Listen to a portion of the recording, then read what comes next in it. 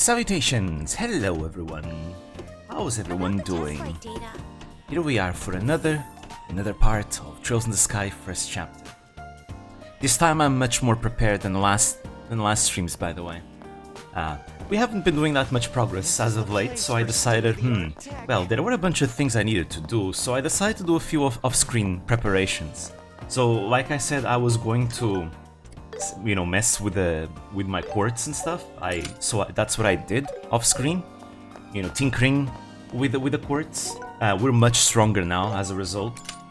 For example, I gave Estelle this sweet aroma, which makes her, you know, more likely to be attacked by enemies on the turn base and the real-time combat. This is really good. Because again, Estelle is the one I'm building as a tank, so having enemies hit her is huge. Because again, to give you guys some notion of how much damage she's tanking, Joshua is taking like 700 to 900 damage from enemy attacks. Estelle is taking like 100 or 200. It's crazy. She can tank things like an absolute champ. So yeah, she's quite strong now, very strong. Joshua is hitting really hard. I used the opportunity and decided to do the monster chests that I didn't do last time, and we got some new weapons from them. I already upgraded the weapons. Look at that, Joshua has almost 800 attack. He's hitting really hard. With critical hits, we're doing like 10k damage now. So things are looking pretty good now. I also got a few new items. Got this yellow sphere here, which makes it even tankier, and this red sphere, which makes Joshua hit even harder. It's great. Unknowingly delving into linear algebra. Oh, how so? Greetings, ladies and gentlemen. Hello, Mighty. So yeah, I've used the opportunity to basically do some exploration in the places that I skipped last time, including the tower. I decided to explore the tower. There was nothing. There was no story there. It was just you climb the tower and that's it. And then you have a nice view. We could maybe still go there later, just to appreciate the view. But that's all there was there. There was no quest or no special dialogue. But yeah, we're gonna continue the main story then. I have not explored the Caldia tunnel yet. I'm probably gonna do this stream. We're gonna focus on progressing the story, actually. Seriously, last time we did no progress whatsoever. We only did some quests. Alrighty. Oh, you're the ones who were with Tita earlier. Welcome to the Central Factory. How can I help you? Hello, we're Braces from the Guild. We would like to request a meeting with the factory chief. Oh, I see. Wait just a moment, please. I actually forgot what we were doing in the story now, but we're still pretty early. We haven't spoken to Professor Russell properly in the story. Oh, Mr. Murder, sorry to bother you during your break. Yes, exactly. 2 Braces from the guild are here. Understood. All right. Linear algebra is a matrix in vector math. Slot and equipment optimization is pretty much vector problems. Oh, okay. Huh. I really enjoy optimizing my equipment in games. Trails especially.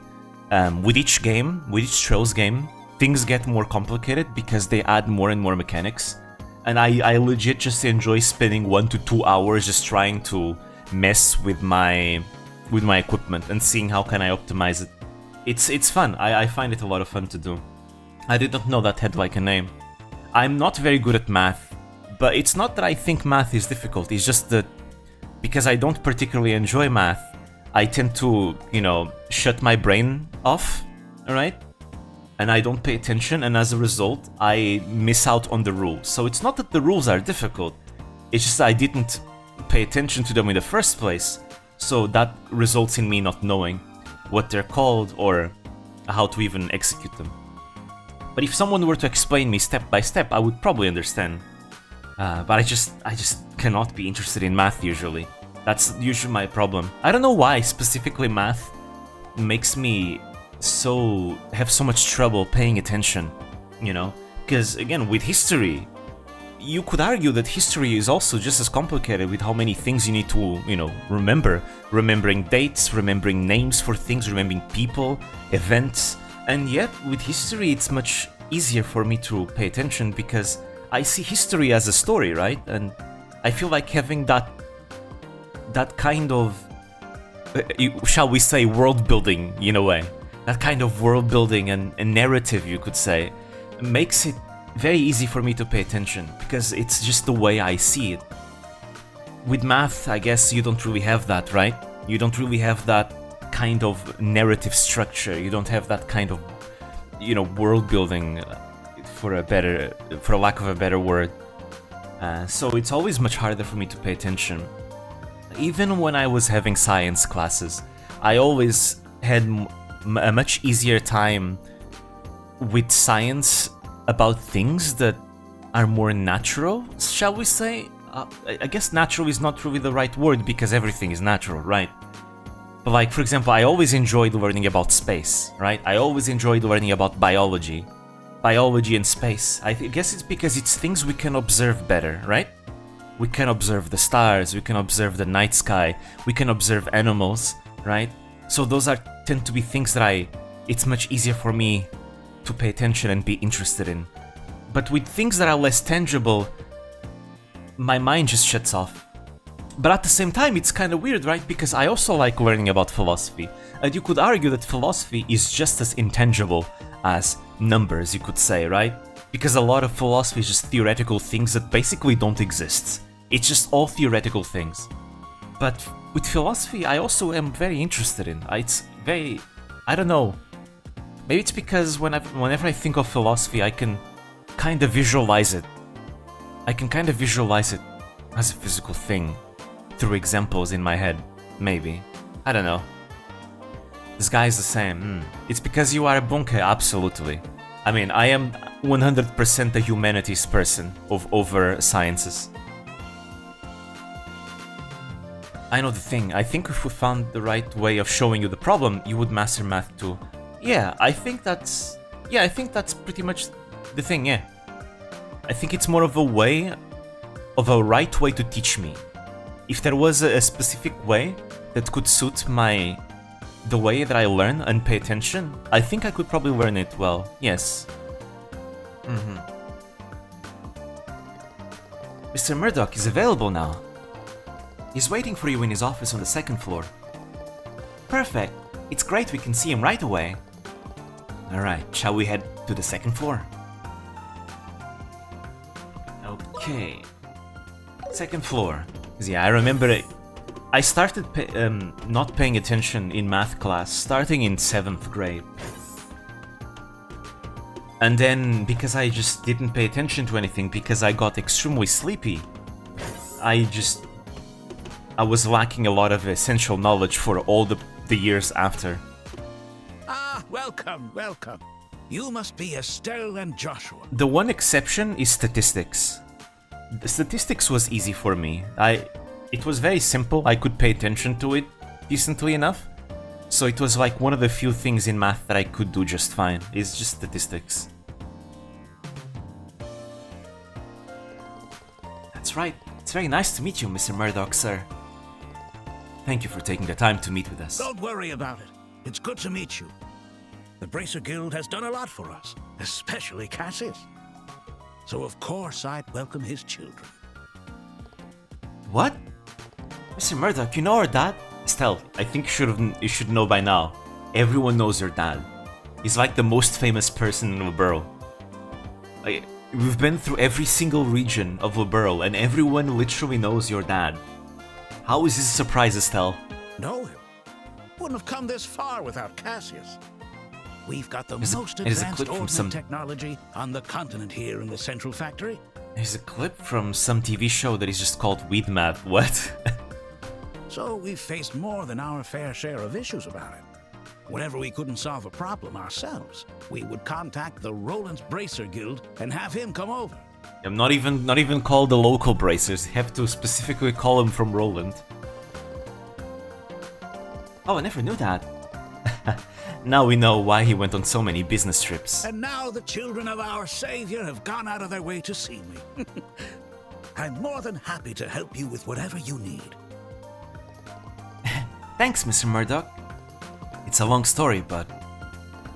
Joshua explained the entire story regarding the Black Orbman. I see, so that's what's going on. Mind if I take a look at that orbment? Oh no, here you go. It is a quite curious little thing, isn't it? What a mysterious piece. It was definitely created recently, but there's no caliber. Caliber? You mean the serial number carved on an orbment's frame? Yes, that's right. Orbments are supposed to have a serial number that indicates when and where they were manufactured. Not just the ones in Liberl, but orbments in other countries too. It's a tradition that dates back to the invention of orbments 50 years ago. Huh, I didn't know that. Oh, look! There's a number on mine too. I wonder if the replicas of orbments that were sold from pre-ordering also have a serial number. Because before the game was released, you could pre-order like a special edition of the game which came with an actual physical replica of the orbments. Which is super cool, it's super really detailed. I wonder if they also had the serial number. You seriously never noticed that before? Oh, shut up. Anyway, is it that weird for an orbment not to have a caliber? Every orbital technician puts a caliber on their orbment, it's just a given. Probably not, I don't know, it was really detailed from the images. Maybe I guess I could look it up and see if I can see any numbers. But they did a really good job with like the details on it, from what I can remember. They put them on test pieces too, which means this orbment may have been created with sinister intentions. Sinister intentions? Well, we won't know till we take a peek inside it. Is something wrong? It's weird, I can't find the adjustment panel. We can't open it. There aren't any seams either. How in the world was this thing assembled? It's looking like we're not gonna be able to look inside. Oh, no way. Oh, what if we just cut through the outer frame? Wouldn't that work? Well, that'd definitely be the fastest and easiest way. But I wouldn't want to damage something that was sent to Mr. Cassius. Good point. Maybe the professor could handle this. Oh, you mean that professor mentioned in the note, right? Yeah, maybe we should ask for his help. The thing is, the note was sent with the orbment. Estelle showed the note that had been inside the parcel addressed to Cassius. Try to get Professor R to analyze it. Do you have any idea who this Professor R could be? Well, the only professor with the initial R who also knows Mr. Cassius is Professor Russell. I figured as much. Who's Professor Russell? And wait, you know him, Joshua? Well, I don't know him personally or anything. He's famous for being the man who brought orbital technology to Liberl. Oh, you know your stuff, huh? The person who invented orbments was Professor Epstein. Professor Russell was one of his apprentices. He brought orbital technology to Liberl 40 years ago, and his kingdom turned into an orbital powerhouse. You could say he's the father of the orbital revolution in Liberl. Whoa, he sounds pretty incredible. Dad has some surprising connections, huh? But I don't know about trusting that professor with the orbment. No telling what will happen. Huh? You know, for better or worse, he's a gifted genius. Yeah, he's a very curious man. The weed math clip is the stoner idiot of the group that calculates how many plants and grow lights they need for a number of dollars of profit, and the other guys just goes shocked Pikachu. Interesting. Stoner idiot. Nope, there is the logo of Trails and Rides, also made in China, obviously. Ah, okay. Hey, that's not accurate. China doesn't exist in Trails. There is an East. And the East in the Zemuria is definitely Chinese inspired, but it's not called China. I forgot the name. I forgot the name of the territories to the east. I think it's the Iskvan Empire? I forgot. Well, it's a fallen empire. Professor who? Professor Epstein, yes. He's a... Let's just say that certain names have not aged very well. His curiosity causes all sorts of trouble. Like, you will hear the name Epstein a lot in Trails. Quite a lot, it's kind of a big deal. You have Professor Epstein, you have the Epstein Foundation that continues his legacy. So, yeah, they're a big thing. The Epstein Foundation being like a foundation created by, I think created by Professor Epstein, you know, for the development of further technology and all that. Link clip in general parlor. Alright, I'll take a look after the stream then. Like the time he invented the orbital airship. Oh, adios. There you go, Professor Russell was the inventor of airships. So, the first airships were invented in Liberl. He looks so done. There's probably a story or two behind those eyes. Sorry. In any case, if anyone can figure out what the orbment is, it's Professor Russell. I'll introduce you so you can ask him. Thanks, Mr. Murdoch. Where can we meet him? Let's see, just a second. We've already been to his house in one of the past streams. Hello? Ah, glad you're there. I was hoping to get a hold of you. Would you mind coming over here? Thanks, I'll be waiting. Is he calling Tita? Did you just call Professor Russell? Oh no, of course not. Professor Russell has a personal workshop in the city. It's got the latest technology, so he's usually there doing research. Wow, that totally sounds like a genius professor. Wait a minute, then who did you call? Ah, the professor's granddaughter works here, so I called her. I figured that little one could take you to the professor's place.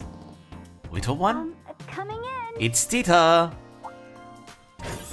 She's the granddaughter. There she is. Looking cute as always. You're... What?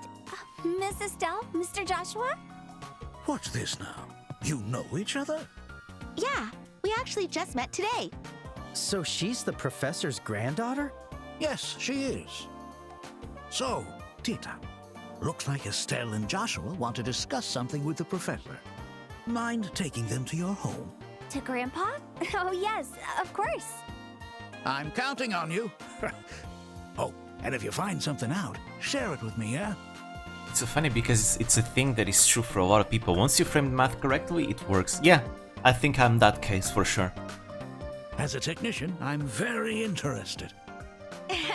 Look at that, King's made it to see Tita live. Let's go. Thank you again for your time.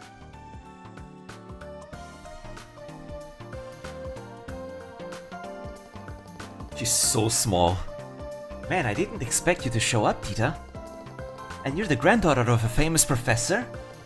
No wonder you were so good at handling those orbments. I'm nothing special. I'm just an apprentice. Grandpa's the amazing one. Oh, by the way, are you going to talk about something work-related with Grandpa? Well, kinda yeah, kinda no. It's actually really complicated and a little strange. Well, we'll tell you the details when we meet your grandfather. Ah, okay, got it. My house is in the southwest part of the city. We'll head down the escalator and walk straight to the south gate. Then we'll turn west and we'll be there. Got it. Let's get moving. It's incredible that you're apprenticing at the central factory at your age. It's nothing really. I'm just helping out a little. Aw, you're a sweetheart. When I was your age, I was playing in the mountains from dawn to dusk. That's because you're a tomboy. That sounds like fun too. That's because you're a tomboy, Estelle. Let's go. Just like But yeah.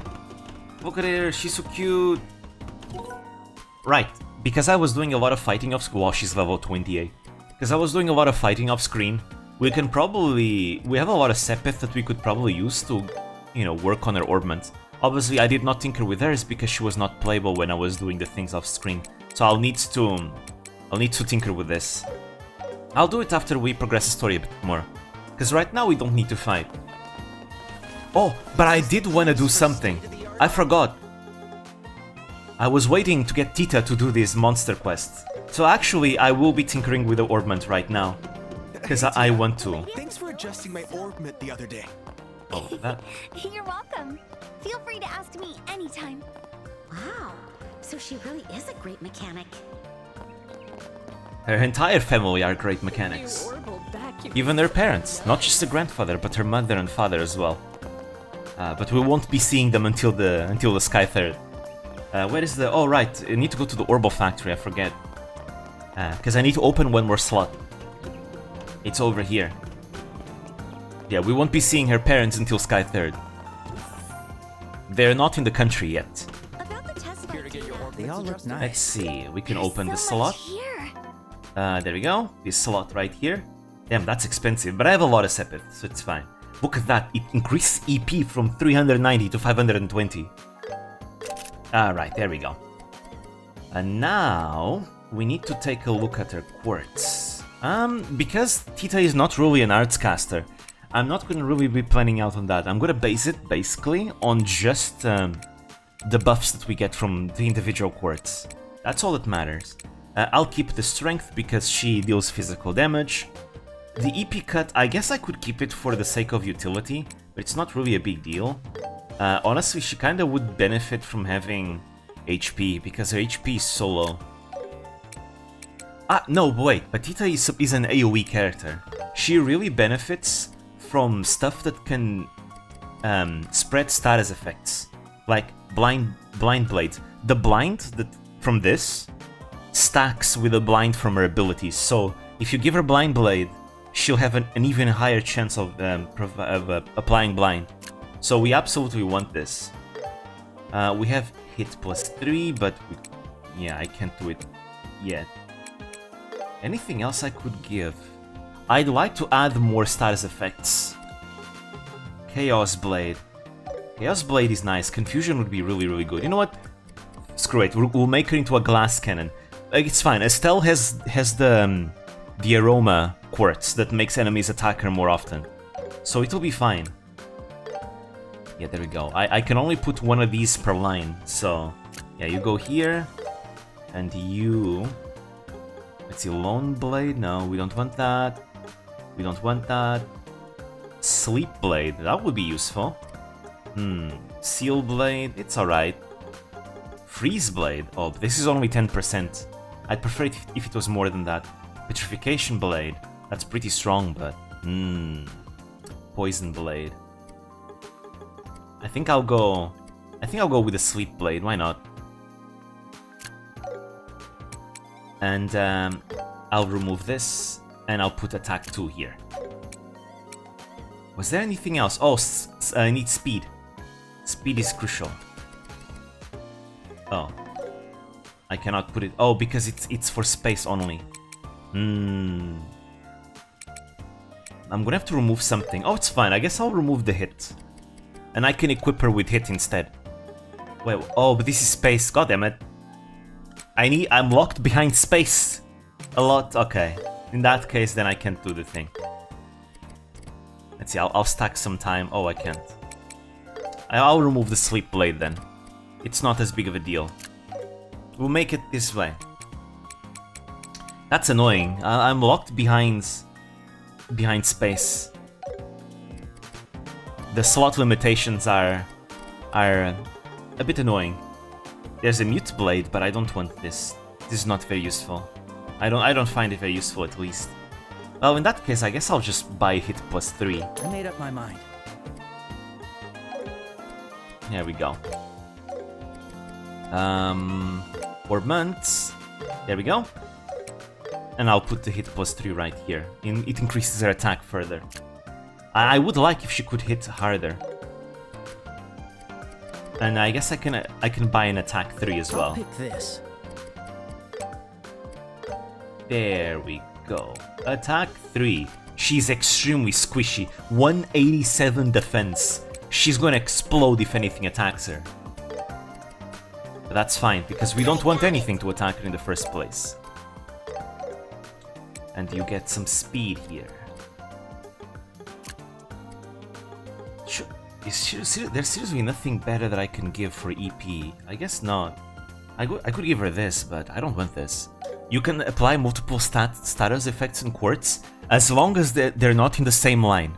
Because as you can see, this is one line, this is another line, and this is another line, right? They are all being separated by the center quartz. So yes, you can give multiple status quartz as long as they're not in the same line. So Tita can have 3 different status quartz. I would put one here, but I think speed is more important.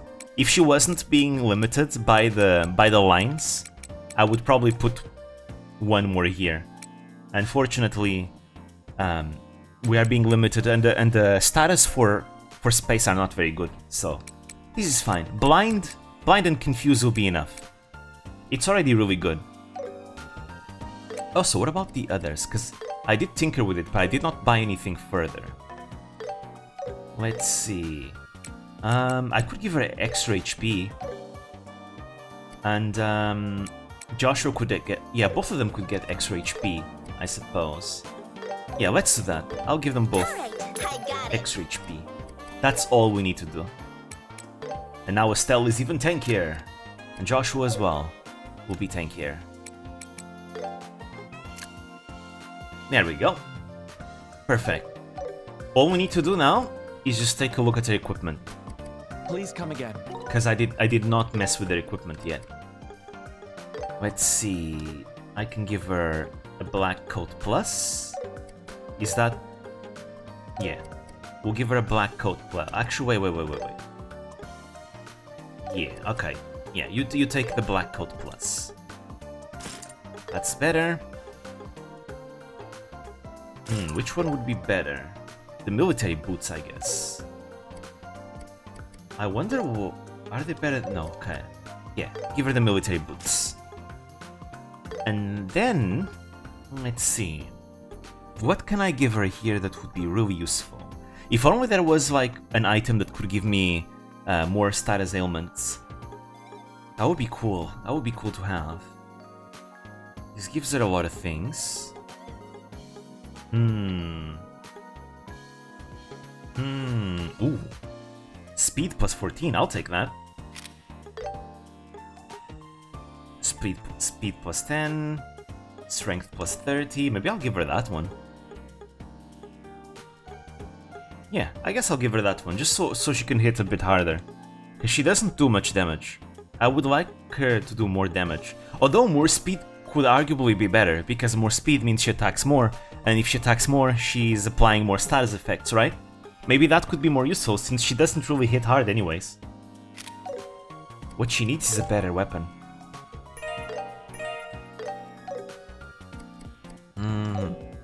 Also, I definitely need a better weapon for her. There's so much here. I cannot improve her cannon. Interesting. Please come again. I wonder why.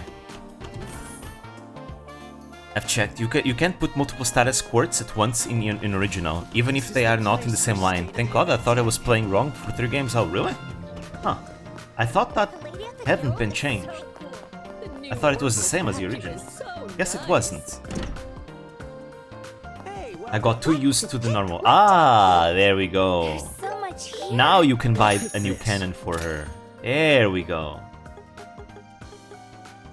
That's what I like to see. I pick you.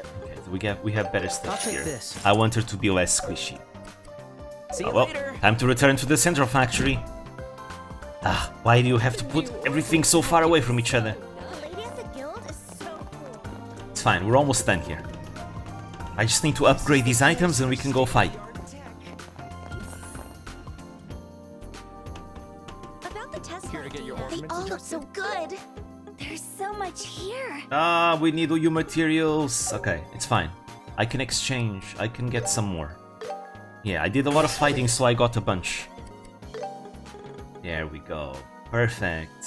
Alright, it's decided. Now she hits harder. Now let's see. I still probably should get 2 more. 1, 2. My mind. Decided. Now I can get... Oh? Yeah. Yes, The work please. jumpsuit. And the craft shoes. Yes, please. There we go. Please come again. We are now much more optimized. That said, I do want to check some stats here. Let's see, how much speed does everyone have? 93, 106, 76. Yeah, she's not gonna keep up like this. So yeah, I'll actually remove the strength. I'm gonna give her more speed. I want her to attack more often. Speed is the best stat anyway, so... it'll be better this way. What's the highest speed item that I have here that isn't being utilized? I guess it's this one, the Black Bangle Plus. Sure. Now she has 89 speed. She's almost as fast as Estelle. This is the place for. Alright, let's go fight. Let's go fight those monsters. So cool. The new orbital vacuum is so But first I need to heal.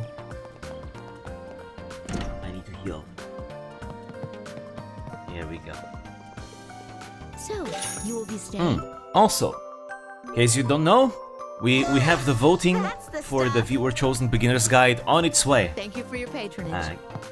As I mentioned, the voting is gonna be up until I release the Kurumi Noa Spotlight. There's still probably like, what, 2 weeks left to wait? Oh. I can't go outside. Damn. Damn. Tita, have you been eating well? Knowing the professor, I am very worried. We're both fine. We're splitting up household chores for now. You know... I can imagine how their daily lives are like. But yeah, we have currently Korone, Sora, Bijou, and Kali as options. Surprisingly, Sora is leading right now, which is not something I was expecting. But interesting. Anyways, there's 2 weeks probably left until I finish the Noah Spotlight. So there's still plenty of time for the vote. Hey, we're here. This is my home. Wow, nice place. I wonder where Professor Russell is. I think Grandpa's in the workshop. It's through that door over there. Alright, let's go say hi. I voted for Sora with all my 1 million accounts.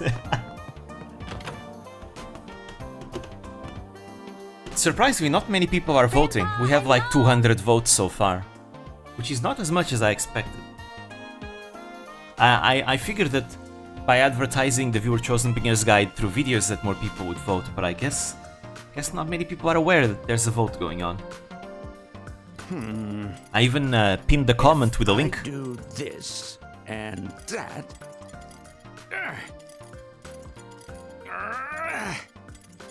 Uh-oh. Ah, so that's him. He's too absorbed in his work. Hello? Nice to meet you. I'm Estelle Bright from the Bracer Guild. We're here to ask you for your help with something. And he sounds like he's taking a shit. I did it! I did it! It's finally complete. Brilliant, Russell. Awesome as always. Now I must test this immediately. And he's gone. What was that all about? I'm so sorry, Miss Estelle. Grandpa's always like that when he's in the zone with his inventions. Looks like he finally finished creating the device he's been working on for days. Understandable. That's exactly what a genius professor would do. I don't think that's it. I'm so embarrassed. Yeah, he's certainly the most eccentric of the 3 disciples. Well, I guess it depends, right? Because Schmidt is also eccentric in his own way. Grandpa? But Professor Russell is the more classic eccentric of the 3 disciples. You know, Professor Hamilton is a sweet old lady. Professor Schmidt is a stubborn old man, but, you know, a very serious man. And then there's Professor Russell who, well, you can see how he is. These guys are here to discuss something with you. Ah, Tita! perfect timing, my dear. Help me gather data. I'm about to run a test. Russell looks exactly as he looks in 2D. Yep. What? But, This latest device is an orbment that can disable biosensors. Yeah, it creates a specialized orbal field that interferes with scanning systems. really? That sounds like it's going to be useful. Absolutely. This is an unequivocally groundbreaking invention. Come now, hurry up and help me with the activation test. Okay. And now Tita is also observing the work. See, the apple doesn't fall too far from the tree. This might take a while. Hey, you with black hair. Yeah, do you mean me? Who else? Fetch me the notebook titled Repulsion Values in Orbal Fields from the bookshelf on the second floor. Hurry up, chop chop. Yes, I will. You've been Hey, conscripted. Joshua? You there, you with the antenna-like hair. Antenna-like hair. It's an ahoge. Antenna? What? Oh, stop standing there like a bump on a log. Go make me some coffee. Damn. Why do I have to do that? I take mine black. Make it as thick as mud, yeah? He's not even listening. Ugh, fine. Whatever. You've been conscripted into becoming assistants now. Alright, perfect. Then again, maybe if he finishes his work faster, then you'll get his help faster as well. Grandpa, the settings are complete on this side. Oh, as quick as ever. Well done. Huh?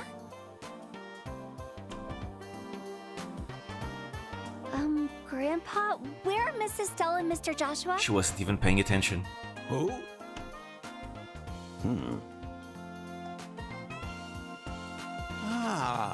Now that you mention it, there were two young assistants I didn't recognize. Assistants. Could they be new recruits Murdoch sent over to help me? Grandpa?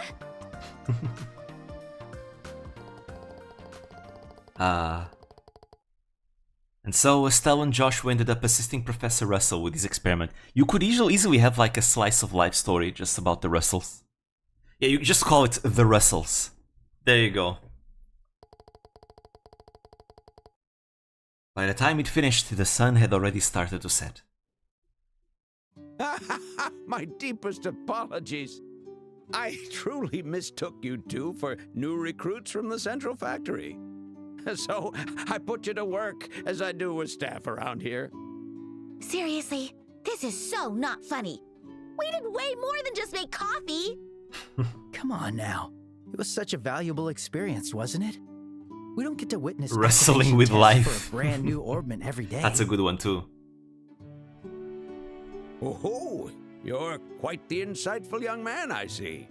How about you leave the Bracer Guild and dedicate yourself to studying orbments? Oh, Grandpa, seriously. I'm sorry, Mrs. Stella and Mr. Joshua. I got so caught up in the experiment. Oh, you didn't do anything wrong, Tita. It's going to be really loud when Professor and his daughter is in one room. Yep. Oh yeah, Erica Russell would spice that show up quite a lot. Quite a lot, especially if you added Agate as well. I expected the father of the Orbital Revolution to be a dignified genius. That's more along the lines of Professor Hamilton or Professor Schmidt. Though again, Professor Schmidt is a difficult man to work with though. Because he's very stubborn. But instead we got an elderly goofball. No need for such high praise. Anyway, I never expected Cassius's children to walk through my door. You've caught even me by surprise. Oh, so you know our dad too, Professor? Yes, I've known him quite a long time. Since his army days, in fact. It must be over 20 years by now. I've met Mr. Cassius before too. Doesn't he have an impressive mustache? Impressive, huh? I think it looks sus. Sus. Anyway, I guess we can leave him to it, don't you think? Yeah, I agree. What's this now? Come to think of it, you said you had something to discuss with me, didn't you? Indeed we do. It's the Yeah, Black well, Orbment. The thing is, They explained the whole story and took out the Black Orbment. And here we go. Oh. The music that plays in the towers, playing right now. Which is a song that has the leitmotif of the royal family. Well, there are a lot of songs with that leitmotif, to be fair. pitch black ornament. Fascinating. Truly fascinating. The professor looks like Heihachi from Tekken. You know, now that you mention, you're right. He does. It's Heihachi, but not evil. Not only does it lack a caliber, but there aren't any seams whatsoever. And this frame. What are you doing? Don't think a box cutter would really cut anything like that. Come on, Professor Russell. That cutter, it's a special alloy. Ah. Just as I thought. Here, take a look for yourself. I guess it's no ordinary box cutter. It's a super box cutter. Okay. Huh? No scratch whatsoever. Not a single scratch. Huh. It seems the frame is made of a material harder than any metal I've encountered. This might be more difficult to cut open and examine than I thought. This thing is that special? If it's impossible to cut into it, then we're in trouble. Well, I'm sure we could manage to cut through the frame if we took our time. But before that, it might be wiser to analyze it with a measuring device. What's that? It's the big machine we used during the experiment. We can use it to measure orbital wave activity in real time. Okay. I don't really get it, but what happens if you use that device? Simply put, it'll give us an idea of what function this orbment serves. It'll only measure the wave, so we can only guesstimate. Still, I'm sure there's a good chance of getting some important clues. Indeed. Well then, shall we? Wait, Grandpa. Shouldn't we have dinner first? What? Oh, please join us for dinner, Miss Estelle and Mr. Joshua. I'm not the best cook, though. Oh, how could I say no to that? We can help you with the cooking part if you'd like. Okay. How about, while you're all preparing dinner, I'll just quickly do... What? No. I want to see the results, too. You can't just start without me. She's just as excited as he is. You're no fun. There's no doubt about it. There. Cut from the same cloth. Undeniably related.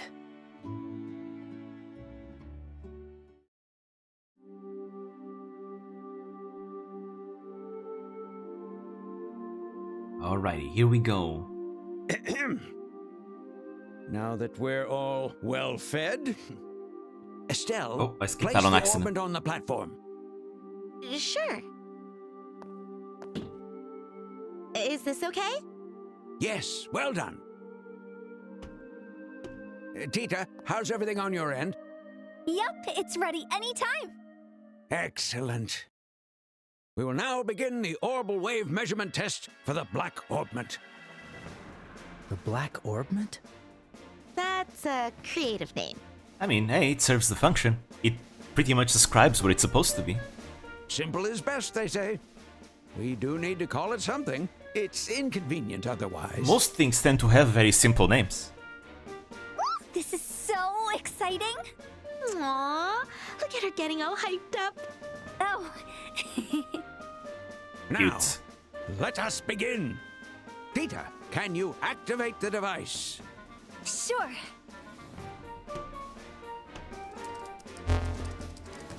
Fixing output at 45%. Initiating standby on all measurement instruments. Roger.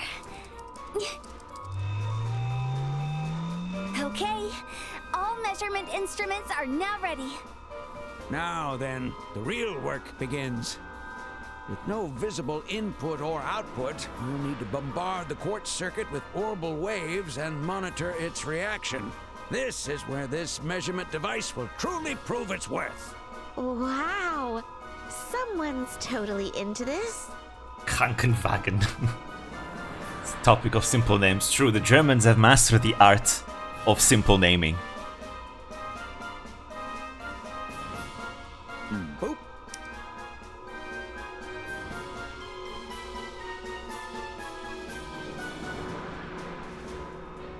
Whoa.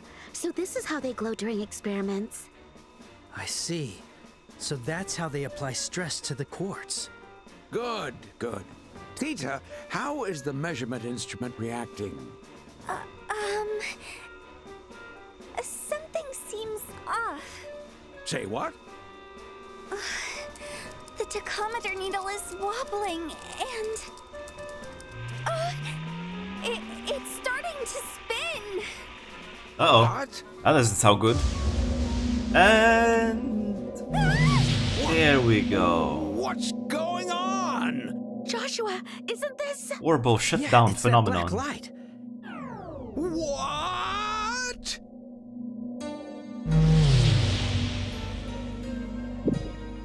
And there goes the power. Total blackout.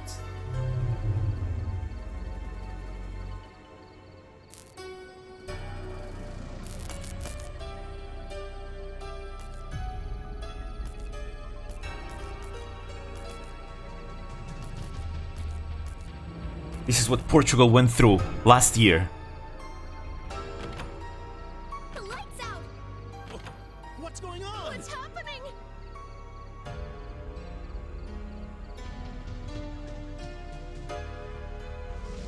Grandpa, we can't let this continue. Let's shut down the measuring device.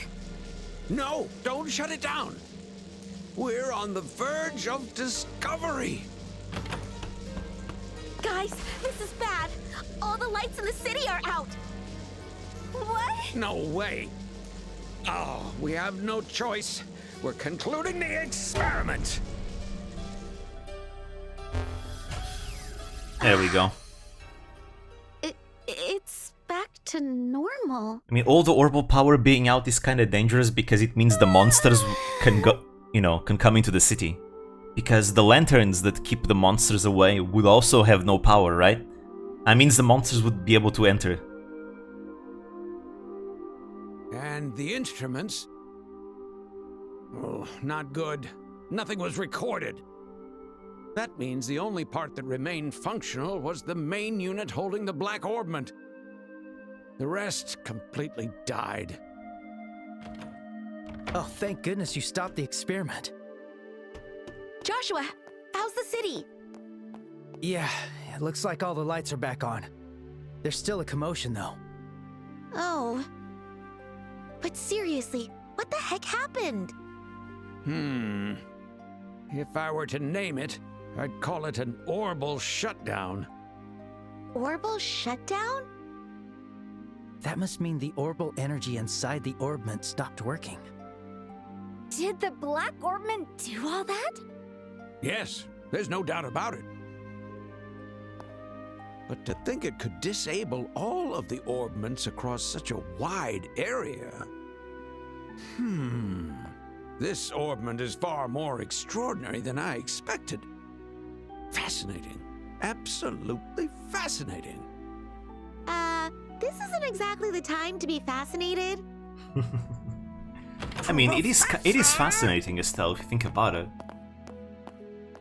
A mysterious orbment just shuts down the entire city. Ah, Murdoch! You've come at just the right time. Right time, my foot. Why is it that every time you've got a new invention, something crazy happens? What in the world were you doing to cause a citywide blackout? Oh, how rude. I had nothing to do with the blackout. That's not true. It was the work of that black orbment sitting over there. That's the orbment from earlier. Then that makes sense. But that doesn't mean you got nothing to do with this! Exactly. Busted. Wow, they're like a married couple, huh? Are they always like this? Unfortunately.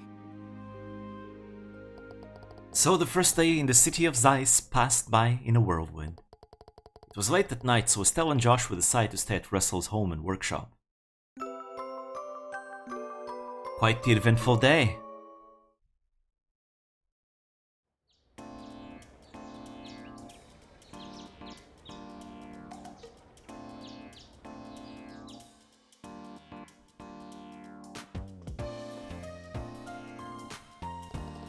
Man, yesterday was such a busy day. The city was already full of surprises, but then that whole blackout thing happened.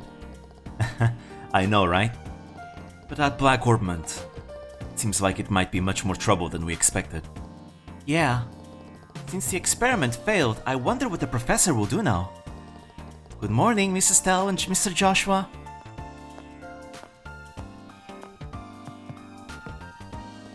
Oh, morning, Tita. Good morning. We sure did go through a lot yesterday, didn't we?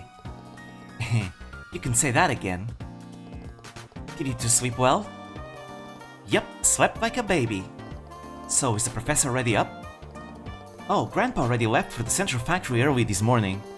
He yelled, "I'll uncover the secrets of the Black Orbment if it's the last thing I do," as he left. What?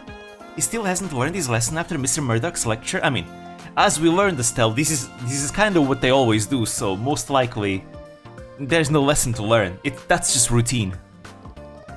I'm grateful that he's looking into the orbment that we brought, but I'm starting to feel bad about it.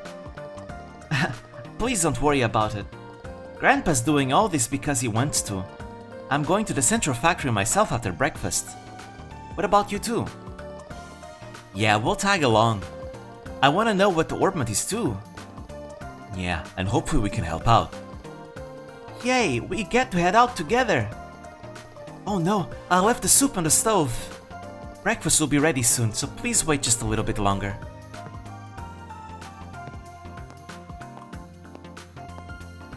Aw, she's just so cute. I wish I could take her home. Oh, there you go. She's just like kings. That's kinda creepy, Estelle.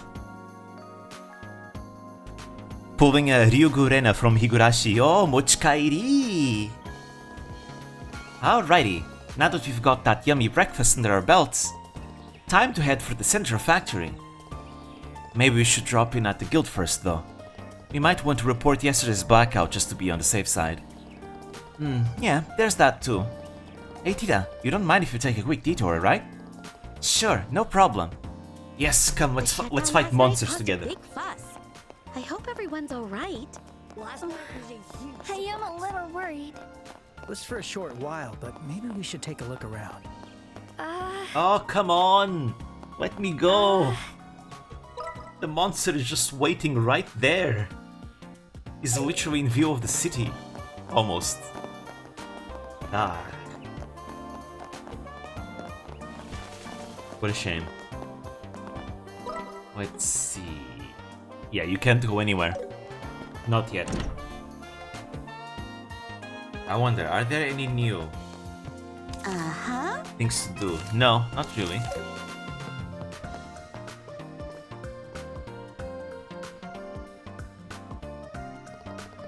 Good morning. I heard yesterday was taxing. Could you give me a full report? Wow, cutting straight to the point as always, huh? Mr. Murdoch filled me on the basics. But I'd like to hear about it from you, as you were actually on the scene. Understood. So here's what happened. They gave Kilika a detailed report on the last night's orbital shutdown. I see. It was sent anonymously to Mr. Cassius. I knew it had to be something dangerous. The guild is interested in this too, so do keep on working with the professor. Of course, we will. We'll give you a report right away if we find out anything. Oh, alright, that's it? Lay it on me. Alright, that's another one done. Alright, we did more requests than I thought. Good work. There you go. So there really isn't anything else. Yeah. Can I go outside? No, I cannot.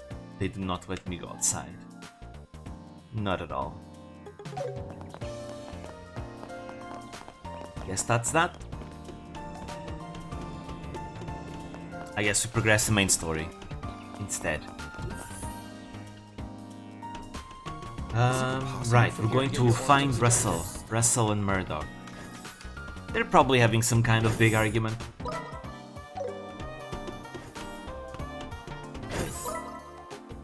No, it's above.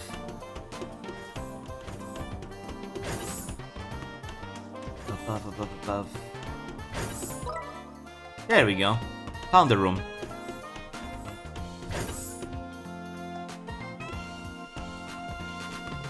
Ah, another failure. Hi, Grandpa. We're here to help. Ah, Tita. And, oh, you two came too. We're kinda curious. So, what are you up to now? As you can see, I'm attempting to cut through the frame of the black orbment with this machine. It's proving to be quite a challenge. How exactly? Seeing is believing. And boom.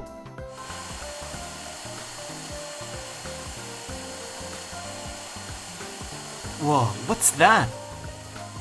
It's a circular saw. It's made of a special alloy that can cut through almost anything. Oh, then it might... Except not really. And Orbital shutdown. It stopped. Not again. This is basically what happened last night, but on a smaller scale.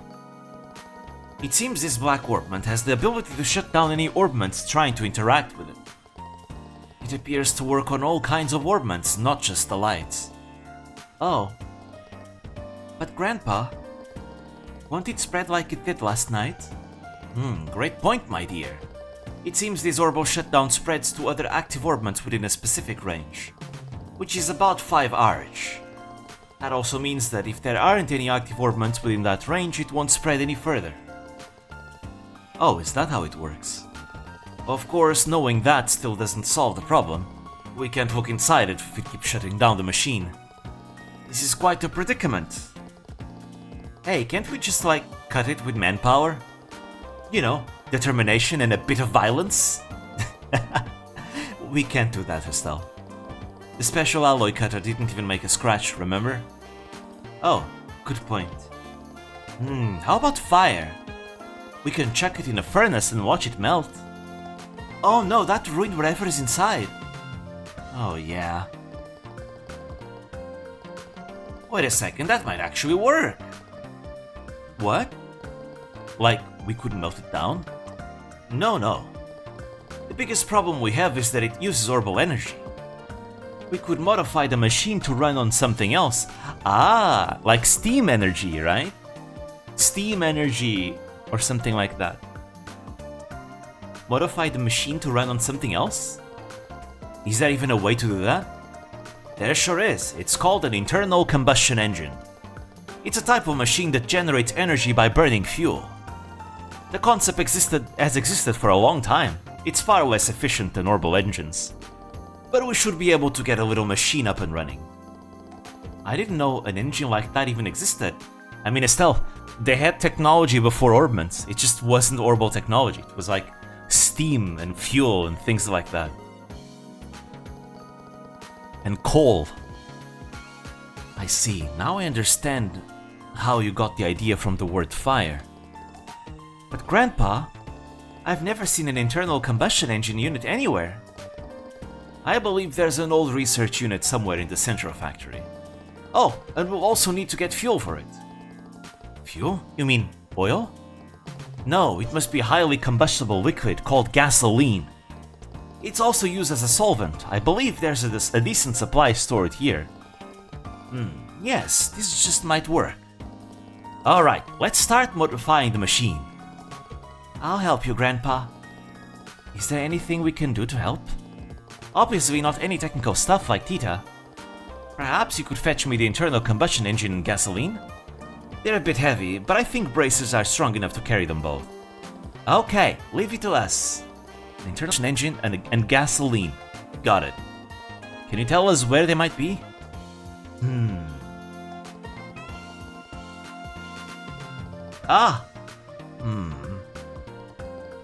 Did you forget where they are? Afraid so. Oh, come on. Miss Stell, the operations room might have info on where to find them. Operations room? It's the room on the 5th floor. The orbital calculator is in there. All of the information about the central factory is recorded there, so you should be able to find where the engine and gasoline are. Wow, I never knew a place like that existed. Okay then, we're counting on you. Really now? Okay, fine. Let's just go to the operations room already. Okay, come on, it's on the 5th floor. Alrighty, to the 5th floor we go then. We're gonna see the capital, which is crazy, right? Because we're not gonna hear about things like the capital for like 10 games into the future. Like 13 games in the future actually. But now it's becoming more relevant because of AI. Wow, check out this room, so techy. Looks like we've got the right place. Oh, hello? I don't recognize you two. We need something from the operations room. I'm Travis, by the way. The technical supervisor here. Pleasure to meet you. We're with the Bracer Guild. We're here because Professor Russell asked us to look up something. Professor Russell? Oh no, not again. Don't tell me he's gotten into trouble again. Again? Man, no one here trusts that old dude, huh? Well, he's undeniably a genius. After all, he did invent the capital system. But he's also one endless headache. Now his granddaughter, Tita, she's a hard-working sweetheart. Say no more, we get it. But don't worry, it's not such a big deal this time. We'd just like to know where a few supplies are stored here in the central factory. Phew, that's all? Yeah, that's easy. Alright, let me show you how to use this computer. This cylindrical device here is the orbital calculator, the CAPL. Orbital calculators are everywhere nowadays. They're even used for things like airship navigation controls. The CAPL is currently the world's fastest information processor and has incredible versatility. It can handle everything from structural integrity calculations to information searches. And so, to look up something, we first switch the panel here to search mode. It sends a normal signal through the wiring and accesses the memory orbment. Memory orbments contain large amounts of quartz that can manage light-based information. That way you can easily pull up any information you want, easy peasy. Does that make sense so far? Absolutely not, but sure. Yep, totally. Wow, Estelle, impressive. Such advanced technology that I'm struggling to follow along. Okay, I lied, my bad. I'm completely clueless. Well, you don't have to memorize how the mechanisms function. I'll switch the mode so you can try using the panel yourself. You should get the hang of it soon. Alright. Orbital Calculator, CAPL System version 7.0. Copyright ZCF 1197-1102. Mode Information Search. Memory check? Okay. Access database. Select search word. Central Factory. Oh. History. Ooh. Seption Calendar 1154. Seption Calendar, yeah. Professor Claude Epstein dies in the sovereign state of Le Mans. Seption Calendar 1155. Professor Albert Russell returns to the Kingdom of the Burl. He proposes the adoption of orbital technology and faces public skepticism. Seption 1157. Professor Russell forms a partnership with the Zeiss Clockmakers Guild. They established the Zeiss Technical Factory, which later became the Central Factory. Seption 1160. King Edgar III provides significant financial support after inspecting the Zeiss Technical Factory. Professor Russell becomes the first factory chief. Seption 1162. King Edgar III passes away. Queen Alicia II ascends the throne. Section 1164. The Langland Bridge is built. The one in Rouen. Section 1168. The first orbital airship, Calatrava, is completed after 39 failed test flights. Section 1173. The supplying of technology to the Verne Company in the Republic and the Reinford Company in the Empire begins. Zeiss Technical Workshop is officially renamed Zeiss Central Factory. Section 1175. The Liberal Orbital Ship Company is established. Orliner Linda begins operations. Oh, so the Linda was the first. Section 1177. Airliner Sicilia begins operations. Section 1178. Factory shipped Leibniz is completed. Section 1180. The central factory is relocated. Current building. An underground factory is constructed in the excavated section of Callier Hills. Section 1182. Factory Chief Professor Russell retires. Technical Supervisor Murdoch is appointed as a new factory chief. Section 1185. A new division for natural science and medical research is established. 39 failed flights is actually not that bad. Oh, is that true? I don't know exactly how the development of the first airplanes went though. How many tests did the Wright brothers have to do, I wonder? Section 1187. The cruiser Eterna sinks in Calvar territorial waters. Oof, an accident.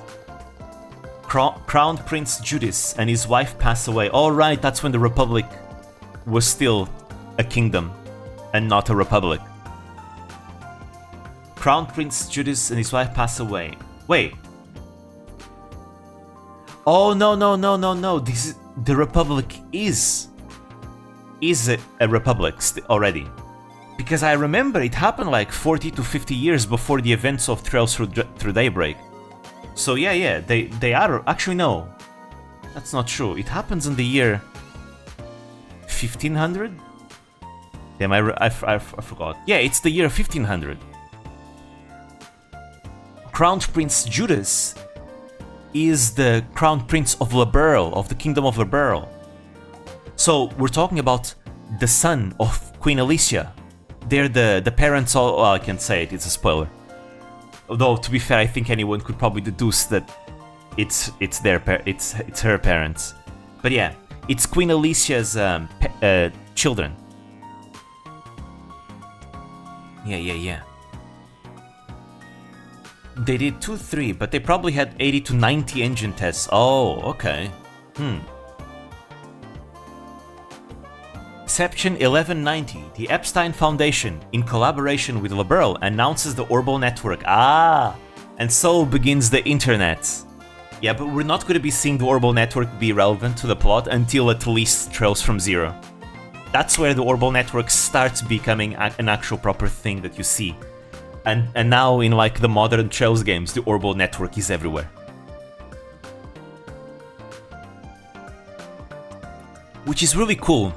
You get to see the evolution of the internet throughout the Trail series. But it was already a thing like 12 years before the plot of the first game. So I see. It was a collaborative project between the Epstein Foundation and the Zeiss Central Factory. Okay. By the way, the Epstein Foundation is headquartered in Le Mans, one of the free cities. It's in the northeast. They are bordering the Republic. Yes. To the northern border of the Republic. Section 1192. The 100-Day War breaks out. The Central Factory is seized by the Erebonian military. Professor Russell develops a patrol ship at Lyson Fortress. The patrol ship achieves significant success in counteroffensive operations and becomes a key weapon for the Royal Army. Lyson Fortress, which is to the north of Zeiss, it was not taken by the Empire. Section 1193. A peace treaty is signed between Liberl and the Erebonian Empire. Orbment exports to the Erebonian Empire resume. Section 1197, the Orbal Calculator Capel version 0.1 is complete. Section 1199, development of the high-speed cruiser Arsail begins. Ah, so it took 3 years to complete.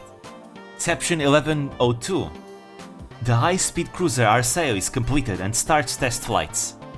That's the airship we saw in the previous chapter, where the Royal Guard was flying in. The big thing for the Wright brothers was that they managed to make their full contraption light enough. Yeah, I assume so. Cause like, weight is an issue, right? For something to be able to fly. Ooh, all orbital technology. Orbment. Entry. Orbment. A term for all machines that extract orbital energy from septum and trigger various phenomena. Invented by Professor Claude Epstein 50 years ago. Their structure and gear movements cause quartz, processed from septum to interact, resulting in countless different effects. Orbments not only have a variety of applications, but also have the ability to recover internal orbital energy over time. They are far more economically efficient compared to external or internal combustion engines. When they make the Bobcat is not Liberl, it is not from Liberl. The Bobcat was stolen from the Empire. Because, don't forget that the Capua family, they're actually from the Empire. They're former nobility of the Empire that were, you know, they were poor and they lost everything. So yeah, it was not made by the Zai Central factory. Don't forget, the Empire also has airships now. And so does the Republic. It's just that in terms of airship technology, Liberl has the most advanced airship technology in Zemuria right now. Especially with the Arsail. The Arsail is like the world's first high-speed cruiser.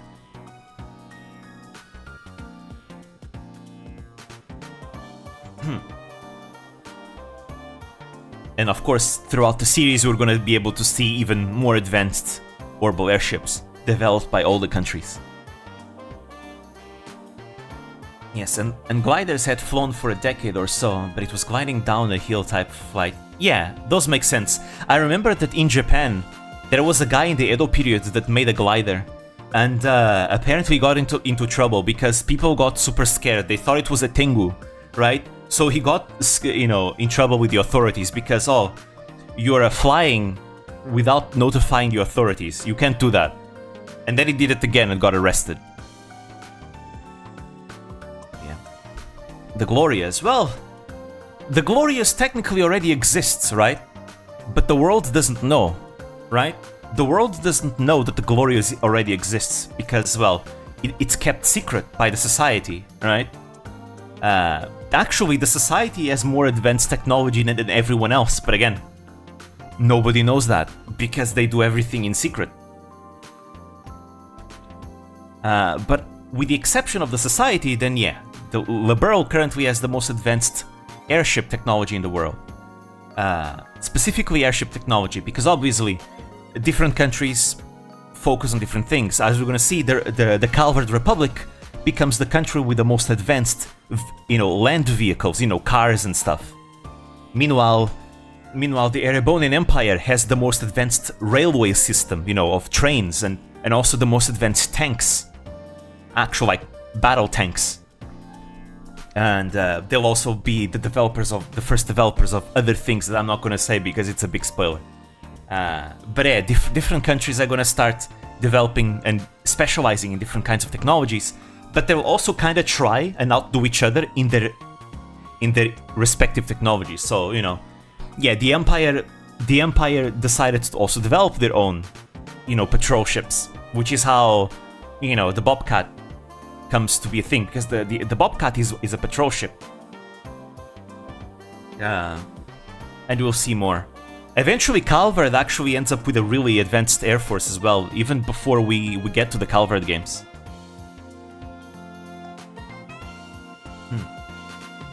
It has a musical organ inside. Indeed it does. You know, hey, even Ouroboros members have like hobbies. At this stage, the society are pretty unknown in general from how it seems, yeah. I mean, in the first game, they're basically not even mentioned until the very end, right? Only in the second game they start being properly mentioned, and even then, nobody knows who they are. Like, almost nobody knows who they are. It's kind of weird, right? Because like in the modern games, the society, knowledge of the society is much more widespread. Among like the authorities at least. But it was such a big deal in the first games. Oh, nobody knows the society. Even knowing about them could be dangerous. Whoa! And now modern games, it's like, oh yeah, every single one of the authorities know who the society are. Like every government knows who they are now. Well, I guess even back then in the first games, some authorities know who they are. You know, the intelligence division in the Empire know who they are. The church knows who they are. And a few others here and there also know who they are, so I guess there's also that. I'm pretty sure the Liberalian military also knows who they are, probably. At least the higher-ups, you know, or former higher-ups like Cassius, right? Maybe. The guild absolutely, the Bracer Guild absolutely knows who they are as well. And most likely, maybe some big shot Jaeger groups as well.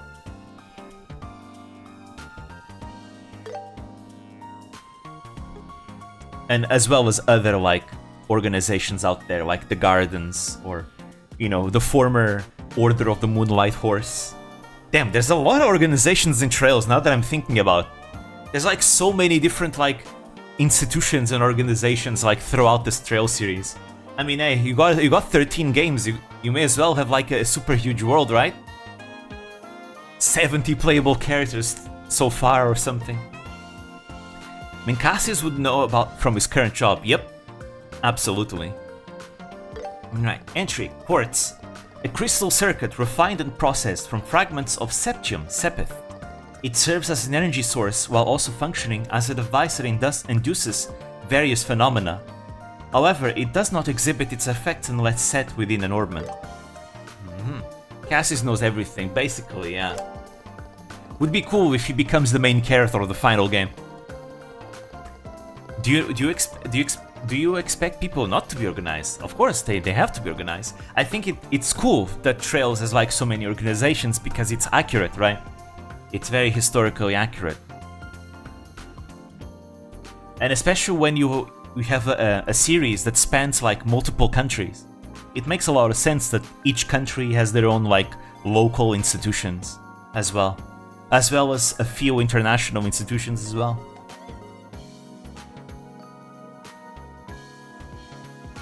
Septium, a group of seven types of precious stones found across the continent.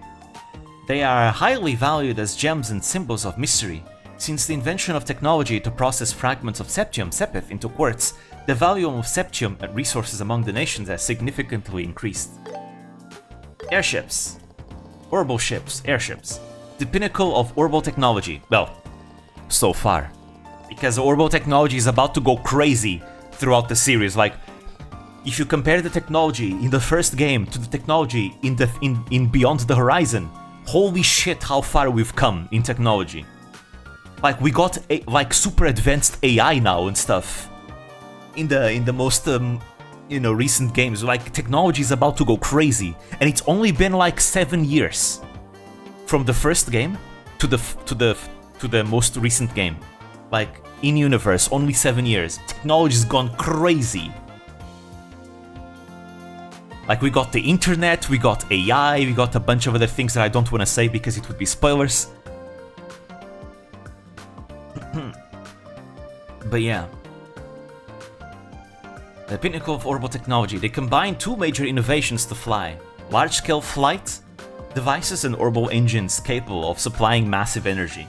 Modern versions are often equipped with high-performance orbital calculator to enable efficient energy transfer and precise vessel control. Small orbital ships under 20 Arg in size are referred to as airships. I think if I remember, Arg is, isn't it meters? I think it's meters. It's like 1:1 to meters, I think. Orbital ships kind of remain towards the top though. Yeah. Especially the really big ones that eventually start being made. Obviously, one of them is the Glorious that the Society already has, so the Society already has the first, like, actual, like, big... Is it a cruiser? I forgot if it's called a cruiser. Like a big airship. Obviously, we're gonna start seeing more of them being made by all the other countries, but none of those countries know about the Glorious. So officially, we're gonna see others being made.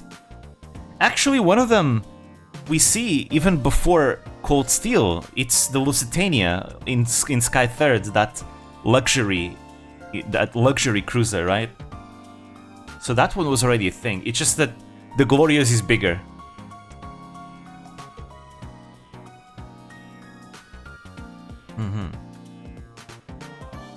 It would also naturally go crazy because they probably have some new tech as a plot driver. Yes, that's true, they do. And but even still, actually, technology went so crazy in Trails that it's actually become a plot thing, like something exploring the plot. Like, damn, why is technology being advancing so fast? It's becoming an actual question that it's starting to be revealed in modern games. Again, I'm not gonna say because it's like Beyond the Horizon gave us so many crazy reveals that I don't want to say. I think it's much better if people experience it on their own, because it's very much worth it. It's very much worth it. Like, holy shit, the crazy reveals that we were getting in Beyond the Horizon. I am so excited for the next game. Please give us some crumbs, Falcom. Just something. Give us some news. Tell us just how far are you into development. That's all. Please. I want to play the game.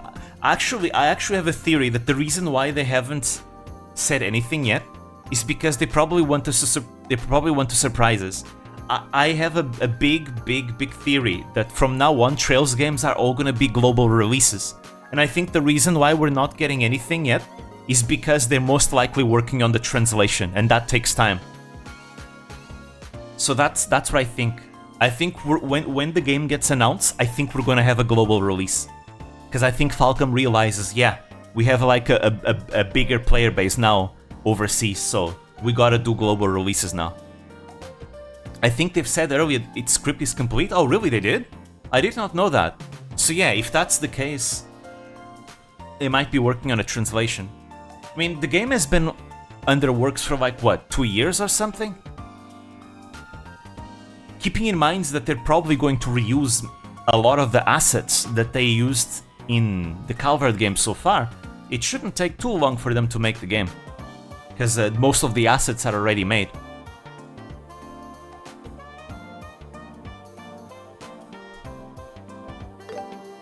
Alrighty. Let's see. Orbital weapons. Entry. Orbital weapons. A category of weapons powered by orbital technology. They are considered the mainstay of military forces in many nations. Orbital weapons include orbital guns and orbital cannons. Orbital guns focus energy in a spiral inside the barrel to fire small metal bullets at high speeds. Compared to gunpowder firearms, they hold more rounds and have more adjustable power. Orbital cannons fire shells containing sealed energy orbital rounds that detonate on impact. These cannons feature reduced recoil and customizable power output compared to traditional explosive artillery.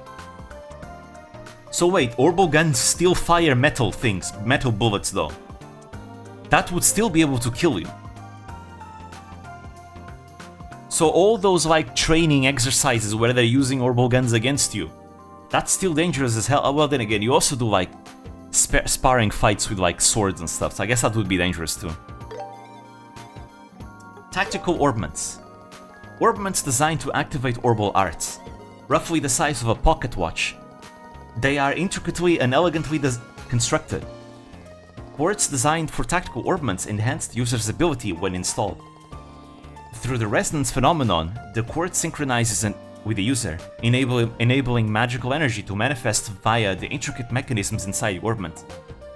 The flexibility of orbital arts comes from combining multiple quartz attributes and potentials to unlock various effects. And now we have phones. Orbments are phones now. They're railguns. Yeah, this is something I appreciate a lot about the Trail series. Like, they actually go through, you know, through the length of explaining small things about its world, about how things work. I always like that. Again, it makes the world feel more alive.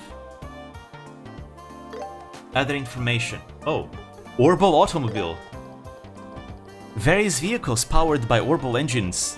Powered by orbital engines. Due to being rather uncomfortable and slow, they are rarely used for passenger transport. Their primarily use is short-term to mid-distance cargo transportation. That's like the device that we saw in Chapter 1 of the game when we're going to Bose. But this is specifically like technology that we have right now in Liberl. Again, the leading country in terms of automobile technology is going to be the Republic. That's why in the Calvard games they even have like very elaborate highways, like actual urban highways, kind of like we have in modern times, right? It makes sense why Liberl wouldn't really go for this kind of technology in favor of airships, because as it's going to be explained eventually, I don't know when, Liberl is a very mountainous region, and it's not very convenient for cars, right? Because of all the narrow pathways and in the mountains and everything. So cars are not very good, are not very convenient. So instead they go for airship technology where they can just bypass all the narrow roads and, you know, treacherous terrain that we have in those mountains. So it makes sense. It makes a lot of sense. Meanwhile, the Republic and the Empire as well. Well, the Empire also will have a lot of cars, right? But the Empire invested much heavily in railway technology. And so many orbital heads. Yep. Like Van. Drive orbment for transport vehicles. Quantity owned unknown. Storage location underground factory entrance.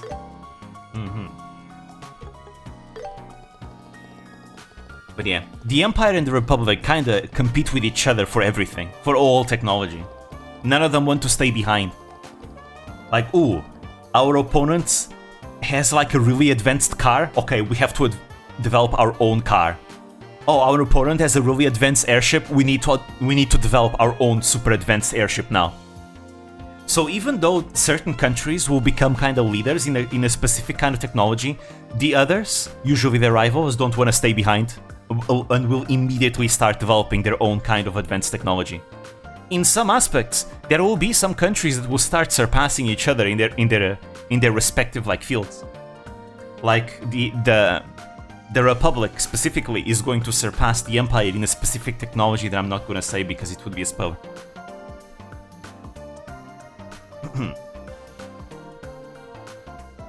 Entry: internal combustion engine. So kind of like IRL, except cars handle terrain, and we use ships for the sea. Yeah, yes. Although all of them also have ships as well. All of the countries on the sea have ships as well. They also do like sea-based trade, like actual like sea ships. It's just that like airships have become more convenient apparently. That's why they use more. I think they explained that as well in the previous chapter, that they used sea travel a lot until the development of airships, and now airships are used more than sea ships, but sea ships are still used as well. As for cars being able to handle the terrain, that's going to be technology that's going to be developed further as the series advances, especially with Calvard. Calvard is going to be able to develop like more elaborate cars for many different things, even like sports cars. They're gonna have like their own version of like F1. What else do we have? Oh yeah, and the Empire is gonna become the one to develop motorcycles, like actual motorcycles.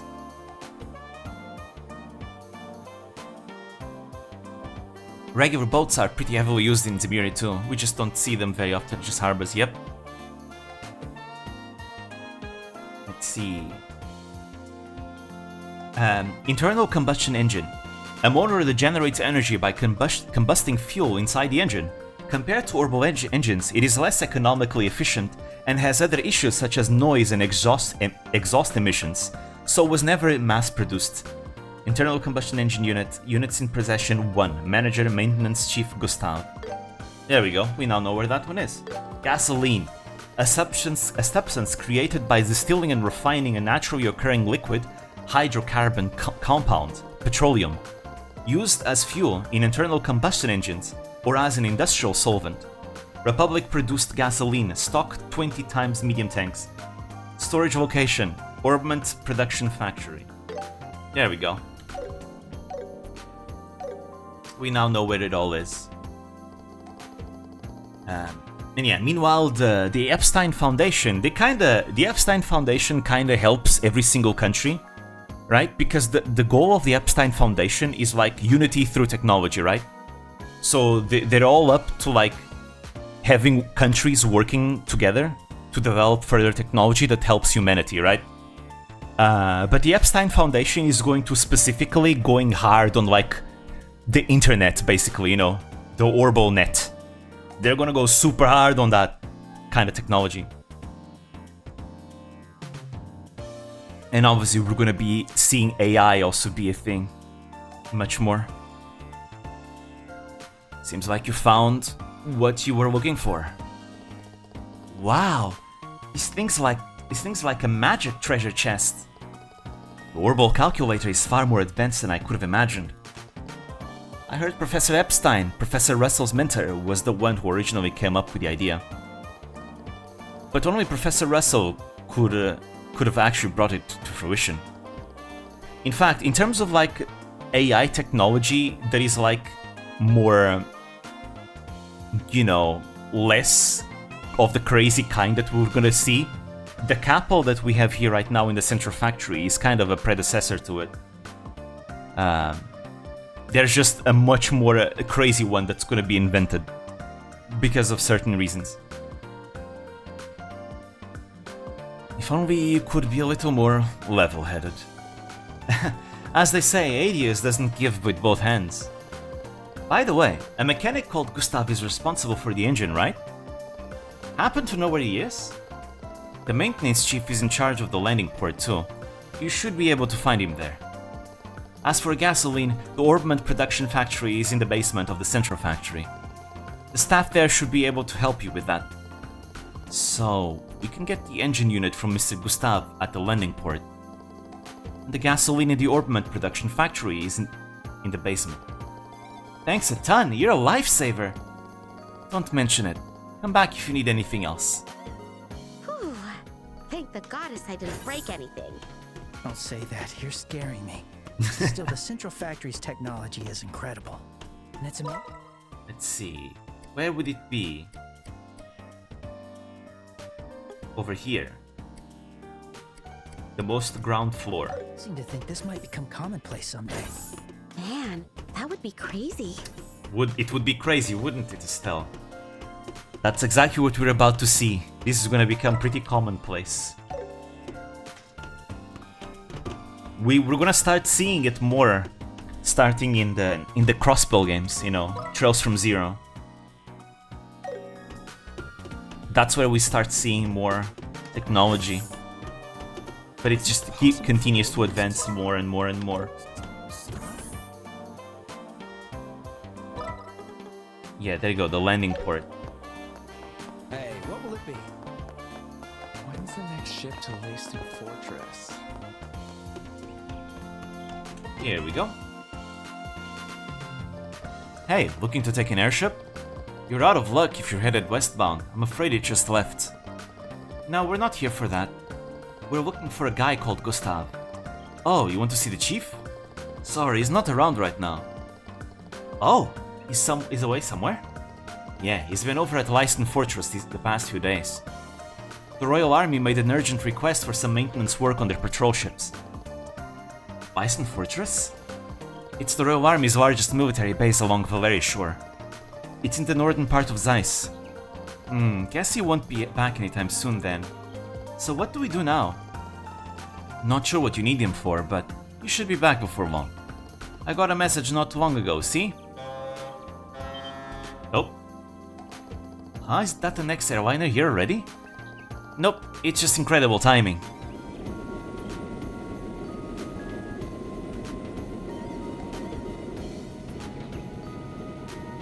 Oh, it's Gustav. This is a factory. This is a factory airliner. It's an orange airliner. Wait, is that even a thing? No, I don't think that's an airliner. Some of its components look different, and there are mechanical arms attached too. Oh yeah, you're right. That's the Central Factory's factory ship, Leibniz. It's the same model as an airliner, but has more equipment and functions. It's used for maintaining large equipment, carrying heavy products, that sort of thing. Whoa, it's like a flying workshop. Wait a minute, is Mr. Gustav on that airship? He sure is. Why don't you go talk to him now? Yeah, we'll do. Thanks for your time. But yeah, each chapter kind of explores a different side of like the world building. Like, because this chapter takes place in Zeiss, we get to see like the technological side of like Liberl right now being explored, which serves as a foundation for the rest of the series as well, because the rest of the series is going to build upon what this game established. What do you kids want? Leibniz is loaded with tons of equipment and machines. Ain't a place for kids. Actually, we're looking for someone. We were wondering if there might be someone called Gustav aboard this ship. What? You were looking for me? Oh, there you go. Oh, you're the maintenance chief? They explained that Professor Russell wanted an internal combustion engine. Ha! So it's one of old man Russell's errands. An internal combustion engine, huh? Well, ain't that perfect timing. Huh? Right there.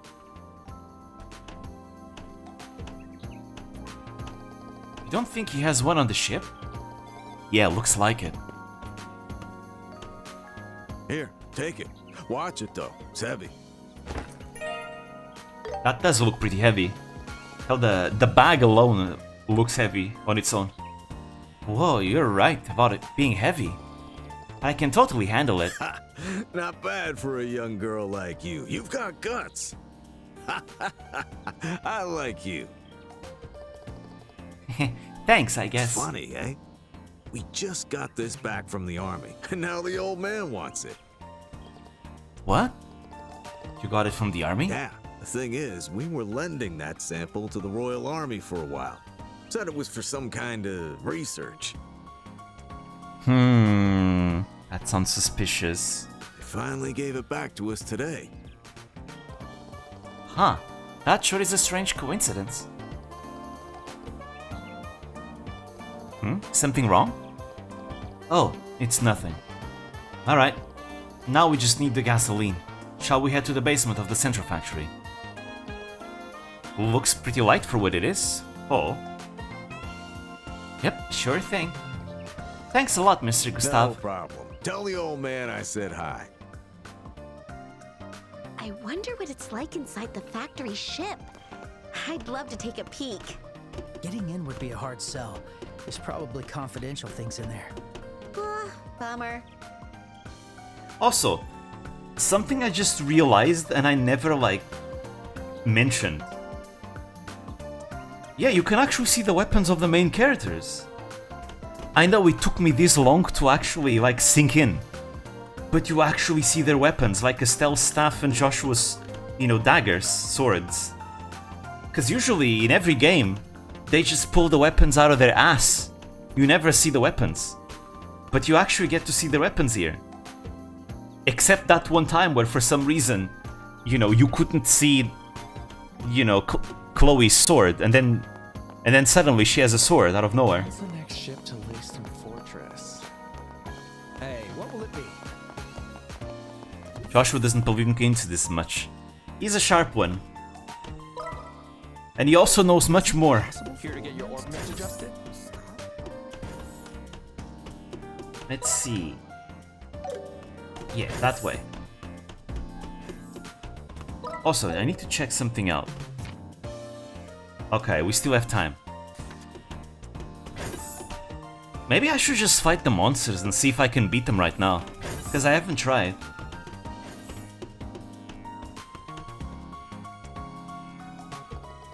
Can I ask you something? What's up? They explained that Professor Russell wanted them to bring him gasoline. Gasoline, huh? I think we had a few tanks in the back of the storage. Let me make a quick call. This is Faye. I've got a favor to ask. We've still got some gasoline from Calvert, don't we? Right. Pour some into a can and send it over, yeah? Make sure the can's small enough to carry. Thanks. I owe you one. Alright, just hang tight. They'll send it over right now. Send it over?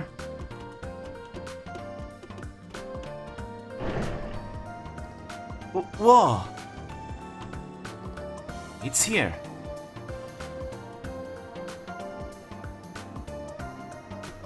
That's pretty convenient. So this is gasoline? So that's what you meant by send it over. Pretty impressive, huh? This conveyor system doesn't only move products around. This baby also connects to the whole underground factory. Wow, that's super convenient. It was another of Professor Russell's ideas. It used to be just another simple transportation machine. Man, I bet Professor Russell would love Minecraft. He would tinker with redstone all over the place. He would love it. But after the old man got his hands on it, he turned it into something a lot more practical. Getting the infrastructure in place was an absolute nightmare though. I can imagine. Well, thanks very much for this can of gasoline. No problem at all. Oh, and I don't know what you're gonna do with that, but be careful, okay? Gasoline is really flammable, you know? Oh yeah. There we go. A tank filled with combustible fuel produced in the Republic. That conveyor was also one of Professor Russell's inventions, huh? He really is an amazing guy, isn't he? He's actually just a funny old man, though. Don't be rude, Estelle. Not that I disagree. He is a funny old man. You guys are lucky that you can you have Professor Russell and not Professor Schmidt. Well, then again, I guess Professor Schmidt would be very interested in the orbment and would probably help just for the sake of his own curiosity. But still, Professor Schmidt would make it a bit harder to work with. Because again, he's a stubborn old man. See, at least Professor Russell is a funny old man. Schmidt is a stubborn old man. And then you have Hamilton, who's a sweet old lady.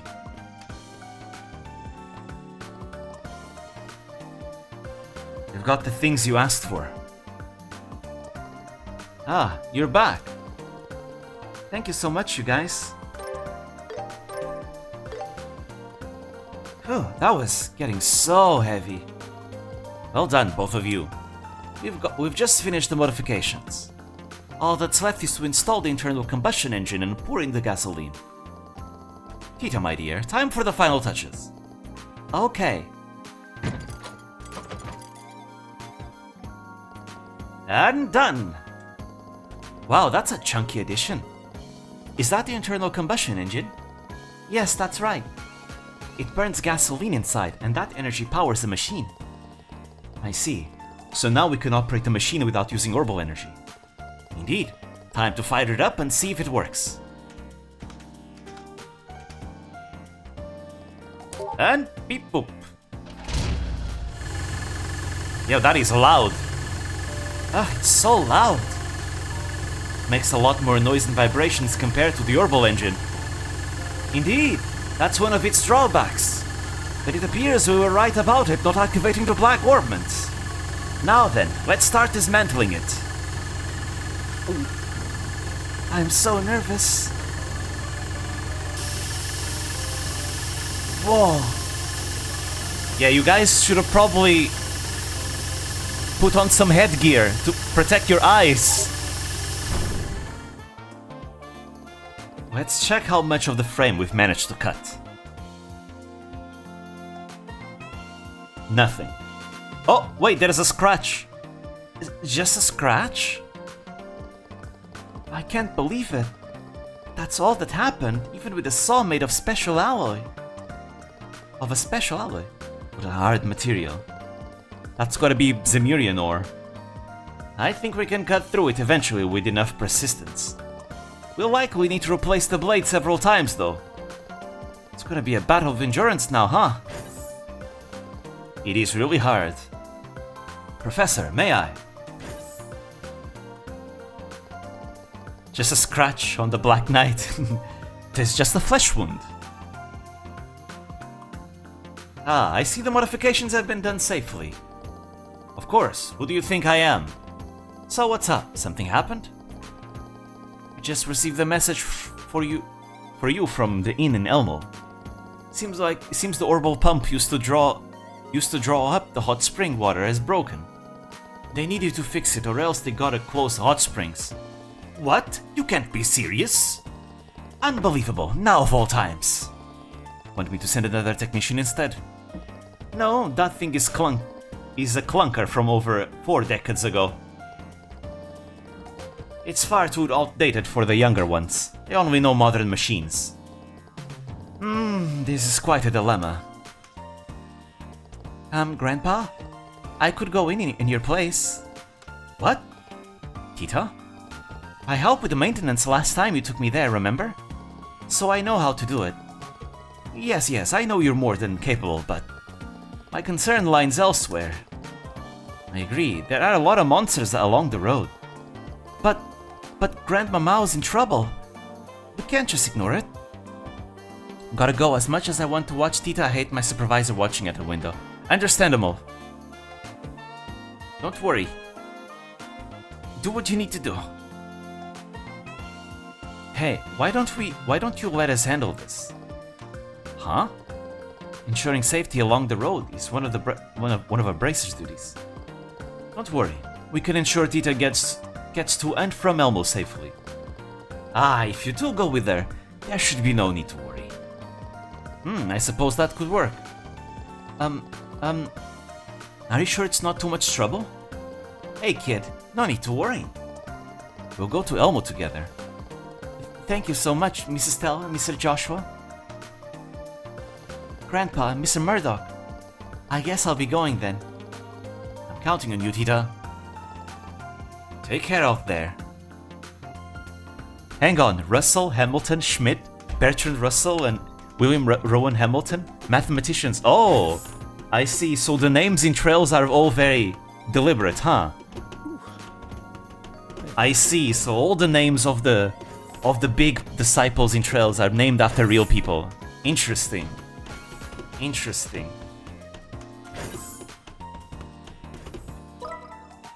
I did not know that. I wonder if Epstein is also named after someone. Hopefully not the... definitely not the one, the infamous one.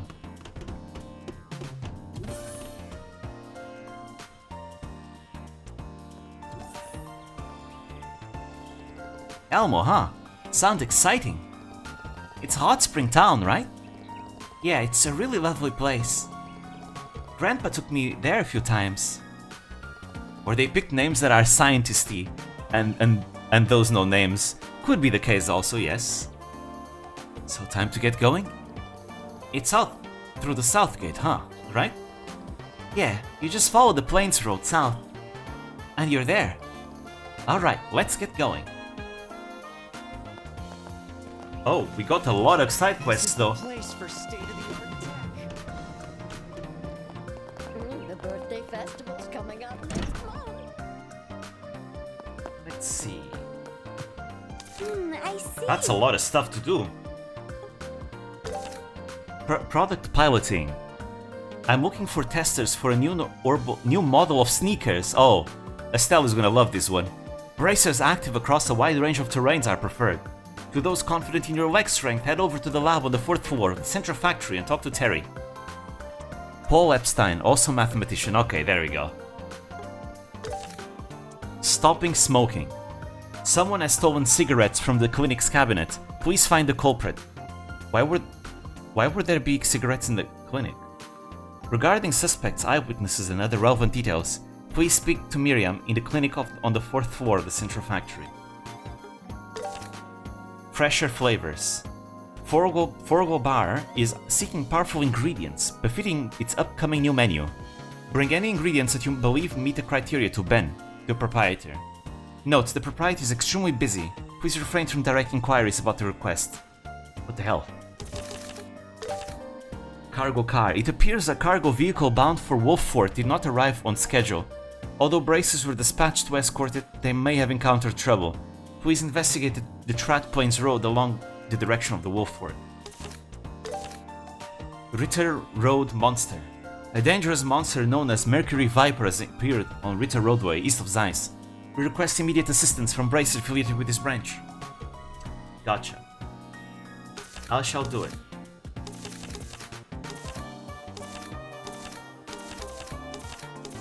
I'm looking forward to this. That's a lot of side quests.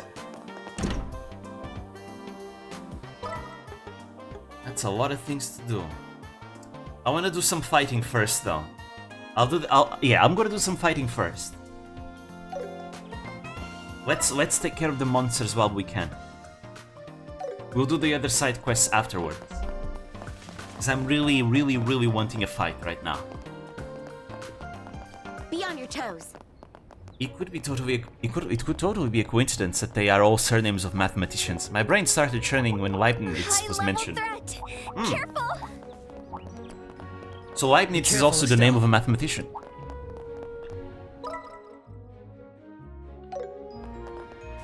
There we go. They're right there. We have two of them to fight this time. Alrighty, here we go. Big Rhino. Large monster is roaming around. Eliminated. Ah, they start with the crit, really? Ouch. Ouch. That's not a very good way to start. I'll change the tide of battle. Okay. Get away from Estelle. Going all out. The perfect move.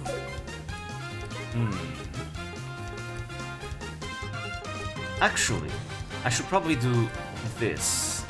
Get Tita out of there. Thank you. Let's go. Alright. Yeah. Take this. You're a lifesaver. Let's go. And you go over there. But before I do that... Ah, they're too far away. No.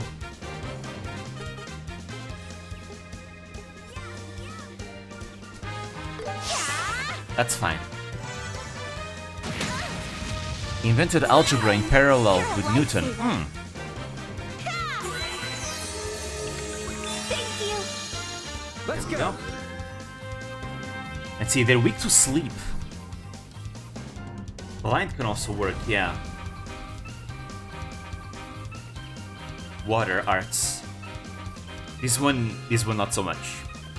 The perfect move. What about Death Bow? Not so much.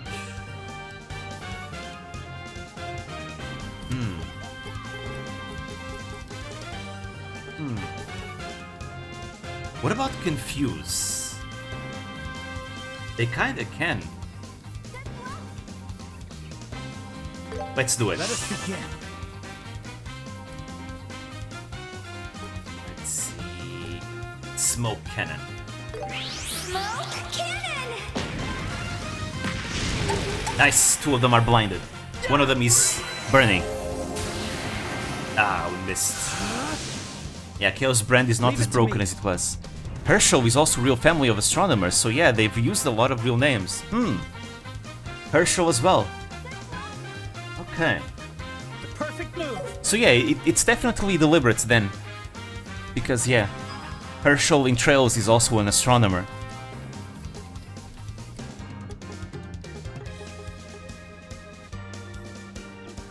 Let's see. We gotta take the crits. Nice, we took the crits. Time to strike.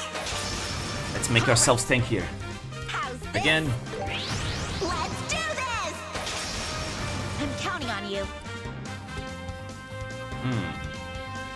Maybe I should heal? I'm not sure. I want to refresh the blind, actually. There's also a chance I could confuse. Please do it!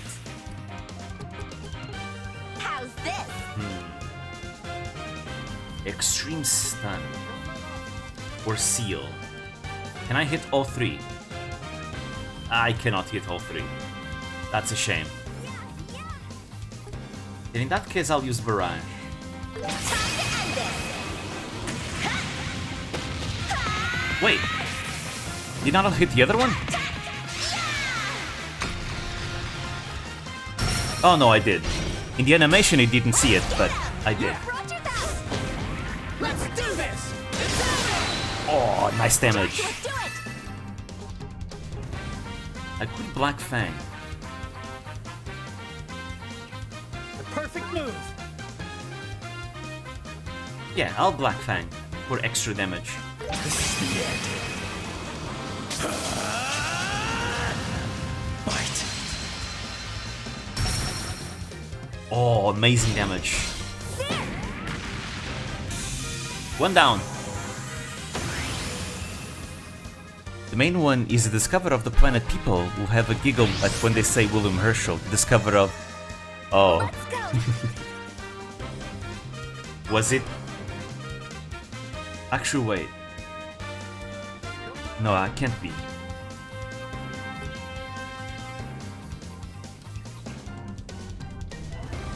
Keep going!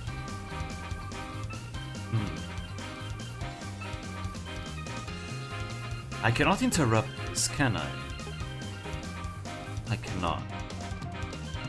Yes, I can, actually. Go, Joshua. Thank you. Leave it to me. I don't have CP. I forgot.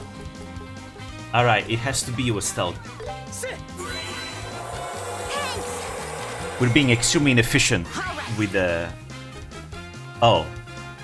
She also doesn't have enough CP. For Comet. Well. How unfortunate. Everyone, let's go! Joshua's buff is almost over, so gotta refresh. Wow. 600 HP. Estelle is so tanky. She doesn't care.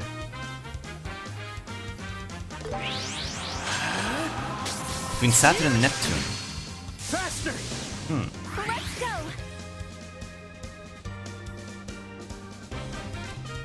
Oh, we cannot interrupt it. Don't let off. This will heal you. Thank you.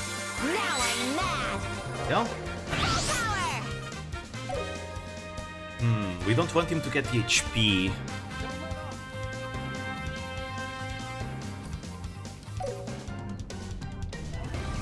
So I'm gonna use this to steal the HP there. Prepare yourselves.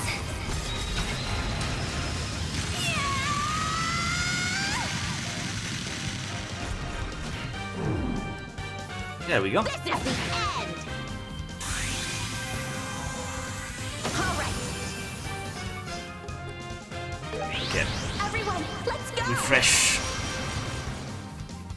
I won't let you. Because the CP regen was almost over on Tika. Nice. Payback time. Let's go. Alright, use weak to earth. Good. Titanic roar.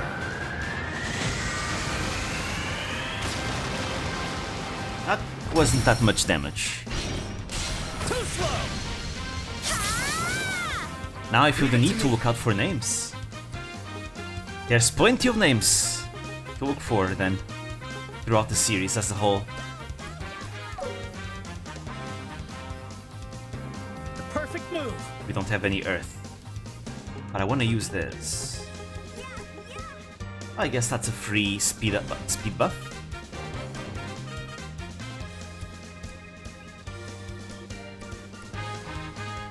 Who should we go for?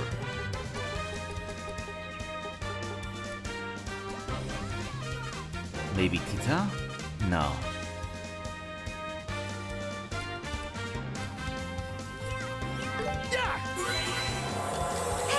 Let's go for stealth. All right.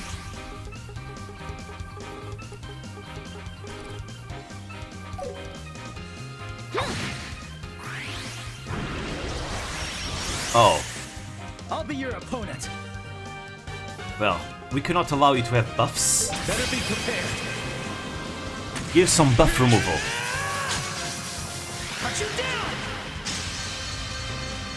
It flinched! Nice. We'll finish this! Okay. Ready, and...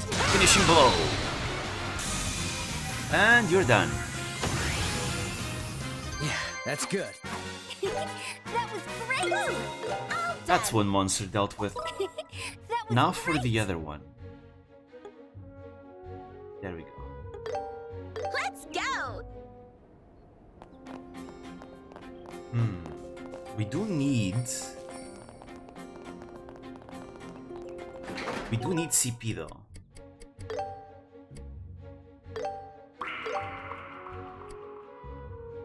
Let's see. I should have some CP items over here. Yeah. I'll give it to both of them. Now you. Thanks for the food. What else do I have around here? Oh, I got 18. I made a lot. Yeah, this is pretty... this is great. Good. That was delicious. There we go. We used 16 just now. And I probably need some EP as well. The EP charges are more rare in this game compared to modern games. That's fine though. I usually never use them anyway, so...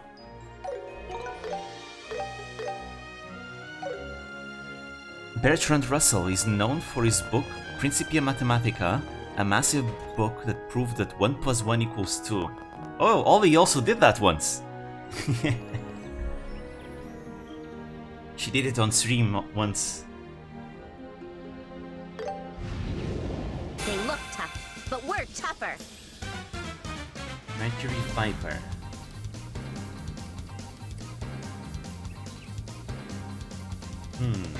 Fire and Earth. Seal.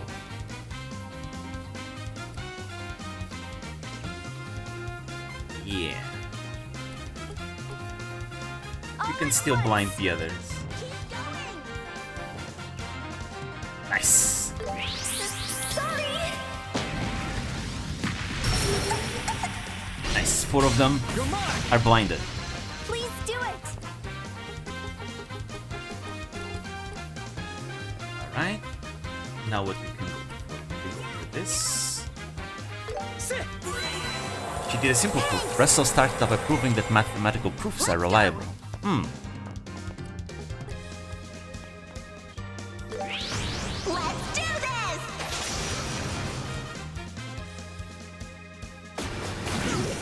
Ah, we're poisoned. Thanks. It's fine. Estelle has a lot of HP. Oh wow. They're pretty squishy. Let's go! Alright. I don't think we need to use Black Fang then. Gotcha! This will be enough. Here's something extra. I won't let you! I won't bite you. Nicely done.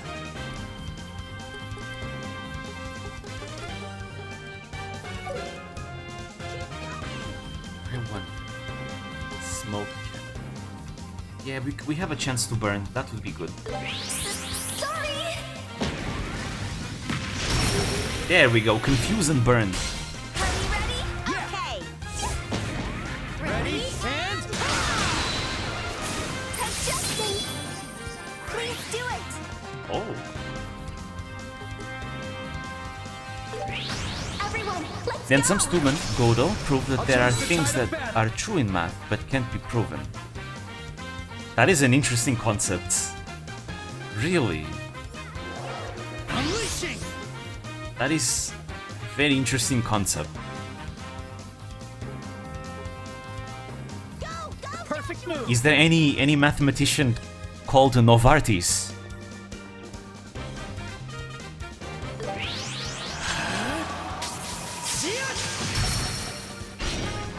You're mine! I won't let you! My Go. turn.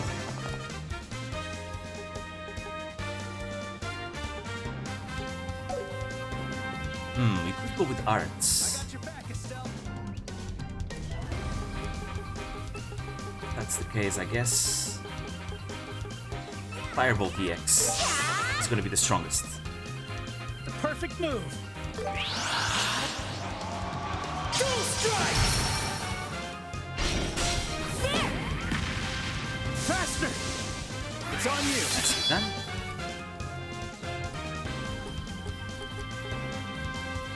We can't exactly do status that much anymore. I guess we just strike normally until we need help. That's a pharmaceutical company located in Basel, Switzerland. Oh, Basel, interesting. Let's go! Interesting name. Basel, like Basel from like the Calvard Republic. How's The this? technological place from the Calvard Republic. Interesting. Let's do this! Joshua, do it!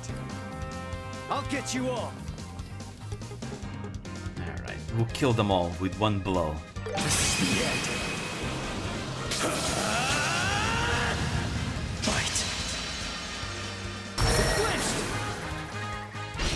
There we go. Here we go! Roger that! Ready, and... There is a British General Bright from the 1800s, but so far I haven't really seen any of their names with real-life references. Now I'm gonna be on the lookout for those names as well. Interesting. Maximum output!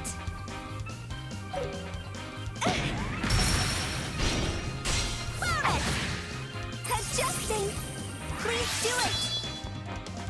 Yes! I'm thinking about the names. What other names could there be? I'll show no mercy. Wait, she's confused. Not if I have anything to say about that. Then I do! Thanks! Let's go! Scientist named Perelman exists in the game? I don't think so, no. Bublank is a real-life reference. It is? Oh? Oh shit, he's about to get... Or not. Wait.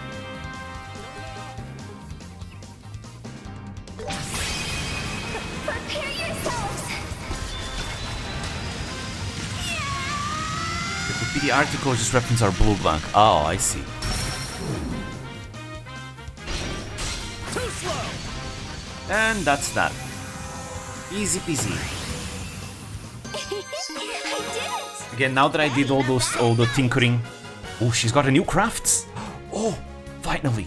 She finally got that one. Matron Theresa. Yeah, that one makes sense, I think. I can guess what that one is based off. One and done. Mother That Teresa. was great! But yeah, there you go. All the tinkering I did with my equipment and orbments made us way too strong now. We're actually kicking ass now. We're struggling last time, but now we're doing really well. So yeah, Estelle finally got another craft. 60. It's single target. Finally, she has a single target damage dealing option. Finally. Finally. Because all she had was AoE options.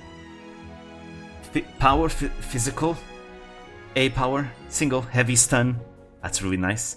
30% chance to seal, and minus speed on the enemy. That is really nice.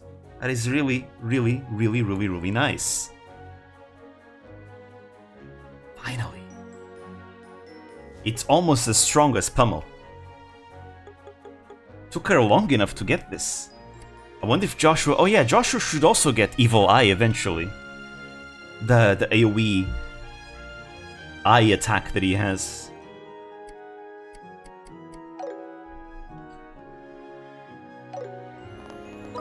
Let's see.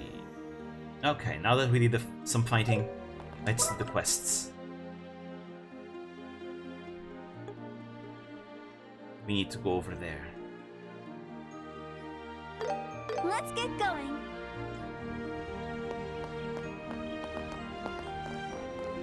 Go, go!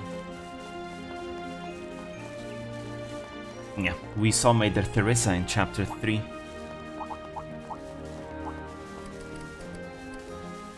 Yeah, right, because I have the sweet aroma quartz, all enemies just aggro on me from super far away. That's fine Let's though. go. But I'll take them all out. I'll take you down. Here goes. Enemy sighted. Here goes. Go. Please stand together. There we go. You're mine! All at once. Ah, we don't have enough CP. Ah, that's a shame. This would be such a juicy smoke cannon. Oh well. That's still a lot of targets. Are you ready? Yeah! Ready, and it's over! Please do it. Cannot be that long. The perfect move! Dual strike! All right. Let's try hard break. And say yeah. Hey, look, that deals good damage actually. Gotcha! That's like almost Joshua level damage. It was with the crit, but still. That went better than I thought.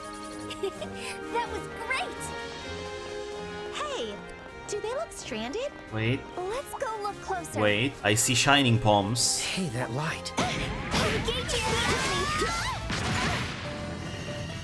Let's go. Let's get them! There we go. Let's pin him down. Yeah! Rush it out. Ready, and it's over! Nice. There's 2 of them left. Full power. Don't let it... Hard break. Nice. Yeah, she deals so good, really good damage now. Bye bye. Wait, already 1 turn? Damn, The 1 enemy's turn. strong.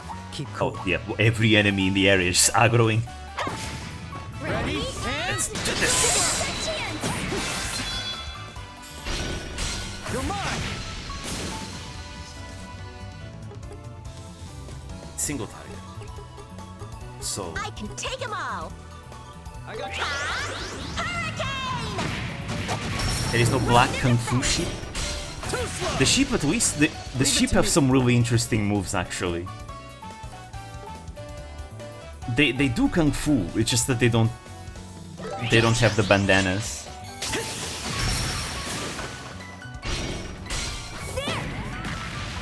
It's on you!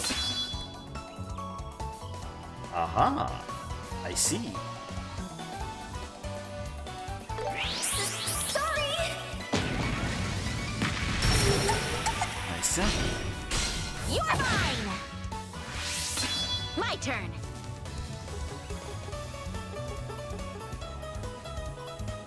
Burn.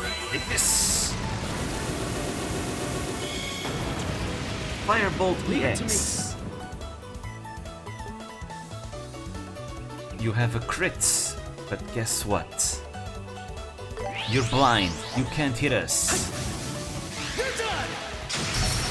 Oh, 10k damage. You're mine. Oh, nice. Stealth stole it. How's this?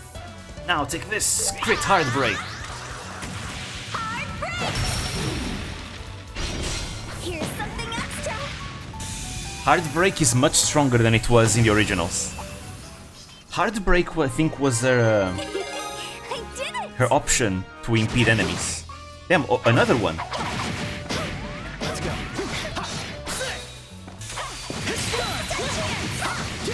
I won't even need to go to turn base to kill it. You picked a fight Is that with an the wrong overgrown guy. squirrel? Yep. Let's go. something really did break. Yeah, but seems that way. I had to break down in the middle of nowhere too. This sucks. Hey, what's up? You look like you need help. Oh, who are you? Hey, that emblem. Are you... Yeah, we're junior bracers. I'm Estelle and this is... I'm Joshua, pleased to meet you. Huh, you bracers sure are young. Hey, you're the ones I heard about. Nice to meet you, I'm Wong, a bracer from the Zeiss branch. Kilika told me all about you guys. So, what brings you out here? We're escorting this girl here. Yes, I have to get to Elmo Village. I asked Estelle and Joshua to take me there. I thought I saw someone familiar. It's you, Tita. Are you on an errand for the professor again? It keeps you pretty busy, huh? What about you, Wong? Why are you out here? From the looks of things, you're in some kind of trouble, huh? Afraid so. We were guarding this cargo vehicle on its way to Wolford. We got this far, but then the vehicle started acting up. The orbital engine must have gone haywire, I guess. It started clanking something awful, then it veered off to the side of the road, and that's how we got into this mess. Yikes, that doesn't sound good. Actually, come to think of it, there was a request to search for a cargo vehicle on the bulletin board. Guess that must have been about you guys. Yeah, definitely. Good to know the guild was already aware of the problem. But if the orbital engine itself is malfunctioning, you'll need to exchange the drive orbit inside of it to get it going again. Huh? You can't just repair it? The core of an orbital engine contains extremely intricate machinery, so you need proper facilities and equipment to take it apart or repair it. Standard tools won't be of any help at all. European Red Squirrel at that. Hey, Risu got 1 million subs. Hey, let's go. Nice. Okay, I see. So it would be impossible to repair it on the side of the road like this. We got trouble. Oh yeah, right, Estelle, you got the quartz that makes enemies attracted to you. Yeah, Estelle is bringing them all here.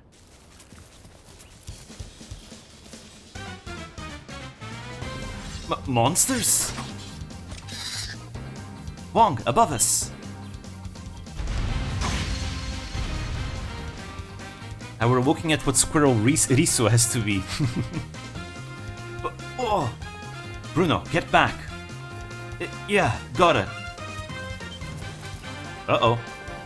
Hey, they're coming from behind too. Wong, you take care of the ones behind us.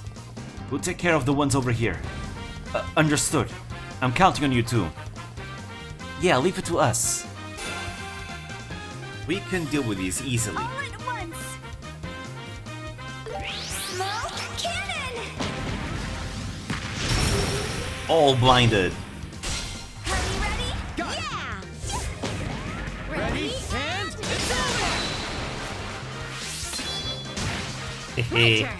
Confused. I can take them all. Don't let off! Let's see, we can get a clock at EX. Thank you! Leave it to me. I'll get you all. Too late! Take this. This is the end. I won't let you! Haha, you can't hit My us. turn. How's this? There. Hurricane. You're mine!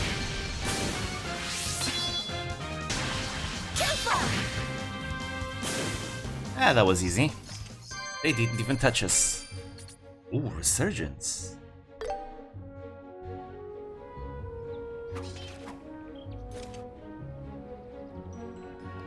I think that's all of them.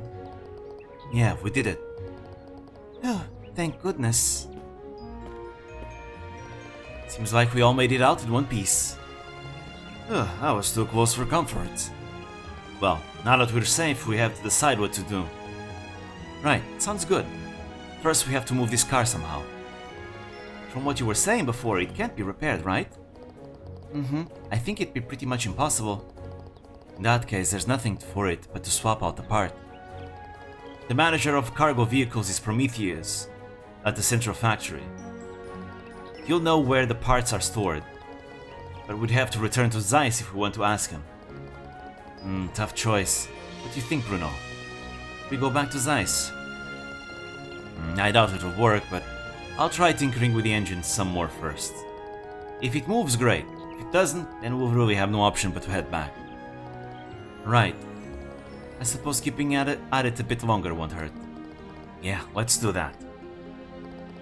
Okay, we're going to stay and give it another shot. Sure thing, Wong. You take care, okay? Don't worry, I won't push my luck. If it feels like things are getting too dangerous, we'll return to town. You guys have a safe journey to Elmo, okay? Thanks. If you have any time to spare, could you contact Prometheus for us? He should be in the design room of the 3rd floor of the central factory. Sure, see you later. Take care, Wong. Woo! All done. Nicely done. That's one complete. Now to the Wolf Fort. Here we go. The Wolf This Fort. is the border with Calvard, right? And what's this chicken doing here? Oh, you're right. It's so cute. Calvard is an ally of Liberal, so there's probably less tension here than at Haken Gate. I mean, you just compare the difference between this gate and Haken Gate. It's like night and day. Haken Gate is super fortified with soldiers everywhere and everyone on super alert. Meanwhile, Wolf Fort is like, that's alright. Calvard is our ally, we don't need to worry. Everyone is chilling. The soldiers' negligence ultimately falls on Chief Pace. They behave unprofessionally because the captain never shows them any discipline. I've discussed this with him before, but to no avail. Well, Chief Pace is the one in charge at the end of the day, so I've got no business interfering. There we go. But yeah, if you keep going across this path, you go to the mountains, and if you cross the mountains, you will find Basel. The city that I was talking about earlier, Basel, in the Republic, the place where they have like... It's the city that leads the technological advancement of the Republic. You just need to follow that road. It is located in the middle of a valley. It looks pretty cool, actually. It's split into 2 sections. One district is like the more traditional district, and then the other district is like more advanced. And of course then you have the Basel Institute of Science, where they have like a huge... They have a huge telescope to look into space. It is also in Basel Institute, in Basel, where the headquarters of the Verne Company is located.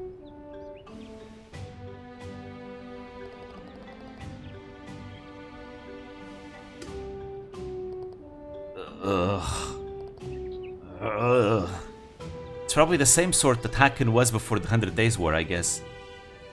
Maybe. I guess it would depend on how much tension there was between the Empire and Liberal before. Because I don't think the Empire and Liberal were allies anyways. But of course, ever since the 100 Days War, Liberal most likely keeps much better watch of the gate. Faye, forgive me! Go? Did I say something just now? Yeah, you did. You shouted pretty loud. Faye, please forgive me, like that. Oh shoot, I said her name too. Faye? Wait, isn't she the... Yeah, Faye is the girl from the Central Factory, the girl that gave us the gasoline. Yeah, it's her. I'm sure I've heard that name somewhere. Faye. You mean the Faye who works at the underground factory? The one who sorted the gasoline tank for us? Hey, yeah, that was her name. Huh, you guys know Faye? Yeah, she helped us with a work thing a while back. We're bracers. Bracers? Hey, this is actually perfect. Perfect for who? You have some kind of request? Yes, it's a personal request of mine, but I'd like to hire you for it. Would that be okay? Sure, we'll try to help if we can, but what kind of job is it? Well, I'd like you to deliver a letter to Faye. To tell you the truth, Faye and I were dating. The one that's Loki's mother from God of War? Not this Faye. This Faye looks cute though. The Faye from this world looks cute. And like the one from God of War. Which is crazy because like they based Faye from God of War off of a real person. And guess what? The real person is much prettier than the one in game. Like what? Why would you base a character from a model or an actress and then you don't even portray them exactly as they are? What's the point at that point, you know? Like what the hell? Usually the argument was that real people don't look as good as fictional people, right? In this case, it's the opposite, where the real person looks much better than the fictional person.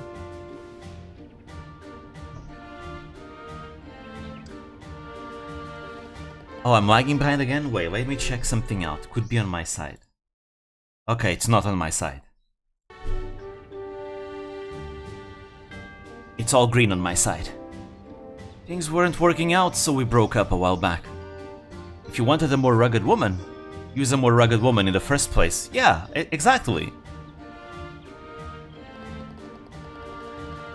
But I want to make up with her, so I wrote her this letter. When your neck's in ice, maybe you could deliver it for me. What do you say? Because they hate pretty women. Yeah, it's kind of like how it tends to be in like Western video games these days. You can't be allowed to have any pretty girls. Meanwhile, Asian devs, they know what the audience want. Because like there is an argument that I've heard, and I think it makes a lot of sense. Like, this is not just about, you know, the target audience being male gamers, because obviously it is, right? But keep in mind, there are girl gamers that also play these games, and I can tell you right now that they also want a pretty character, right? Because nobody wants, like, I think most people want to play as a pretty character, right?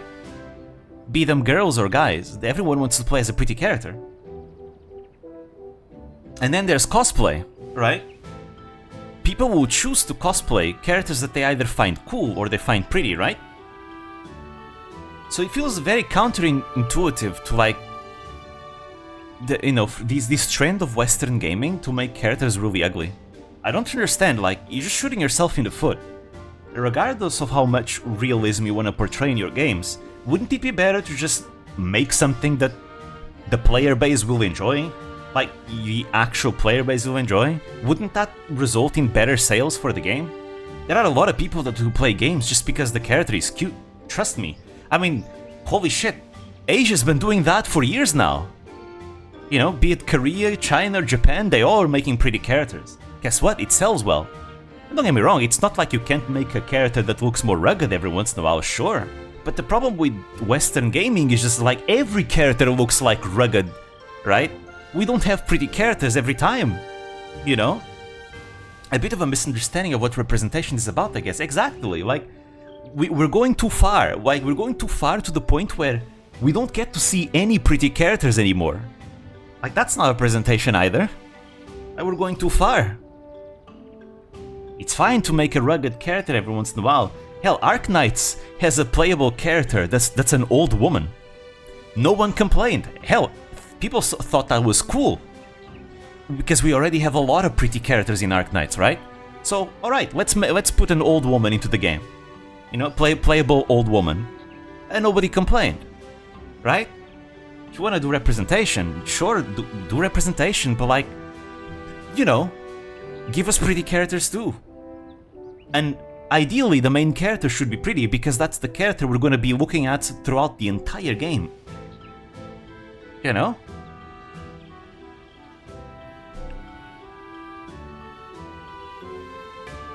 I don't know. It's I think Western dev is going through an identity crisis right now. where they want to appeal to a specific demographic, but clearly that's not good enough because it doesn't give them enough sales. And then they're like in denial, and they stubbornly keep making games for that small audience that doesn't even buy the games usually. And like, yeah, nobody buys the games. Or barely anyone. Well, in the case of God of War, I actually think it's probably gonna do decent, because it's still God of War. And at least the games are good, right? At the end of the day, gameplay is king.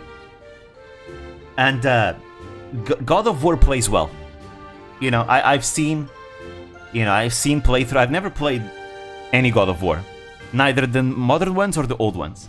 But I've seen lots of Let's Plays. I've seen Jacksepticeye play through, you know, God of War. I've seen Tenma play through God of War, you know. So I could see that it looks fun. It seems like it plays pretty well, right? So I think the game is probably going to do decent, because at least the gameplay is decent, and it's God of War. It's an established IP.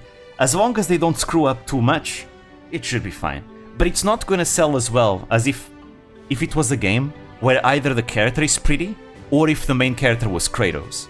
Like, that's basically the two-way. Or even Atreus would probably do better, because at least Atreus was an established character that we got to see and experience, you know, in the previous game. I don't know, I feel like there was a lot of options. I think if they wanted to make a game about Faye, just make her look pretty. Just stop being stubborn, just make the character look pretty. Everyone likes that, most people like that. Doesn't matter if they're guys or girls, everyone likes that.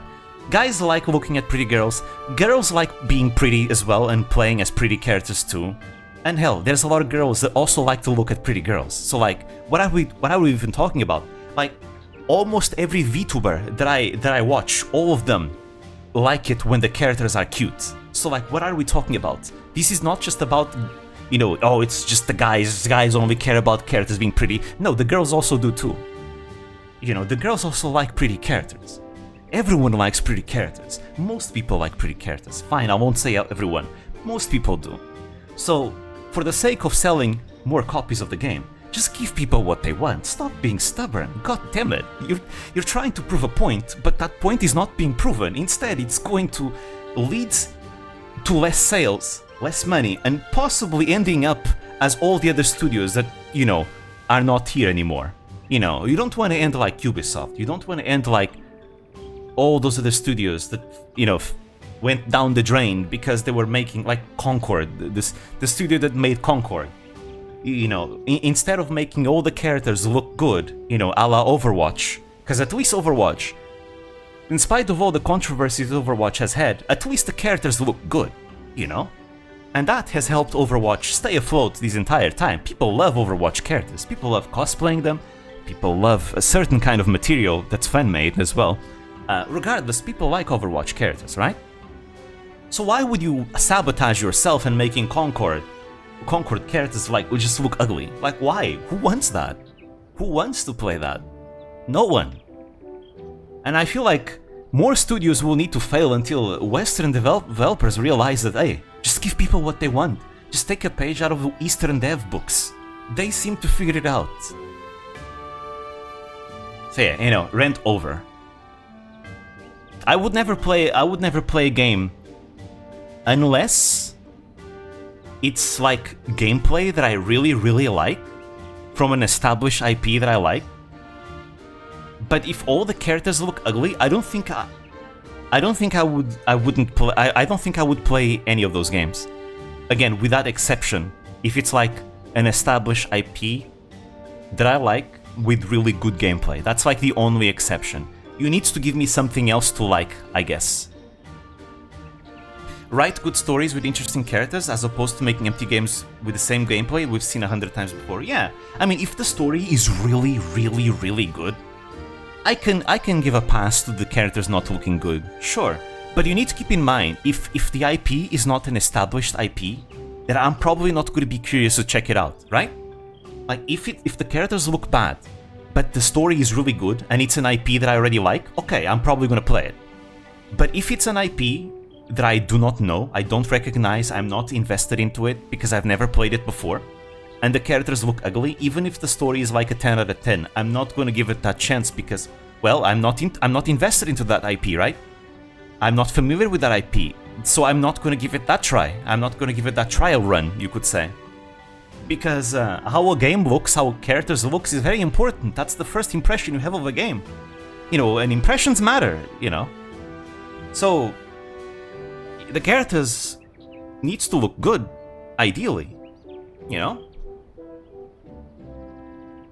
And yeah, the game also needs to be fun to play, because a lot of these Western dev games also are just not fun. Like, Ubisoft is a good example, where the games just... They're just not very good. The gameplay is not something that should stand for modern times coming from a AAA company. Like, the combat is just too bland. A Sororita's 40k game would make sense to have battle-scarred women. The Sisters of Battle are battle-scarred to hell. It makes sense in that context. Yeah, I suppose so. But even then, if you want to have a battle-scarred woman, they don't necessarily need to look bad either. You know, you have no idea how many people I've seen to thirst on the internet for like battle-scarred characters, but they look cool, right? They you know, being them girls, guys or girls, they look cool. People like them, right? Because they still, to a certain extent, look good, even though they have scars. So there is a way to make characters look rugged, but they still look cool, and people will still like that. It's all up to execution in that sense, and I think the point that I'm trying to come to is that the execution being done right now is just not the best. Battlesis in power armor, cool as hell. Sure thing. Players usually play as characters they like and they want to become like them. Yes, exactly. Something to look forward to. Either you like them because you just find them appealing, or you admire them because you'd like to be them, you'd like to see yourself in them. Something like that. As long as it's not urgent, we can take it on. Really? Thank you so much. I've got the letter right here, so please take it. Nice. Got it. But I doubt you'll be able to win her over with just a letter. Huh? Really? You really think it won't work? Estelle, don't you think saying that kind of thing is overstepping our role here? No, it's alright. It's good to get some female perspective on this. So, what do? You think this letter won't do the trick? Then again, is Estelle really the best person to give you a female perspective when she's a huge tomboy? You know... Unlikely. Hey, how about sending her a gift too? Well, I guess it's still better than not having any perspective at all, right? A gift? That's a great idea. I don't have anything to give her right now. Ugh. Now what do? I doubt I can buy one at the fort. Also unlikely. I'm sorry to ask you this, but could you get one for me? What? You want us to get a gift too? Yeah, it can be anything. You can pick up in Zeiss. Can you get hold of something, anything, and hand it to her with a letter? I guess I don't mind. But that's a big responsibility for us to take on. Estelle, these one's on you. Faye normally just wears her dungarees and spends most of her time working. But she's surprisingly girly at heart, and she loves cute stuff. Cute stuff? You mean like stuffed animals? Ooh, I bet she'd be a fan of Mishi. That might be a little too childish of her. Okay, maybe not. Maybe not Mishi then. Okay, but we're still looking for something cute. Noted. Let me give you some Mira in advance then. It's not much, but you should be able to find something decent with this. I hope I'm never gonna look at Kaim and say he's just like me for real. Yeah, you don't want to be like Kaim. You don't want to be like any characters from Drakengard. From Drakengard 1 specifically. Sure thing. So just to recap, you want us to buy a gift in Zeiss and give it to Faye along with your letter. Yeah, you got it. I really appreciate this, guys. Alright. Here we go, Estelle. I mean, are there any characters that be able to give them accurate advice in this game? In this game in particular? Maybe Chloe. Oh, Annalise. If they had Mishi in this, Annalise would have been scary, true. Yeah, Annalise maybe, and Annalise loves cute things. Annalise, maybe Chloe for a more you know, refined perspective, perhaps. But maybe Annalise would be the best. She's the master of cute things. Let's go.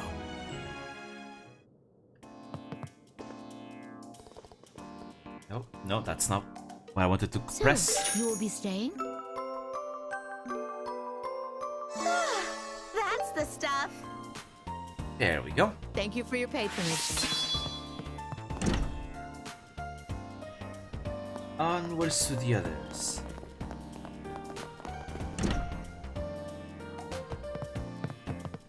Oh, here we go. Hey, how you doing? Oh, I already have the ingredients. Hey, what's up? Do you have a minute? We saw the bulletin board request and brought some ingredients. Oh, really? Let me see. These aren't so great. I'm looking for something even more unique and bold. Something with a kick. Aw, that's too bad. We'll come back another time. Damn, I don't even know what I'm looking for, though. Something with more of a kick. I wonder, how much time do I have to do that?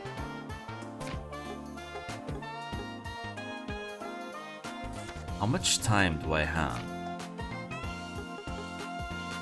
Oh, it's a long one. Okay. It's a long quest. Maybe it's probably in the Penguin Cave.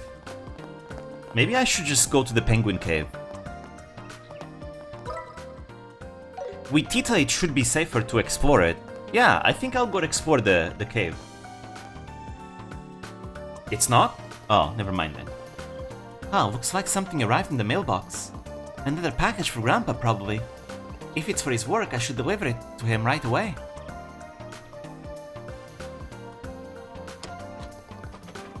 Tita opened the mailbox and peered inside. Oh, it's... Hey, what's wrong?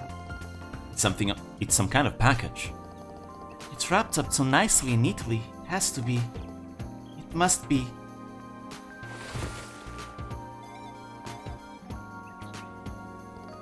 I knew it. It's a package from Mom and Dad. Oh. Okay. Say what? It's from your parents? I only remember Erica though. I don't remember the name of the father. I only remember the name of the mother, because the mother is the one that shows up the most throughout the series. And she's the most eccentric of the two as well. They're both orbital mechanics and have been working overseas for a long time. I hear they teach engineering in places where orbments aren't widespread yet. So they haven't come back to Zeiss in years. I see. Oh, so they're not in Calvert then.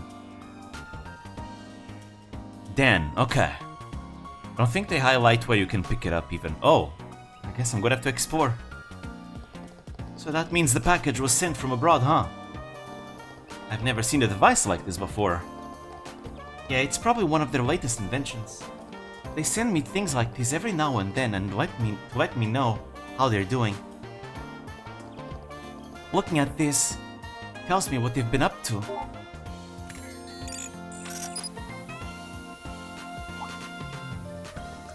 Whoa, what's going on? It's an automatic orbital wave search mode. It must be for stabilizing long-distance communication. And since it works even in remote areas without relay stations, Mom must be developing a communication network. This manual mode likely makes it usable even in wide remote regions. Seems like a switch has been completely flipped. But I gotta say, the Russell family sure knows what they're doing when it comes to inventing stuff. Yeah, being able to tell how each of them is doing just by looking at their inventions is really something. Only the Russell family could communicate with each other like this. I'm sorry, I got carried away. It's been so long since I've seen them, so I get really excited just seeing something they've made. No need to apologize, you just enjoy your moment. I was just thinking though, Tita, do you send stuff to your parents too? Inside the city gates, oh, interesting. I do sometimes. I make things and send them off hoping they'll see how I'm doing. You'd think it would be like in the wilderness, but I guess not. But compared to Mom and Grandpa, my inventions aren't really nearly so impressive. And lately I've started feeling worried that the things I make might be a bit childish. I don't think you need to worry. You're like, what, 8 years old? 9 years old? Something like that. I don't think you need to worry about that. I'm sure your parents would be happy with anything you sent them. Yeah, you put your heart into making it, right? No wild creature could handle its bitterness. Oh. You're talking about an acerbic tomato, right? Okay. That's what we're talking. Okay, it's an acerbic tomato. Gotcha. Gotcha. So your parents would definitely love to see it. Estelle, Joshua. Do you mind taking a quick look at my invention? You want some advice, huh? Sure, I can check it out. So should we head to your house? Yes, anytime you're free, just stop by my desk on the second floor. Thanks so much. Okay, let me go check.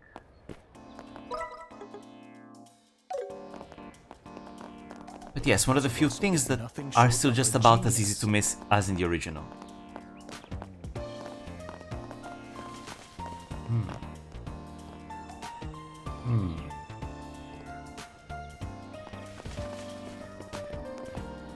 Where can I find an acerbic tomato? Tomato. I have not come to the chapel yet. Please protect us.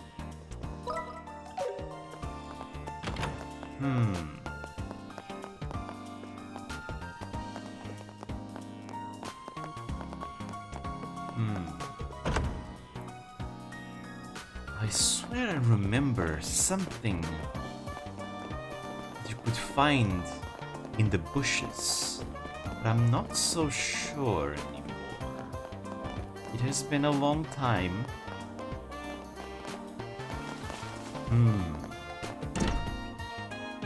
Hey, welcome. I can't decide. There's so much here.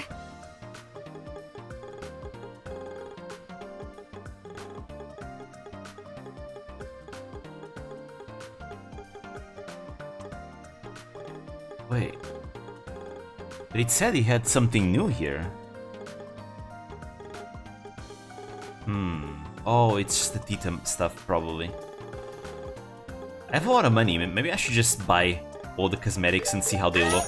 Yes. Why not? I made up my mind. I made up my mind. I got it. Why not? I'll pick this. I'll take this. I made up my mind. I'll pick this. There we go. Decided. I got it. I pick I made up my mind. There we go. But it wasn't here. Come again. It's not here.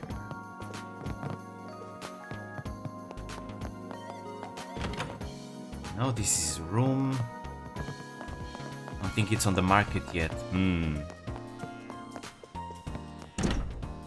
Not on the market. Tricky. This is tricky. The birthday festival's coming up next. This is the place for state-of-the-art Where tech. do you want to play? Where would it be?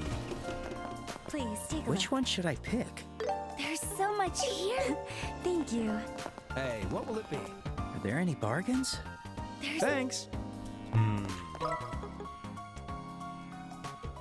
Within the walls makes it tricky. Because where would we find ingredients within the walls? When's the next ship to Laced and Full? Yeah, it's definitely not gonna be here in the landing port.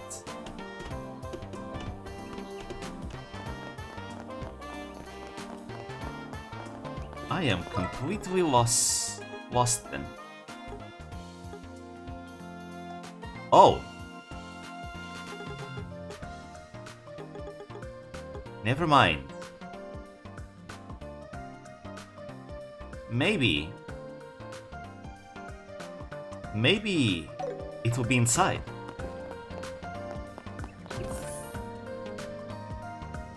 They might actually highlight it now, yeah.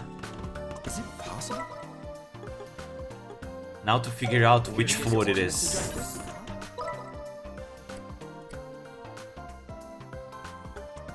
Cupid on a queue. Oh, we did not get her gifts.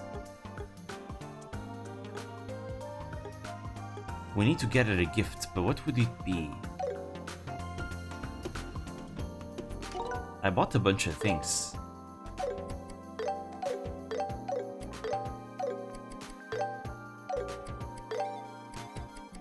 But you'd expect it to be like a key item.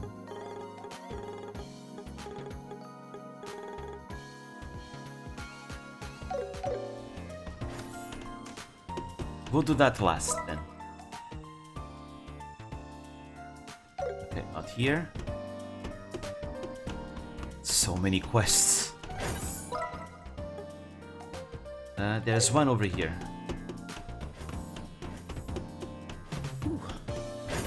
I have to recheck the data. Prometheus. Key items are the feather icon ones, aren't they? Yes, they are. But I don't think we received anything, so we'll probably need to get a gift from somewhere else. Sorry, do you have a minute? You're Prometheus, right?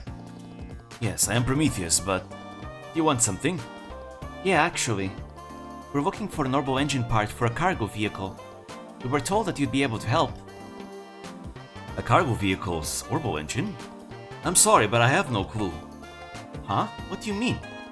Prometheus, we heard that you manage cargo vehicles. Oh no, that was a long time ago. That's a role that's rotated. We switch positions a lot.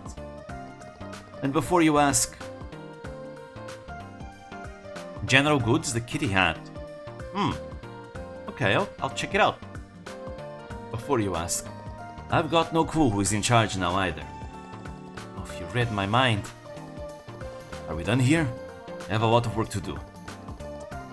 We're sorry for taking up your time. You already own it, in fact. Well then, that's pretty convenient. Yes, bye then. My shopping spree helped out then. Darn it. That didn't turn out the way we thought it would. Just ask Murdoch. Sorry about that.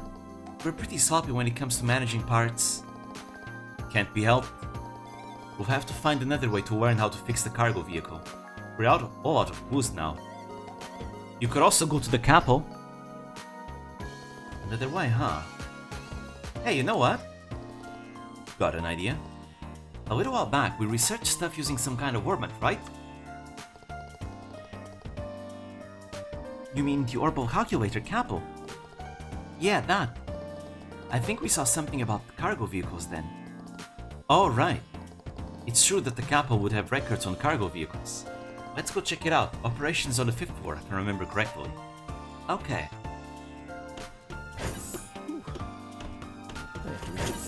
Yeah, it's one of the things that we read earlier. Shouldn't be too difficult to find them.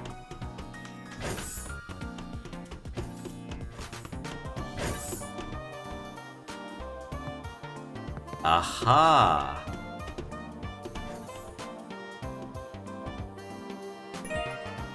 Bitter tomato. It's the acerbic tomato. Yes. The bitter tomato. That's quite the vegetable. I don't really want to take a bite. Maybe we can find some other use. The acerbic tomato will become a staple in Liberalian cuisine. I managed to complete the prototype. Now I just need to wait for the testers to arrive. I should try to adjust the insole in the meantime. Excuse me, do you have a minute? We're here to help with the request you posted on the bulletin board. Ah, someone's finally here. I've been waiting for ages.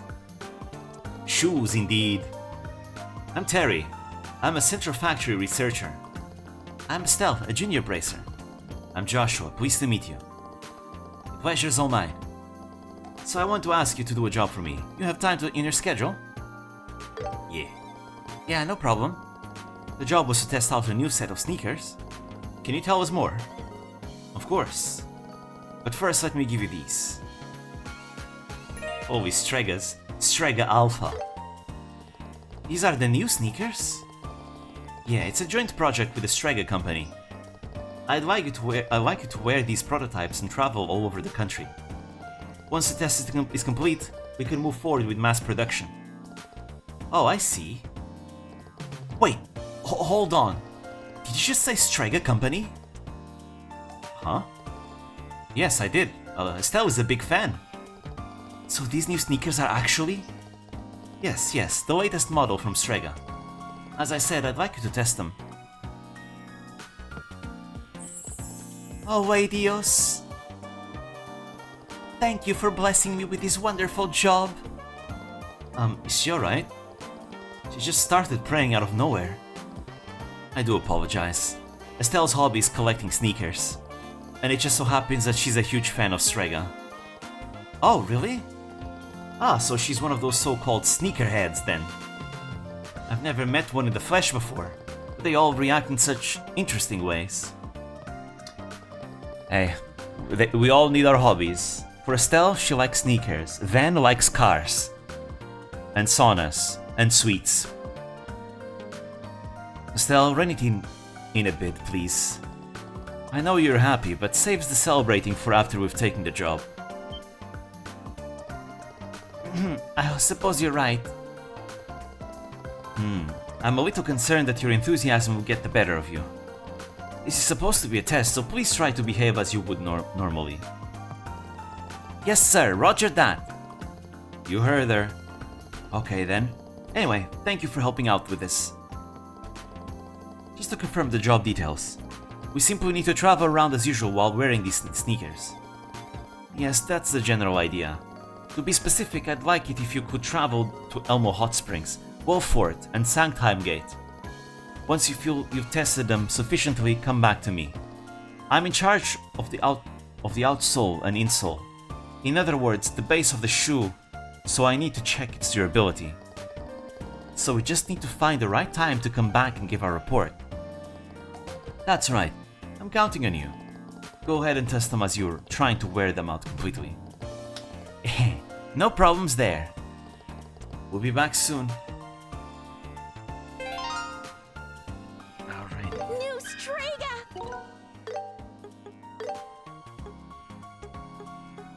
Oh, they're pretty good. They have the same armor as the Craft Shoes Plus.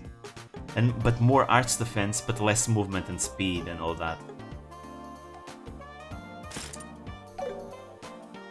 I wonder when we'll get to visit the Strega HQ.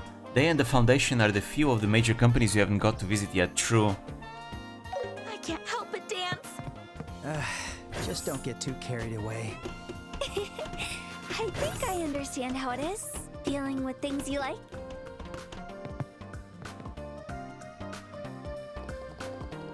The nerve of some people.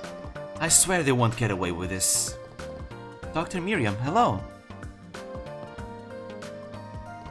Oh, hello. My what a group. We're here for your guild request. I'm Estelle, a junior bracer. I'm Joshua, also junior bracer. So there's been some kind of theft? Yes, that's right. I'd like to call for an urgent investigation. Can you handle it? Yeah, we can. Can you tell us what happened? It's quite simple.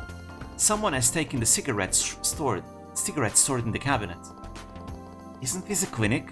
Why are there cigarettes here? Under my leadership, a smoking ban was instituted at the factory a few years ago.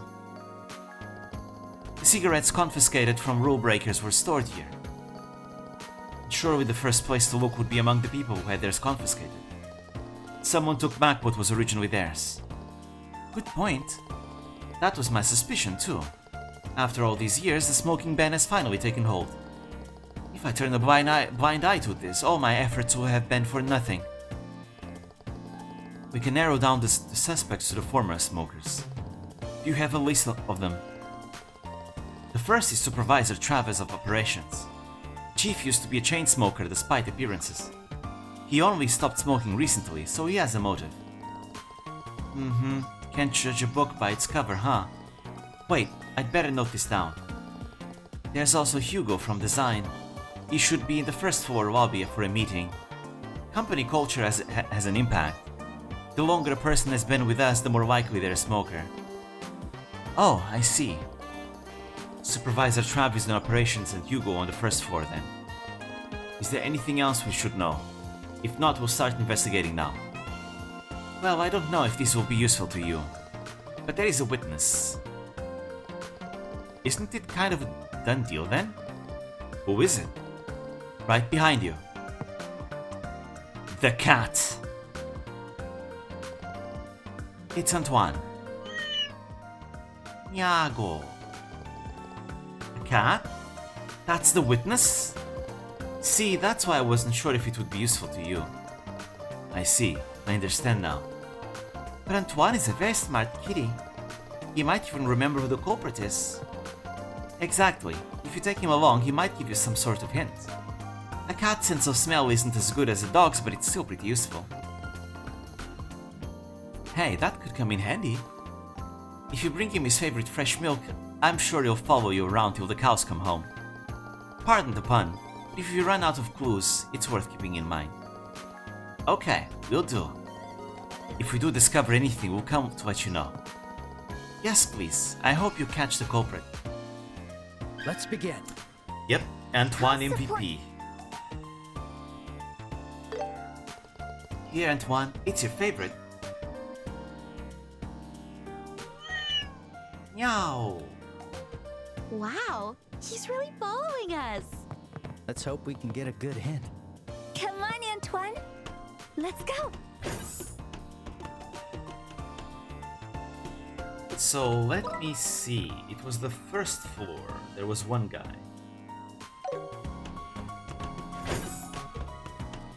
Look, the cat joined the party. It actually joined the party.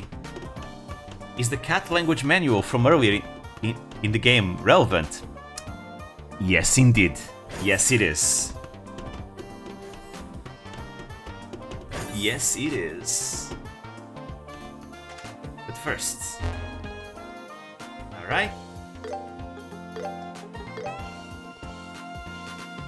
Let's see. Underground factory entrance. There we go. I'm glad we were able to find the transport vehicle's records. Yeah, it looks like Raftery is at the underground entrance. Okay, let's go.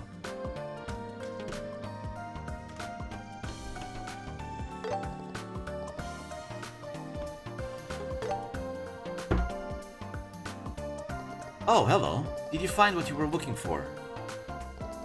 Oh, yeah, we did. But now we're looking for something else. Something else? They were asked to find the cigarettes that were stolen from the clinic. Aha, they're making you do that? They sure keep you kids busy, huh? Supervisor Travis, did you go to the clinic today? No, I didn't. I've been here all day. You can search the room if you want. I don't see any suspicions here. Cover Corp's CEO with cat ears, Nyago. Guess we struck out. Well, am I in the clear? Wait, one more thing. Antoine, what do you think? Meow? Nothing, it seems. Oh, I guess that's that then. We're sorry for taking up your time. We'd appreciate if you could assist in our investigations going forward. Sure, I'll do whatever I can.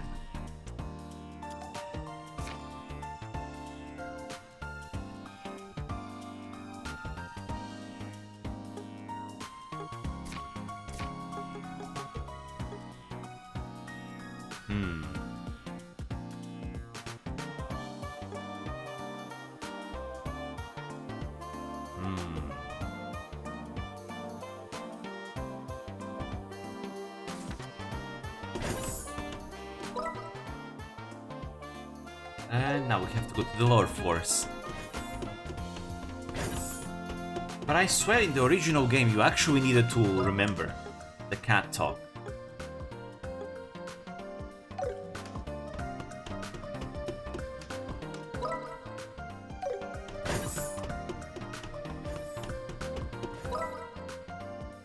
Oh, no, not here. Lower floors. Further at the bottom. What about here? Ah. Wait. No, it is the right place. Yeah, Yago. Huh? Something's bothering you about this door? But this room. Let's check inside anyway. Yeah, let's.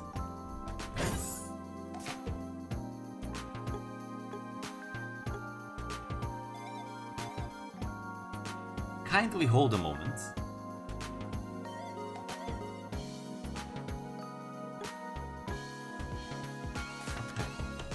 Murdoch? What is it? Meow. Ah, Antoine. Why are you meowing like that?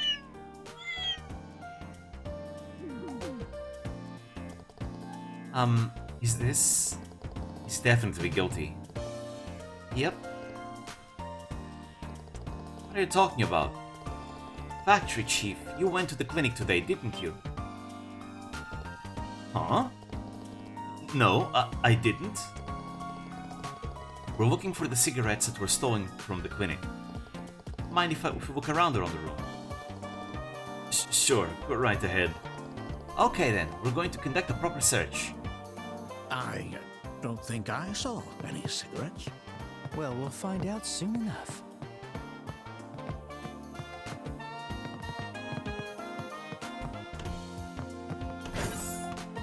No shard search to help me out.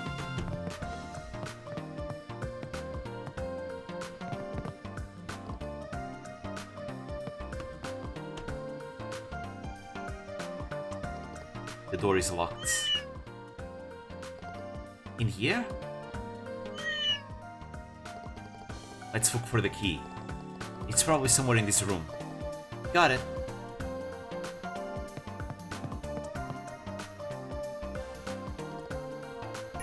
There we go. Hello? Would you like a cup of coffee? Don't interrupt us now, Mr. Murdoch. Sounds guilty.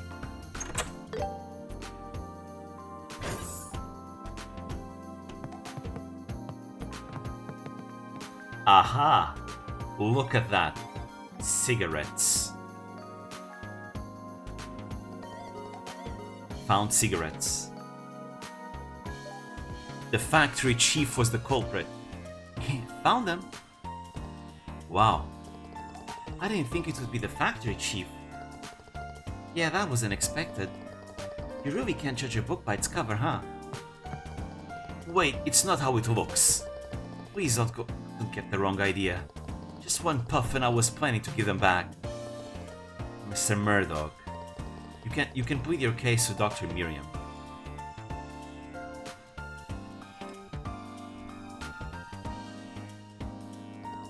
Goodness, I'm just speechless. The factory chief of all people. I'm so sorry. I just wanted to have a cigarette break. What can I say? Temptation got the better of me. Dr. Miriam, I must apologize. But, Mr. Murdoch, I thought you had quit smoking a while ago now. Yeah, I did. It's been about 10 years, I guess. 10 years? Then why did you do it after all this time? I don't really know myself. Since the herbal power went out, we've been getting lots of complaints. I was swamped with them, and I suddenly got this huge urge to start smoking again. Mr. Murdoch, I'm so sorry, this is because of Grandpa. It's alright, Tita, you don't have to apologize. The professor isn't to blame for this, it's my own fault. Maybe you should take a break? The reason you wanted to smoke was stress. Mr. Murdoch, I understand your predicament. I'll let the matter slide this time. Are you sure? But in exchange, please get some proper rest. You'll work yourself sick at this rate. You're right. I promise I'll take a break once all this chaos calms down. Dr. Miriam, I'm sorry for today. It's okay, consider it resolved. Please take care of your health. Yeah, I will. Now if you'll excuse me.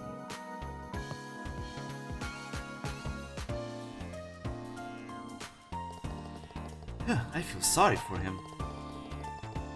What happened wasn't the factory chief's fault. represents the factory, so he has to take responsibility. Well, that's how things are.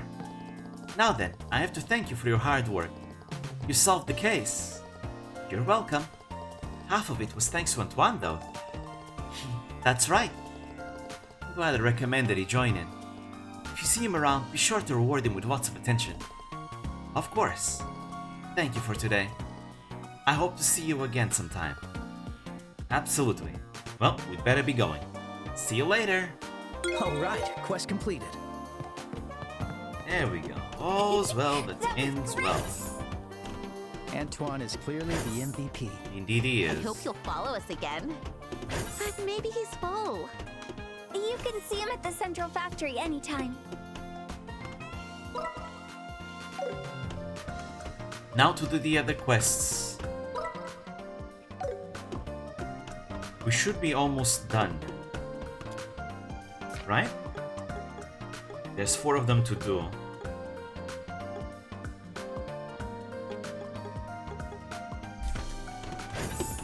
Just 4 more. Possible for ornaments? It's just stop. Right. Right. We can't leave yet. There are a few things we need to do.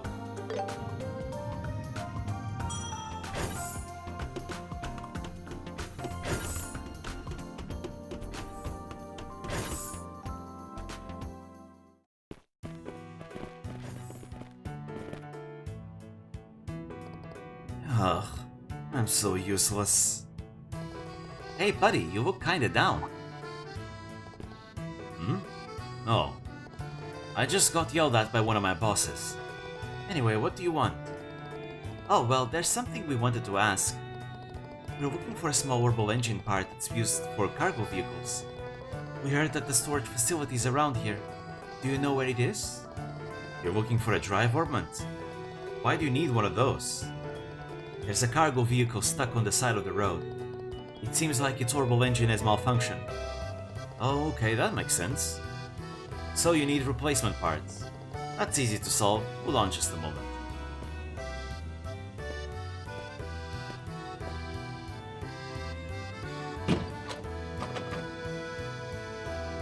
Thanks for waiting.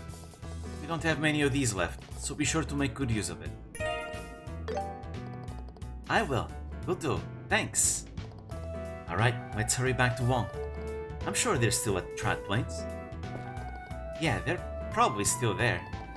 Take care, you guys. Will do. Thank you very much. And we'll be on our way. But what does he need help with? Oh, right. He got yelled at.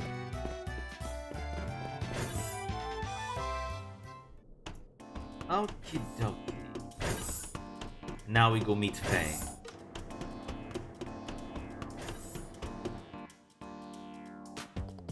Faye, you have a moment? Yeah, what's up? You have a delivery from a special someone. Here you go. It's a letter. Is this from Bram at Wolford? Yes, that's right. Alright, now to surprise her with the gifts.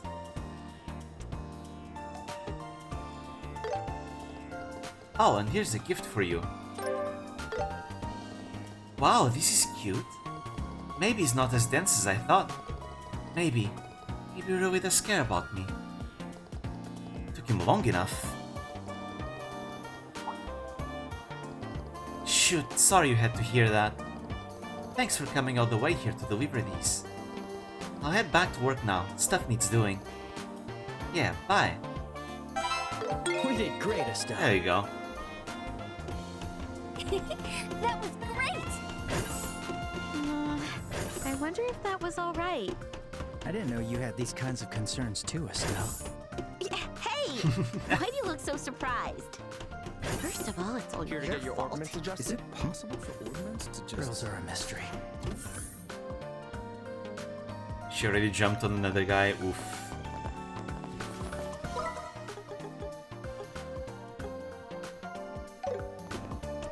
This is the place for state-of-the-art tech. Okay, let's go. The birthday festival. Let's finish this.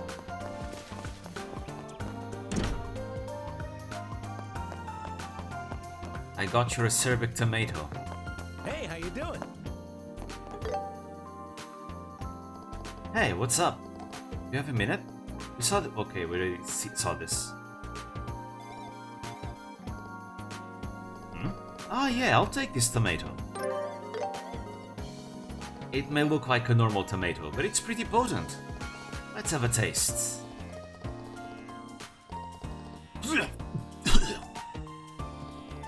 The hell is this? It's crazy bitter. See? That tomato is just terrible, isn't it? It's a byproduct of some research, but it's like totally inedible.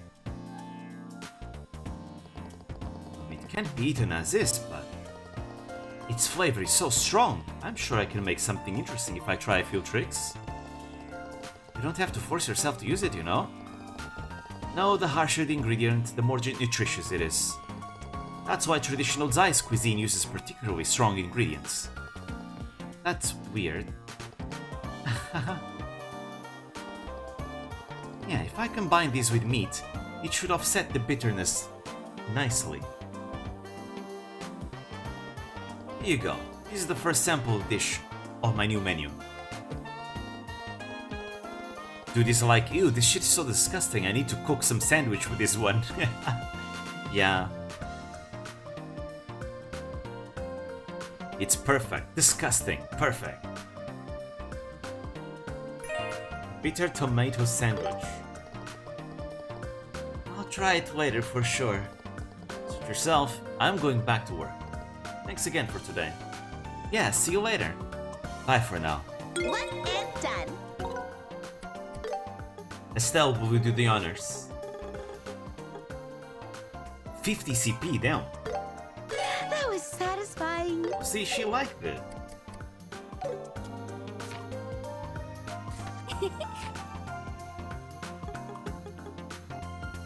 Now we can probably buy it. Probably. I definitely want to make more of these. Because look, they give us so much CP. That was great! A dish made with bitter tomatoes. What if it becomes a huge hit? Seriously? I mean, it does look healthy. I guess some people might actually like it. Professor Russell. I wonder why they changed the name to bitter tomatoes and didn't keep the acerbic tomato name.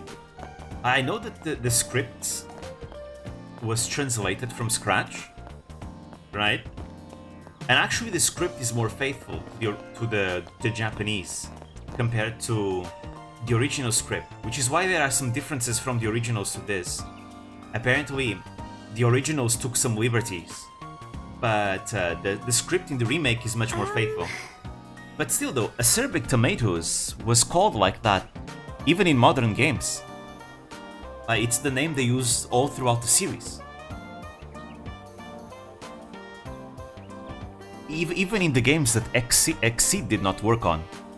So I wonder why they changed it to bitter tomato and not kept the acerbic tomato.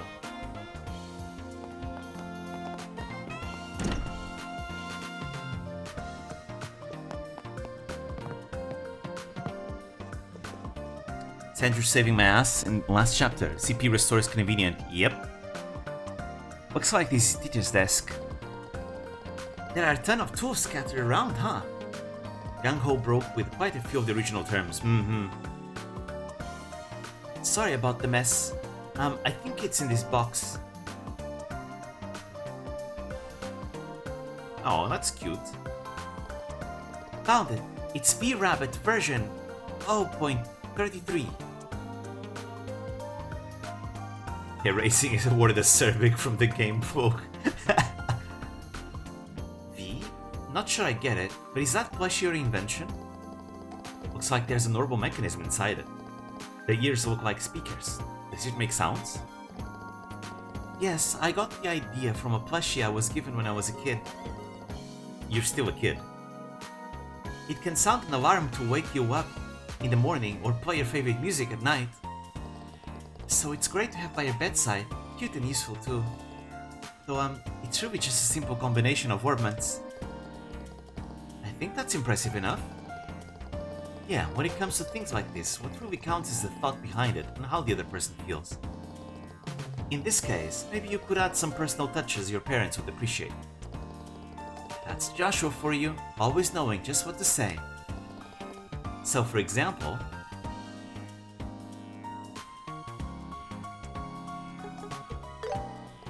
how about using your own voice instead? My voice? Yeah, that bunny can play sounds at set times, right? Then you could record your own voice to wake your mom and dad up. I'm sure they'd like it, feeling like you're right there with them. That's a really, really wonderful idea. Sounds like it's settled then. Now we just need to work out how to record it. Well, the V-Rabbit has a recording function, so it can do it. I can do it anywhere. But maybe I should do it in a location that captures the unique sound of Zeiss. Then we can overlay your voice on top. Yeah, that could be good. Why don't we help you find a good place? Are you sure you don't mind? You said you had errands. We've already come this far. We're bracers after all. So we'll stay with you until your gift is complete, Tita.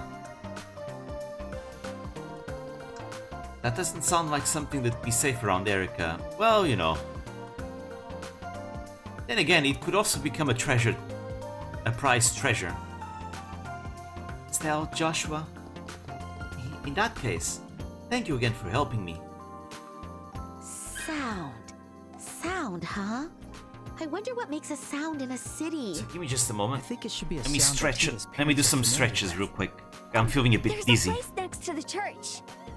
Well, let's go. Just a few stretches so I can recover from the dizziness. Oof. Need to breathe. Feels good to stretch a bit. It's really, really good. Whoa. That felt very easy now.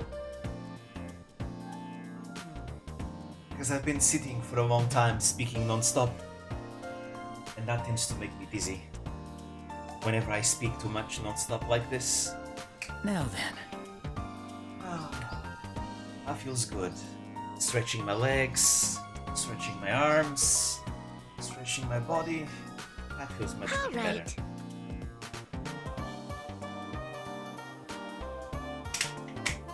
Okay, that feels much better. Ouch! I head-butted my microphone.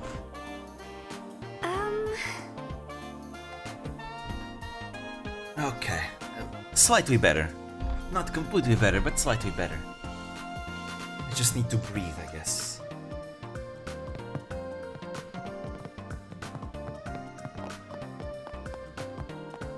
Let's see. Maybe today I should probably end it after we're done with the side quests, and then we continue the main story next time. I wanted to do more main story today, but well, I guess we just had a lot of quests to do. So it does mean there's more stuff to do. But then again, we did progress much more. I didn't get as distracted this time with my yapping. There was a little bit, but it wasn't too bad.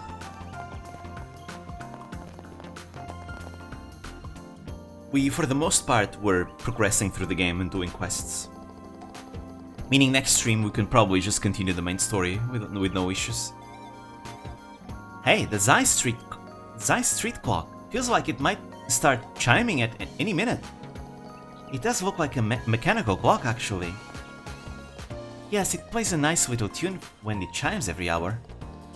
Ooh, it could be perfect for a Zeiss-like sound. Hey, Tita, you need something from the street clock. It's a Cosimo. I wanted to record the chimes from the street clock. Hey, hold on. The orbital energy all through the town stopped suddenly last night. The clock is running late too, but the chime did play a little while ago. Seems like the mechanism itself is still working fine. Phew, that's a relief. Let's go ahead and record it.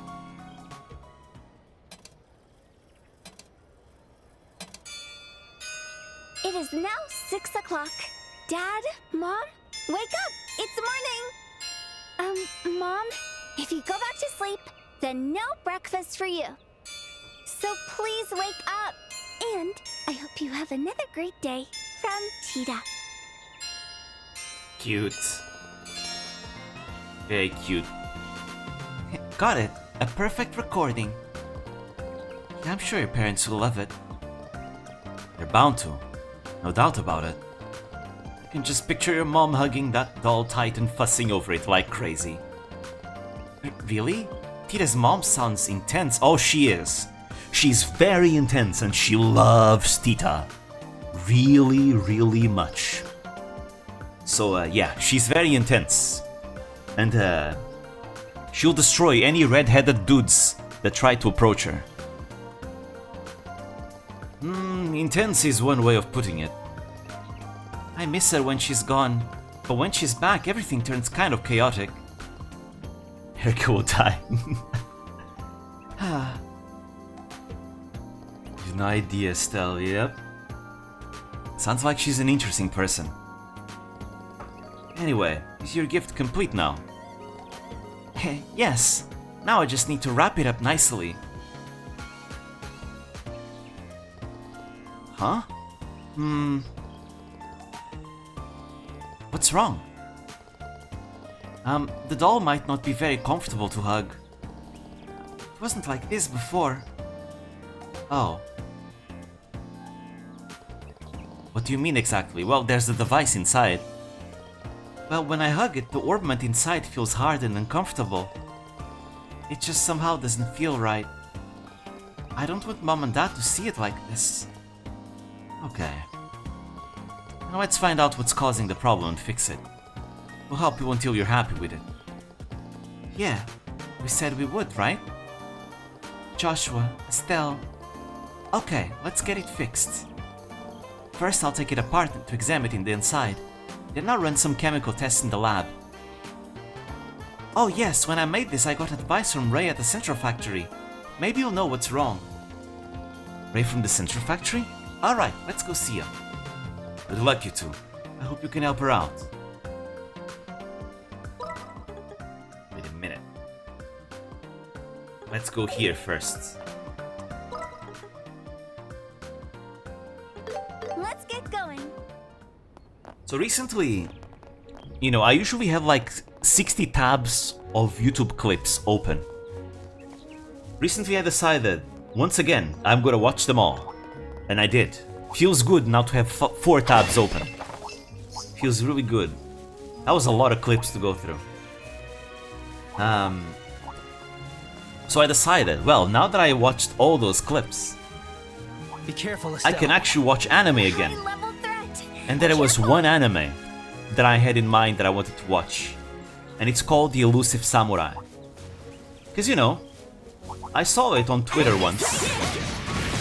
And it seemed interesting. It seemed interesting. And, I have to be careful. you know, I never thought about it, but I never really watched samurai anime. Which is crazy because I love samurai, right? You'd think that I would watch samurai anime. But no, I've played lots of samurai games.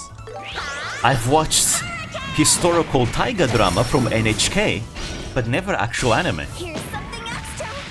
So, I decided to watch The Elusive Samurai. And it actually was not what I thought it was gonna be. Because, you know, when I saw the clip on Twitter of the guy, of this little boy samurai being super agile and dodgy, I thought, oh, it's going to be an anime about Minamoto no Yoshitsune, right?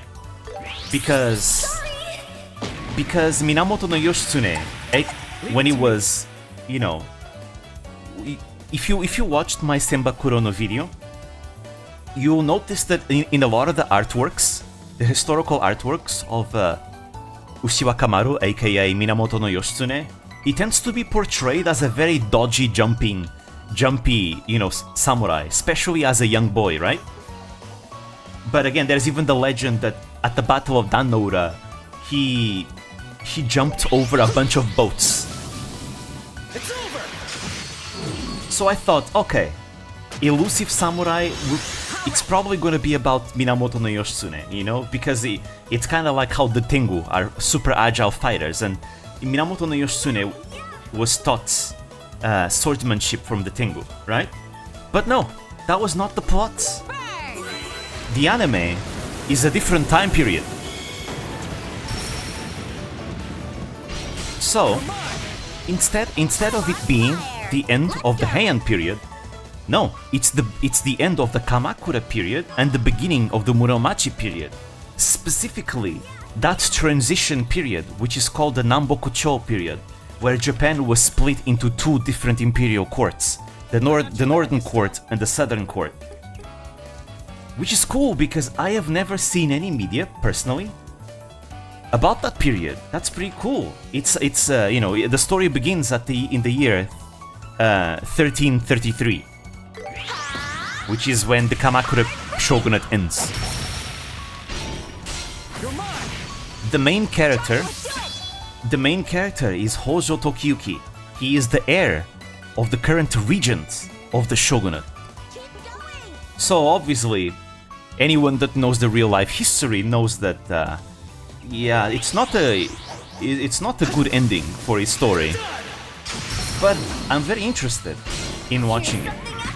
I watched the entire season. There's one season, and there's another season that's going to come out next month, which I'm very hyped for. I watched the first season in like 2 or 3 days. I loved it. I really enjoyed it. I don't know if it's the kind of thing maybe other people will enjoy. Maybe they would because the animation is gorgeous, right?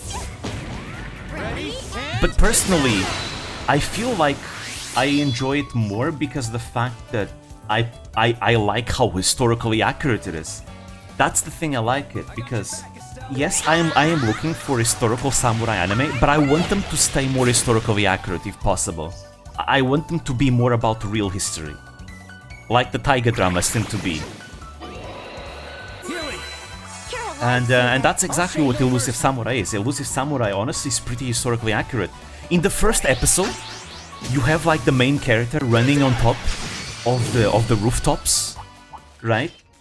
In Kamakura. And you can even see the Tsurugaoka Hachimangu in the background. Like, as soon as I saw it, I was like, wait, isn't that shrine literally the Tsurugaoka Hachimangu? It's literally 1-to-1 to the real life shrine. It was so cool. So yes, if you watch my Senba Kurono video and then go watch It Was a Samurai, you recognize the Tsurugaoka Hachimangu in the episode 1. It was so cool. Like, hey, that's literally the shrine, the Tsurugaoka Hachimangu in Kamakura. It was so cool. I love that so much. So yeah, I very much enjoyed it. It was great.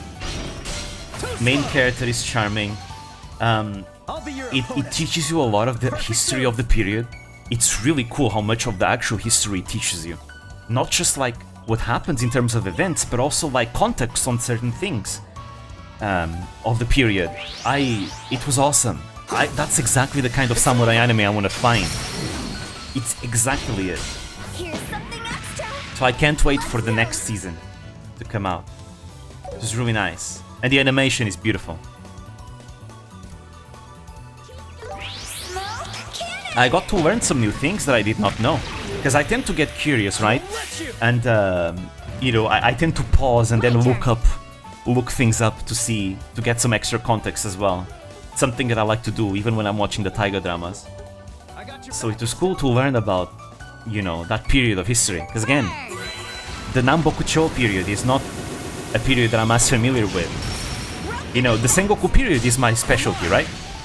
And I've learned a bit about the end of the Heian period as well. But the Nambokucho period is something I just don't tend to see a lot. So it's cool. I know the general gist of the events of the Nambokucho period, you know. But I just don't know many details about it. But now I got to learn a lot. Let's keep it up. So yeah, now that I finished the anime, I decided, okay, I want to watch taiga dramas like I used to in the past. So I started watching Furin Kazan, the taiga drama centered around Yamamoto Kansuke, who was the chief strategist of Takeda Shingen. So I'm also enjoying this. Each episode is 40 minutes long, and there's like 40 episodes or something. I've already watched like 12 in like 3 days or something. I love it. Like it goes by so fast to me. Okay, maybe not 3 days, like a week, because I started last weekend. So it's been a week, and I've watched like 12 episodes. I'm really enjoying it. I really enjoy these historical taiga dramas. They're really up my alley. I get so invested that the episodes just go by really quickly, even though they're like 40 minutes long. I can't wait to watch Sanadamaru afterwards. Hey, we're back! The second Paranormal Sight game has quite a lot of history references too, more so than the first one. I'll have to take a look. Still, Joshua, how did it go? Did you find a drive orbment? You sure did. Sorry to keep you waiting. Oh, really? That's great news. A whole lot of nothing happened in the meantime. We tried everything we could think of, but the car just wouldn't budge. We were just talking about giving up and returning to Zeiss. Wow, I'm glad we made it in time then. Let's get right to it and get this thing repaired. Sure. I'll have this drive orbment exchanged in a jiffy. Thanks so much. Let me help, kid.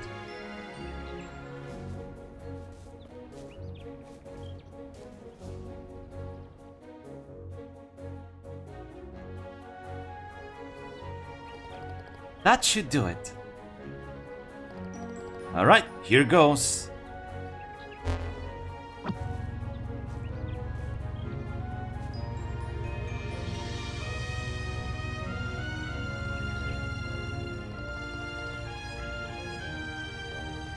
Oh, good as new. Phew, now we can finally get this cargo delivered. That was amazing. You're Professor Russell's grandkid, alright? You're still young enough to be in Sunday school, but your maintenance skills are right up there. We'd better get going. You guys take care. Yeah, we'll do. See you again. Thanks for everything. Take care.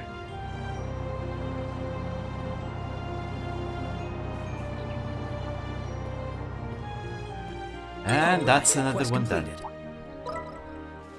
Alright, now we need to go... Oh, we don't need to go to the wolf fort? I'm glad I got to repair it properly. When I was a kid, I chased the cargo vehicles that passed through Roland. Please don't say you were about to do that now. I wasn't. I wanted to, though. She's adorable. She's absolutely adorable. Let's go. Never change style.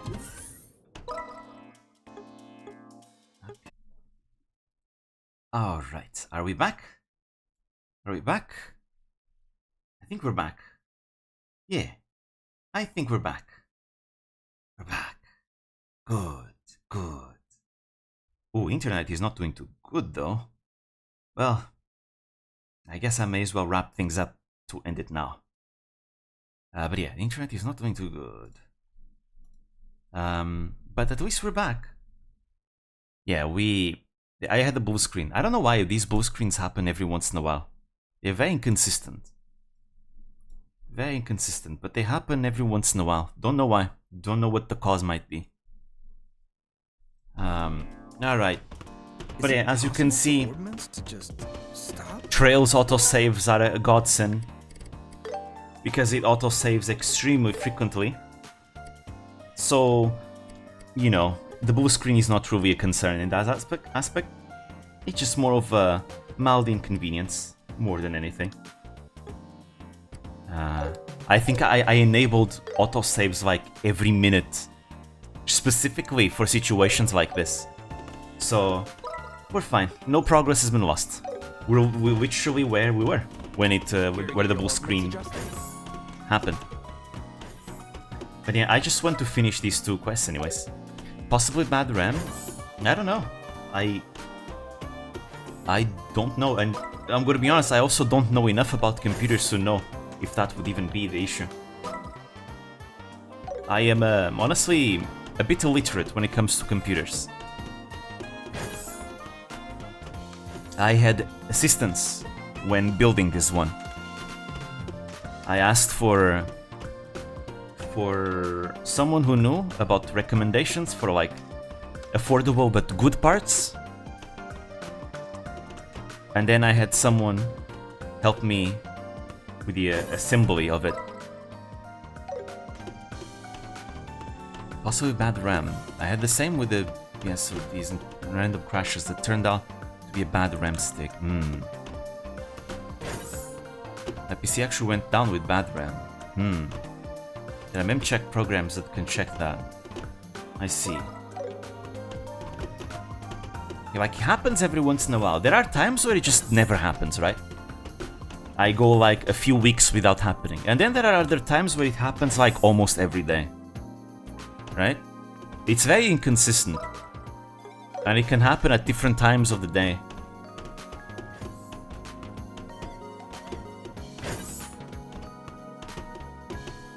I wonder if it's hardware related.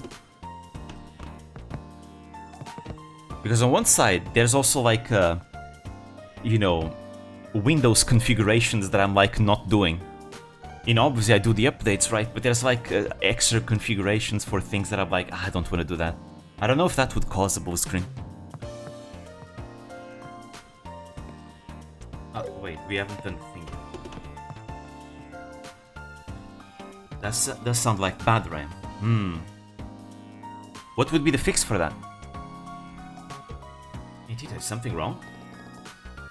Yes, actually, there's something I wanted to ask you, Ray. I showed Ray the plushie and explained the situation. You're saying it's uncomfortable to hold and doesn't feel quite right. In that case, there's something we should check first. Tita, could you place the plushie on the desk? Okay.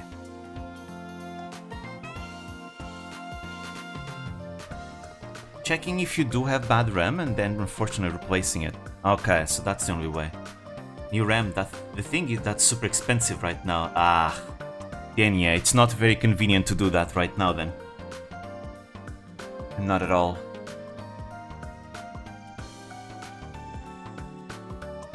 Yeah, I guess I'll have to deal with blue screens until things get better then. Ray gently poked the plushie's head with his finger.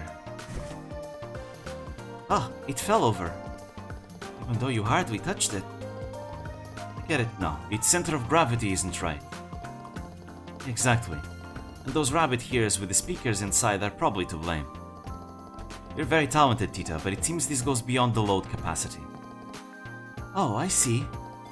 Maybe the reason it's uncomfortable to hold is because of the weight of the orbment inside. Yeah, the cotton must have compressed unevenly, creating thin spots. Sounds like you're onto something. Mind that when the 2,400... What? That's crazy, yeah. That is crazy.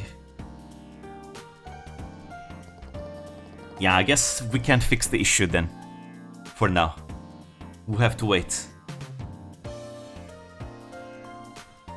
Even if we add more cotton, it will probably end up shifting again. It's fine, I mean... The blue screens happen every once in a while, but as you know, it's not that big of a deal, I guess. I mean, I'm already kind of paranoid about saving.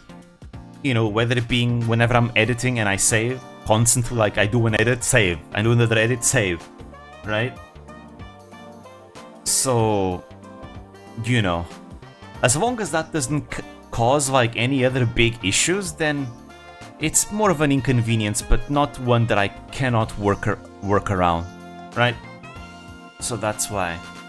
How much RAM do you have? How do you check that? How do you check that?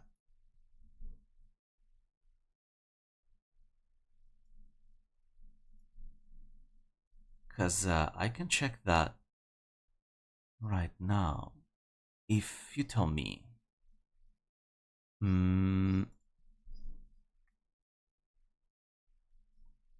Where would it be? You have 16 gigabytes? Okay. Right, I shared my settings with Almighty before when he was helping me with settings, so yeah. 16 gigabytes. Okay.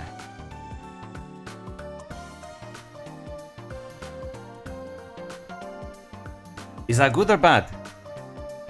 Normally you'd solve that by adding a solid internal frame. The plushie's gotta be soft and cuddly when you hug it. I knew you'd say that. So we'll need a filling material that's flexible yet durable. Something sturdier than cotton?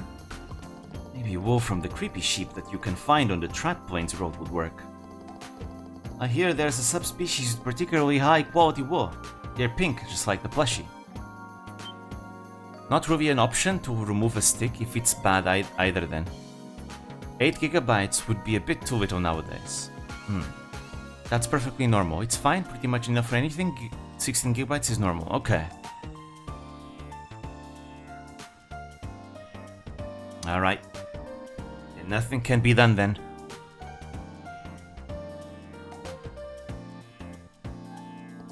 That sounds perfect.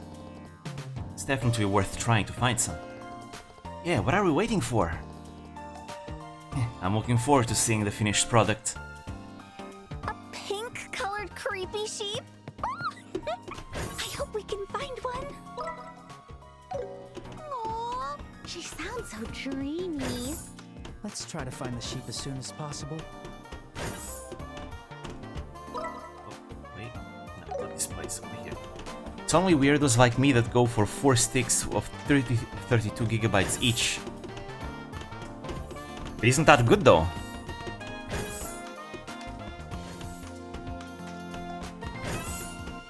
Is it possible? Won't that make your PC like really powerful? I assume.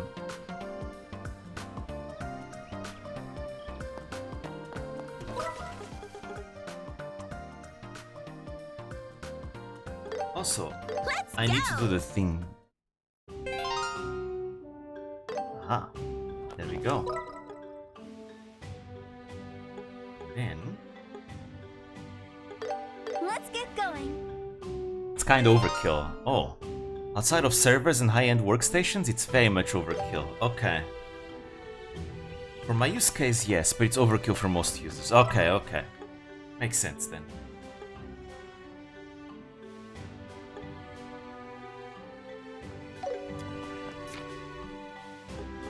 Let's see, what else is... Let's see.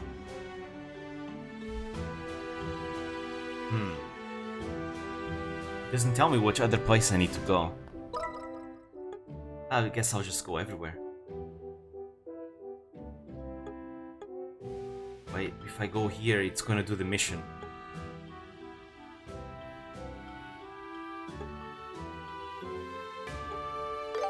Here we go. Might just skip past them into Lyson Fortress. It's fine. High-level threat.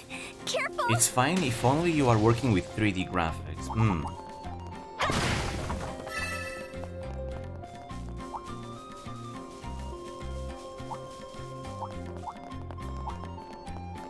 I bet you could render videos really fast then. It usually takes me 2 hours to render a video.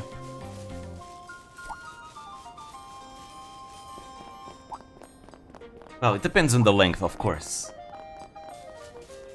Speaking about length, the next video that I'm uploading is going to be very big. Very, very big. It's going to be the second longest video in the channel. It's going to surpass the Aki Rosenthal in length. The Aki Rosenthal video.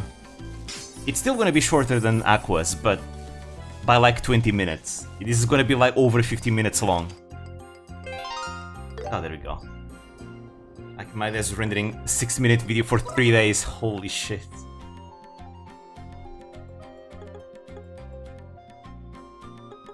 I think that should be it. We only needed these.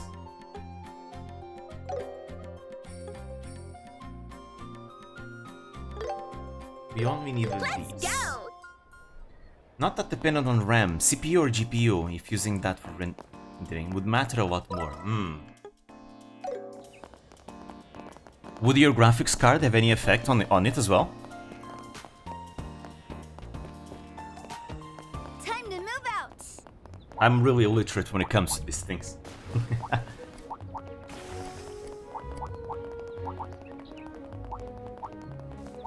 I just kinda stumbled my way through. Watch out for the ranged attack. It was honestly like that when I started editing as well. Just look things up.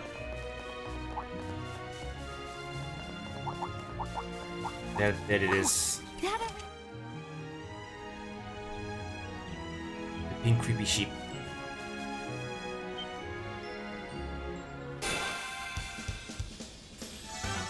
Yes, the GPU often has video encoding and decoding helpers. Now I'm mad. Let's speed it up.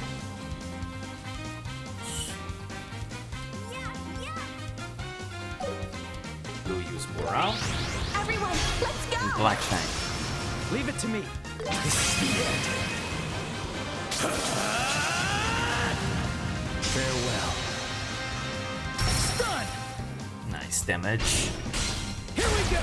You can count on me. Ready? And it's over! It's on you.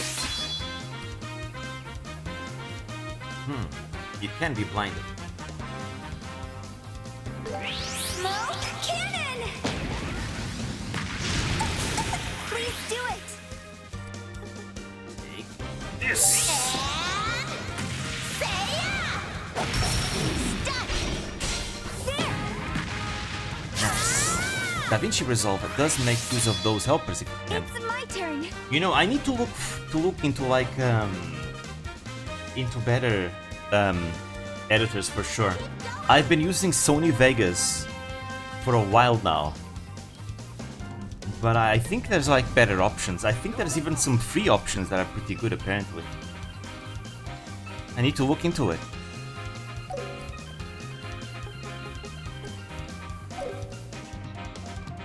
Oh, Earth. Adjusting. Vegas user, yep. Because I had a friend. I'll be your opponent. I had a friend that used it. She Perfect move. would make like, you know, just fun videos, usually for herself.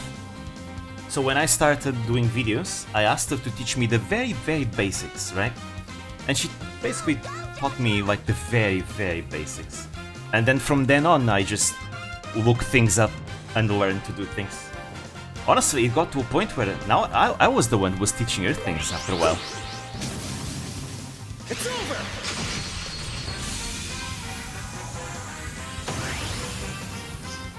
Resolve is a free version. Alright, I need to look into it then. Ah, isn't this the monster wool Tita was looking for? That's the stuff. It's soft but sturdy, and it's really flexible. Yes, this is perfect for a stuffed animal. Great, now let's head back to the Russell house when we get the chance.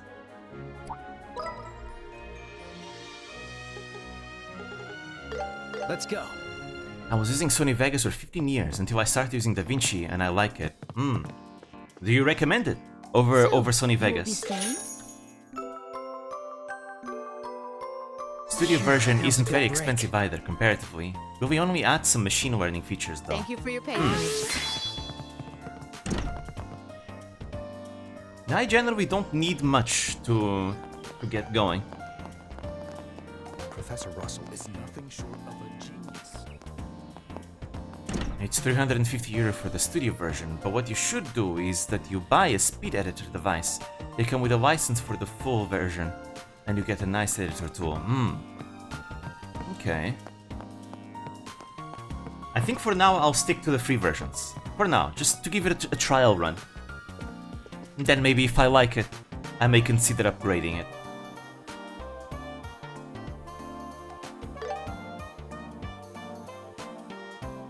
Though I won't be doing it anytime soon though, because for the next videos that I'll be doing, I'd like to make them a bit faster. So since I'm already used to Sony Vegas, I'll stick with it for, you know, the next 3 or 4 videos at least. That's a keyboard with shortcut keys and a shuttle.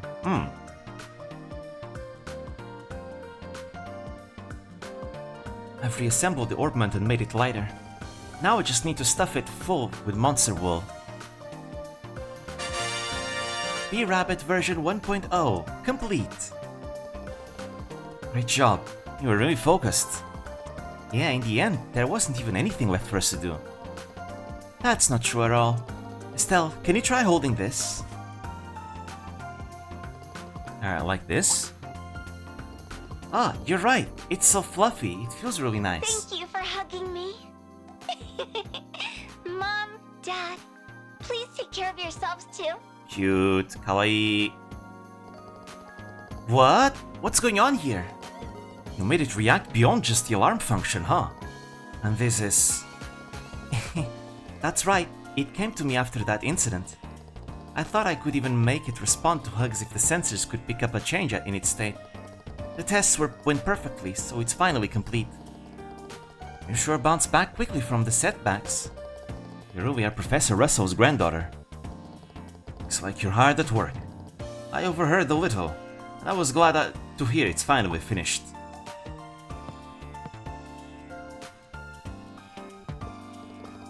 Huh, Grandpa? What are you doing here? Here, you'll need this now that it's finished, won't you? Is that a shipping label? Yeah, it looks like it has Mom and Dad's address written on it. So you already know what's going on. Actually, Cosimo reached out to me. I wanted to focus on my research, but lately I've been thinking about my daughter and son-in-law too. So, here, this is the research data they asked for. It was a report that caught my interest, along with a recently published technical book. Seriously, how could they leave a sweet little Tita behind like this? When will they come back? I'll give them the lecture of their lifetime next time they're home. And he's gone. He was kinder than I thought he'd be. Grandpa might not seem like it, but he's actually really caring when it comes to family. Yeah, it definitely seems that way.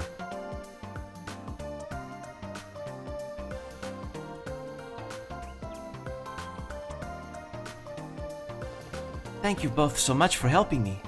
Thanks to you, I was able to make a gift I'm really proud of. I feel like all we did was act surprised at stuff. But it was really fun going around together. I had fun too. It's so nice to team up and get something done with other people for once.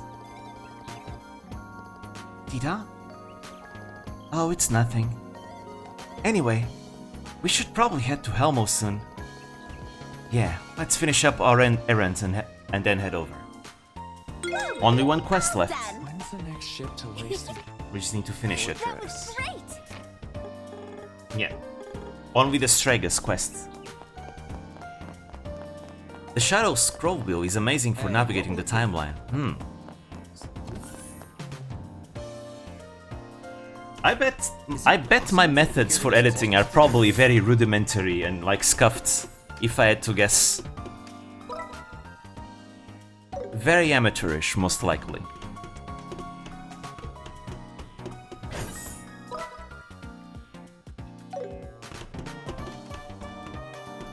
You know, we're approaching almost 1 year since I started doing the Vispo videos. I was thinking of doing like a special stream, like the one that I did for the beginner's guide in its first anniversary.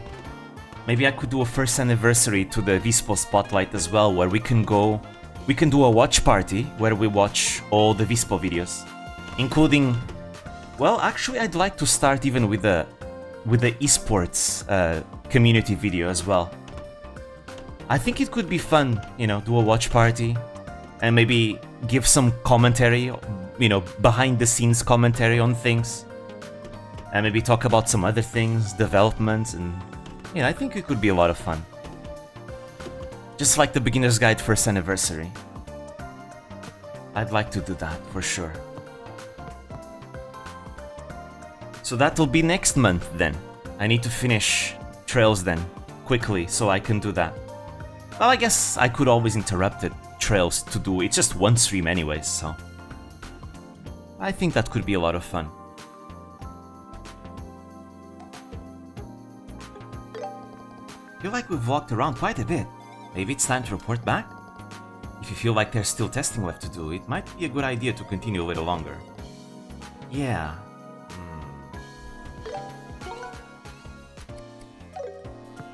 This kinda tells me that I can probably get away with more stuff. Walking all over the place, huh? Okay, this is a long quest. I can leave it for next time then. I can leave this quest for next time. because we need to go to Elmo, but going to Elmo we'll continue the main story. And maybe we should go through Chaldea Tunnel, but that's also gonna take a while, and I don't want to go through Chaldea Tunnel right now.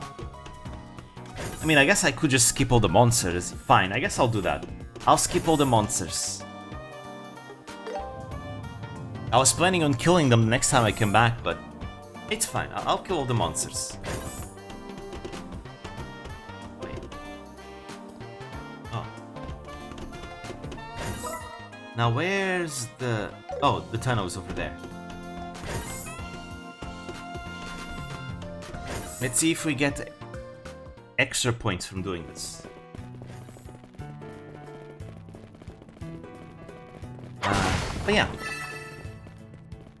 Hopefully I can finish the Kuruminoa Spotlight in 2 weeks.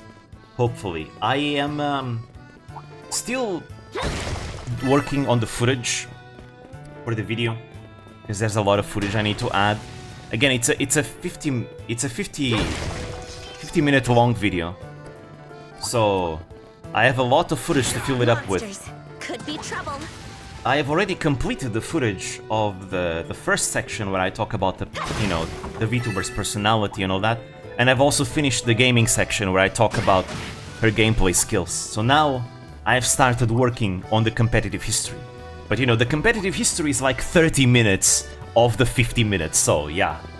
Because Kuruminoa, you know, she's the most victorious Vispo member, so there's a lot to talk about. And to be fair, I also got very enthusiastic about a specific section, which I decided to pull a page out of the Minato Aqua Elysium and decided to go bring back that dramatic storytelling flair that I so much enjoyed using in the Aqua video. So yes, we got ourselves a story this time around. Honestly, this video could easily be a VTuber Elysium all on its own at this point. But yeah, I think it's gonna be fun. I'm putting a lot of passion into it. After I'm done with all the footage comes the polishing phase, where, you know, is where I add, you know, all the edits, all the fancy stuff, you know, all the information on screen as well. You know, right, and the VTubers on screen, all that. Right now all I'm doing is just footage. It's the footage part is what takes the longest.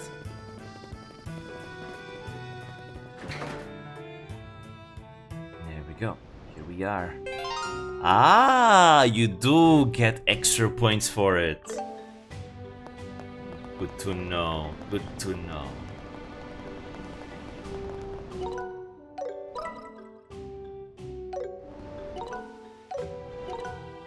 No.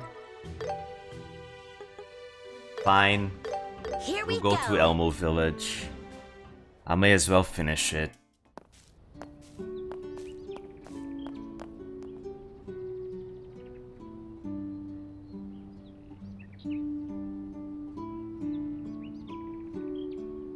Wow, so this is Elmo.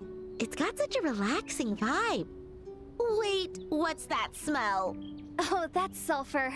It's the mineral in the hot spring water. I heard that most hot spring places have this smell. Oh, really? It kind of smells like smoked eggs. Never been to a hot spring. though. I'd like to. I'm glad to hear it.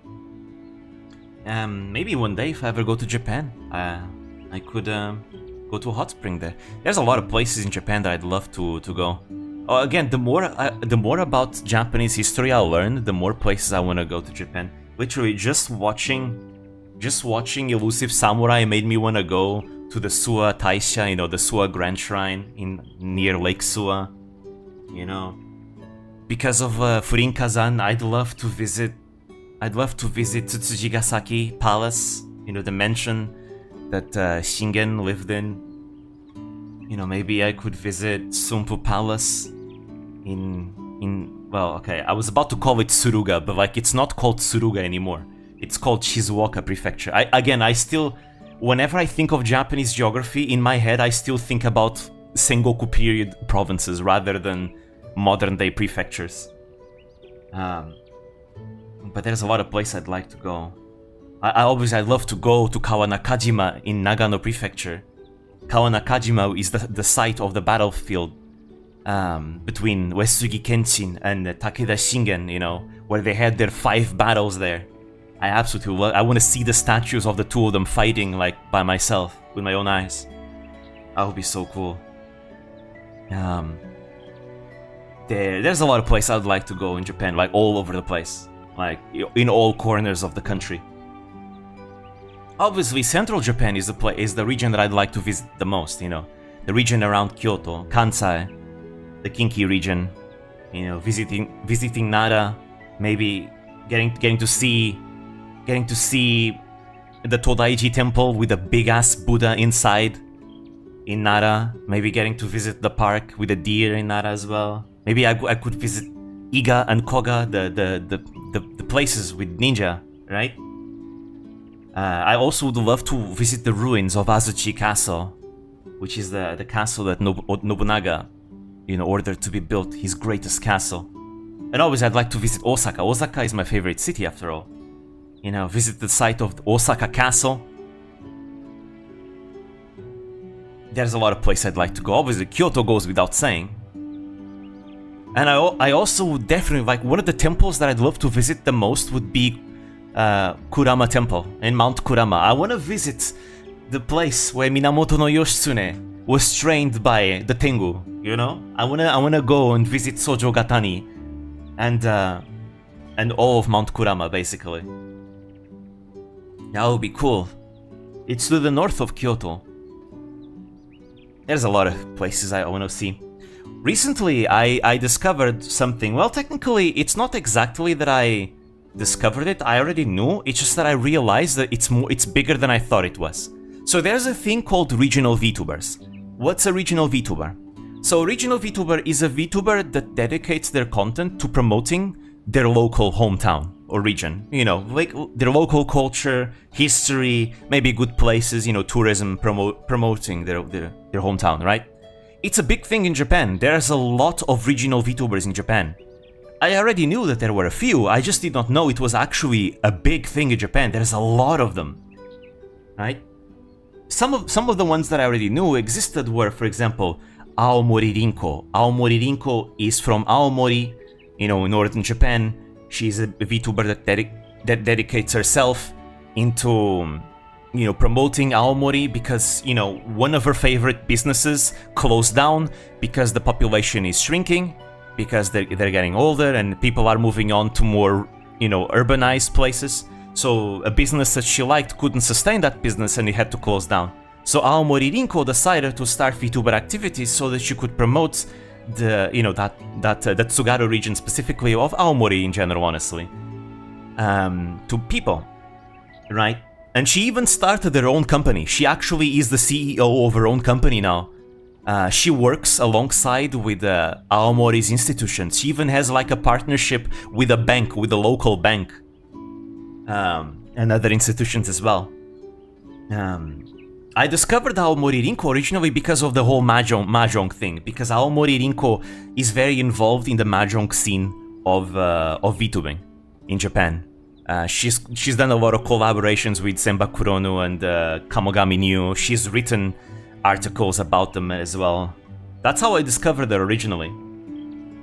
But yeah, it was super cool, and she's not the only one. I discovered recently there's a VTuber called Murasaki Shikibu, who is based off the historical Murasaki Shikibu, the court lady from the Heian period that wrote the Genji Monogatari, which is the first novel written in Japan. There's a VTuber based off her, and she was started as a government project collaboration between Activate, which, you know, used to be owned by the company that owned Kizuna Ai, and the local government of Echizen City in Fukui Prefecture. So her entire deal is that she wants to promote local culture of Echizen City. You know, the history, the art, everything. It's super cool. Raden, I think, has done collabs with her, I think. I don't know if Raden specifically has. I think she has. because that's something Raden would do, right? But I do know that I discovered Murasaki Shikibu because of Kirako. Kirako is a VTuber that Raden collabs a lot. Kirako does content related to ancient Japan, which is why she collabs a lot with Murasaki Shikibu, because, you know, Murasaki Shikibu, it literally is based off the character from, not the character, the historical figure from ancient Japan. Because ancient Japan is Japanese history before samurai rule, so before the Kamakura period. So Heian period counts as ancient Japan. So ancient Japan ends in 1185. So yeah. But yeah, I discovered a lot more. There's Yusha Noto. Yusha Noto is a VTuber from the Noto region of Ishikawa Prefecture. It's the place that was hit by that really bad earthquake, you know, 2 years ago. She actually started her activities after the earthquake. She was already going to do her activities, but the earthquake happened 1 month before she debuted. And she's been dedicating her activities not just obviously to promote local culture, but also, you know, to hope that she can help revitalize the region and rebuild the region, because there was a lot of damage, you know, done after that earthquake. She even started a charity, you know, for the sake of helping with the reconstruction of the Noto region, which is super cool. And she has like her own website, and in that website she has like a bunch of every single place that she's been to in her activities is there. She's got good recommendations. It's super cool. You also have the graduated Akira and Makoto. Yeah, the sisters. Yes, the two sisters, the two twins, for sure. I really enjoy discovering VTubers like this, because again, as someone that is very passionate about Japan, and I love Japan, and I'd love to go to all those places. It's super cool. There's another one, a big one, I forgot her name, but she's really big. She's from Saitama Prefecture, and her activities are also dedicated towards Saitama. She's even been appointed as the official tourism ambassador of Saitama by the governor of Saitama. There was, in 2021, there was like an audition, an open public audition, and she participated and she won the audition, and she was appointed as the public ambassador for it. So she also collaborates with a lot of its local institutions. Same thing for Yusha Noto, by the way. The thing about these VTubers, a lot of these VTubers actually tend to collaborate with official institutions from their regions, which is super cool to see. You know, there's also Otsuta L. Otsuta L, she's from, wait, no, she's from Aichi Prefecture, yeah, in what used to be called Owari. Yeah, thank you, Kasukabe Tsukushi, thank you, that's the one, exactly almighty. I added her to Nobunaga's Ambition recently. Yes, that's the one, Kasukabe Tsukushi. She also has her own Vocaloid voice bank that she created. But yeah, Otsuta L is a VTuber that was started by actually a TV station called Chikyu TV, which is located in Aichi Prefecture, in Nagoya City specifically, right? And as you guys don't know, Nagoya was where Nobunaga was born. Actually, no, he was born in Shobata Castle, right? I don't remember. Regardless, you know, I tend to call that region Owari Province still to this day, but it's called Aichi Prefecture, which, you know, uses the territory of what used to be known as the Owari Province and Mikawa Province combined.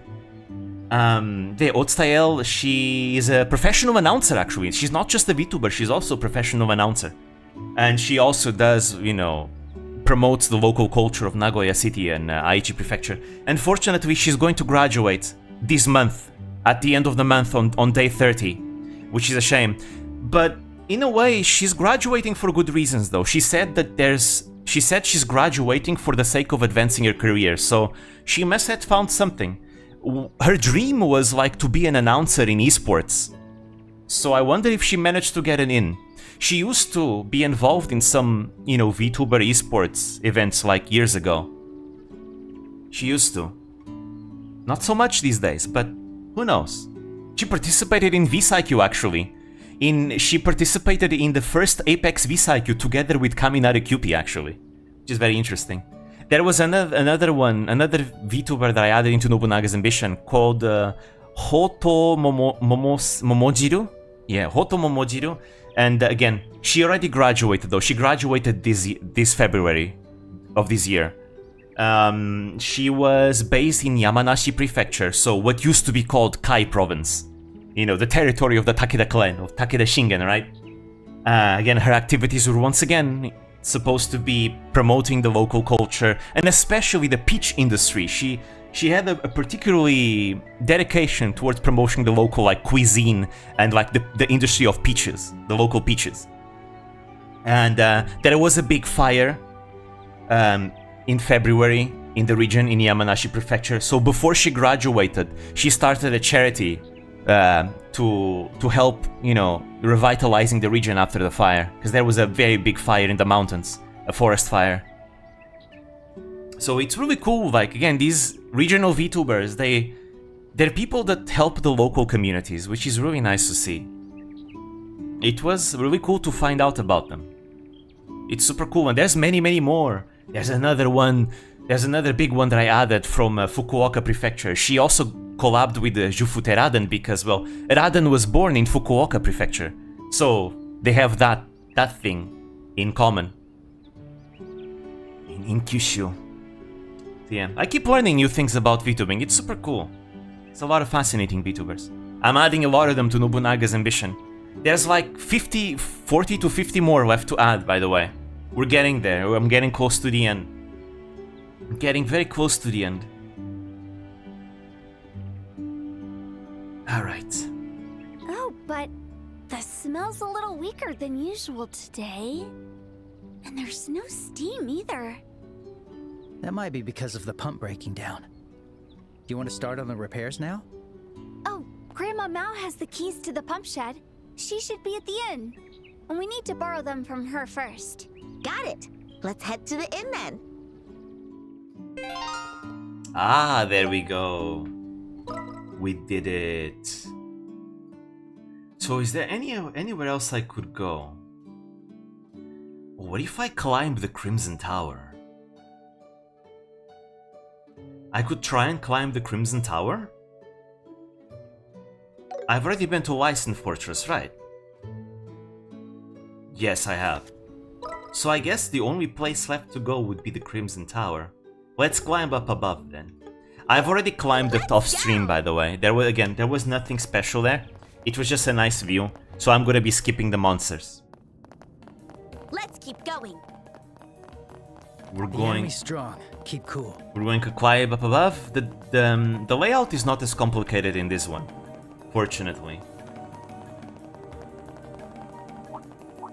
Let's see. All roads lead to the same place, if I remember. Go, go, go, go, go, go. Here we go. Yeah, after I'm done with the Noah spotlight, I will be ending the Monsters could be poll, the vote, and whichever VTuber has the most votes I will immediately start working. Right now, it seems like Tokina Sora is winning, but we'll see once the vote is over. I will immediately work on whoever it is instantly.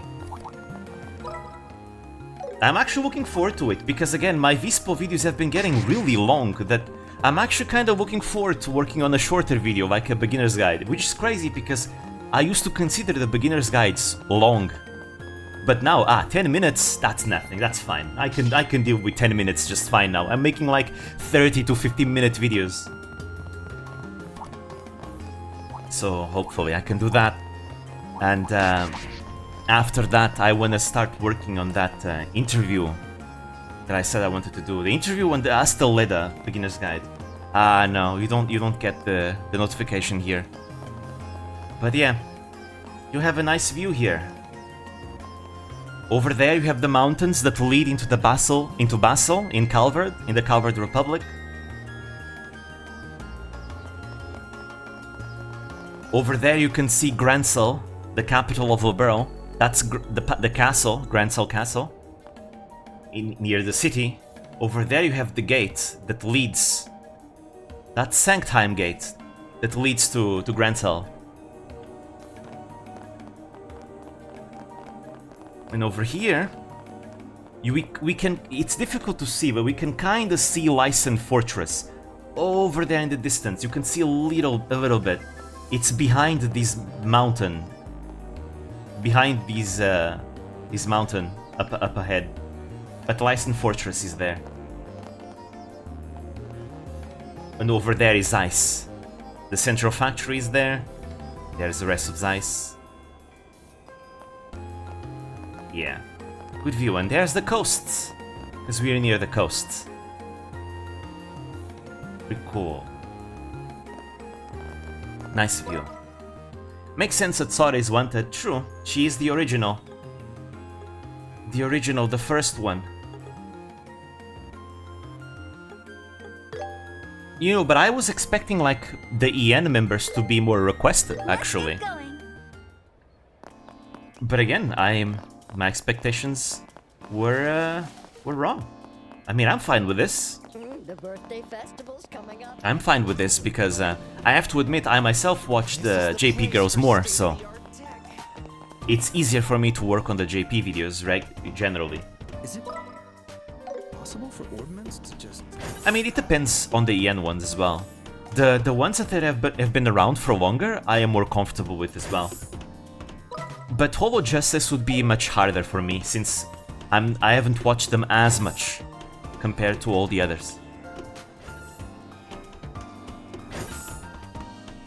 There are more EN members in the poll. True, there's 2 of them. It's an even 50-50 split. You know, in EN we have Bijou and Kali, which I'm quite happy because those are 2 EN members that I'm very much into making a video about. And the 2 JP members we have Korone and Sora, which are also 2 VTubers I'm very much willing to make it. Well, then again, I guess I could say this about, like, Hololive in general, right? I might have difficulties with Holo Justice and maybe Flowglow, because I haven't watched them as much. But still, generally, I'd be up for anyone else. World needs to see the video about the myth, the legend, the goddess Sora. Probably, if I make a video about Sora, it probably will go above 10 minutes. It's probably gonna be one of those 15-minute beginner guides, because there's a lot to talk about with her. A lot of backstory, specifically. If you ignore the doggo, that's Kuza's stats. True, but we also need to keep in mind that a lot of people did not request Corona because they already knew that she was already gonna be there. I did have some people saying before that they wanted Corone. Dog wasn't really popular by the men. I don't know. I don't know. Maybe she would be popular. We have no way of knowing. But I'm completely fine with this. With the Corone being there. She's actually one of the members that I was considering making a video at some point. Not anytime soon because I have a bunch of esports Hololive members to do first. But she is one of the options. Right now, though, I want to do, you know, Astel, Raden, Matsuri, and Laplas. Those 4. I was gonna do an Aruran as well, but well, Aruran is graduated, so I guess that's not gonna happen. Aruran would have to have a VTuber Elysium like Minato Aqua rather than a beginner's guide. So yeah. Hi Terry. We've sure done a lot of walking. By the way, as for Aruran, I'm pretty sure we're gonna hear of him again. Aruran has a lot of connections to the JP scene. I'm telling you guys right now, be on the lookout for rejects. The esports org reject. It wouldn't be a surprise at all if Aruran debuts as a VTuber in Reject. Maybe Neoporte as well, but I think Reject is more likely. Hey, that's great. Let me gauge how the shoes are doing. Outstanding. The outsoles are completely worn down. The way it's worn proves the material I chose is the right one. The test has been a great success. Phew, thank goodness. I was terrified of being sent off on another hike. That's good news, huh? Were there any issues along the way? Like, did they suddenly lose their grip or were they too stiff? No, everything was fine. They fit my feet great, and they were really comfortable. Strega are still the best of the best. Alright, you're a huge Strega fan, aren't you? In that case, I'll give you these as a gift. You went above and beyond with this job, so think of it as a bonus. Nice. But the Strega Beta. Korone earned her status as a true gamer when I saw the clip of her blowing into a Super Famicom cartridge. Ah, that brings back memories. That brings back so many memories. I used to do that with Game Boy games. Because the Game Boy, I had the micro Game Boy Advance. It was my first console, technically. Handheld. I got a PlayStation the year after, I think. Or was the PlayStation first? I don't remember. Which one was it my Game Boy Advance Lite or was it my PlayStation 2? One of these was my first. I got the other like the year after. I just don't know which was which. Maybe it was the PlayStation 2 that I got first. I was like, what, 5 years old or something? Something like that. My mind at least, that moment was what told me she was an OG gamer.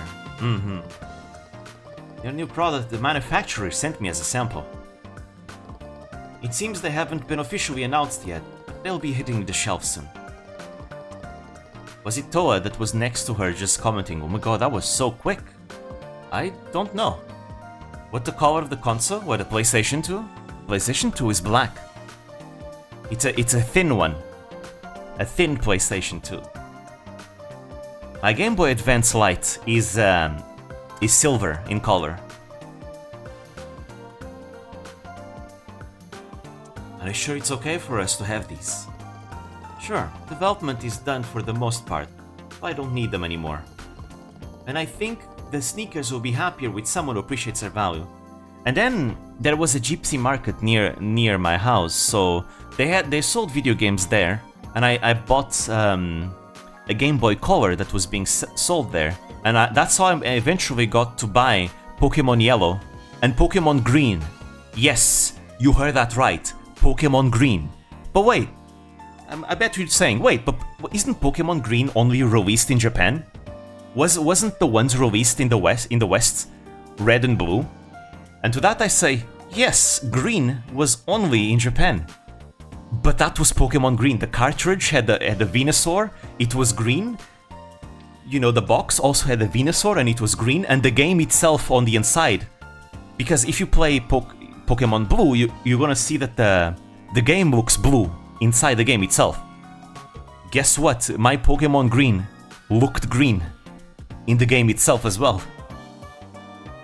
So my theory is that most likely someone got the Japanese version and probably translated into English and then sold it.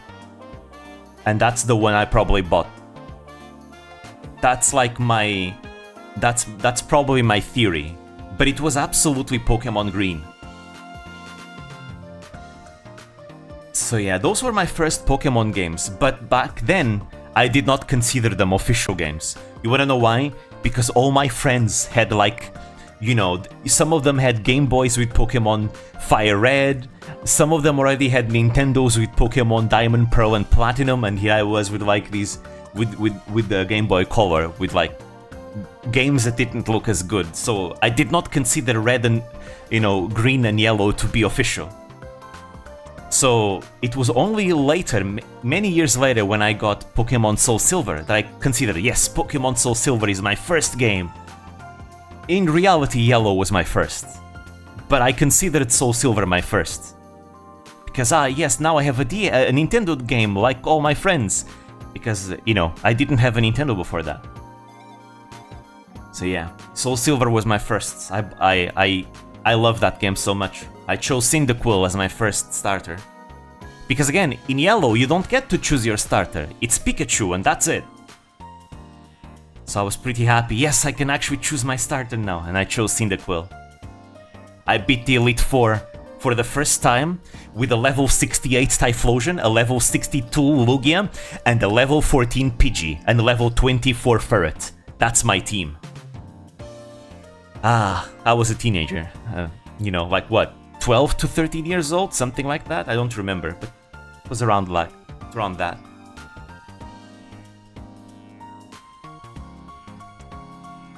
I think the sneakers will be happier with someone who appreciates their value. Wow, thank you. I got to help with development and got the newest sneakers before they even dropped. Best job ever. You were a great fit for the job. Thanks for your efforts. My research results have been proven. Keep up the good work. I'll be looking forward to seeing your sneakers in stores. I played Soul Silver when I hit 30. Hey. Soul Silver are great games still today. Flawed, very flawed. They have a lot of flaws, but still nice. Though I consider Gen 5 to be... Soul Silver are my favorites, actually. But it's because of nostalgia, I admit. Because I believe that the highest quality Pokemon games are Gen 5. Black and White and Black and White 2. I think they, especially Black and White 2. But I think Gen 5 are like the highest quality in Pokemon. They're great. I can't wait until you get to try them out. They're great. But then again, you're playing through Emerald right now. You're gonna enjoy Emerald a lot. You could try maybe Omega Ruby Alpha Sapphire next. I think Emerald is best to try first. Because Omega Ruby Alpha Sapphire have a bunch of different things. There's no definitive Owen game, unfortunately. Because in terms of a story, Emerald is still the most cohesive. And there's things that Emerald does that Omega Ruby Alpha Sapphire doesn't do. That's why it's worth playing maybe both. But you can maybe try that later. Emerald is a great game. You're gonna enjoy it. And then after that, I recommend Platinum. Platinum is the definitive best Sinnoh region game. Forget the remakes. Brilliant Diamond, Shining Pearl are not better than Platinum. Platinum are better. Are they slower games? Sure. Are they not? They are slower. Are they not 3D? Yes, they're not 3D.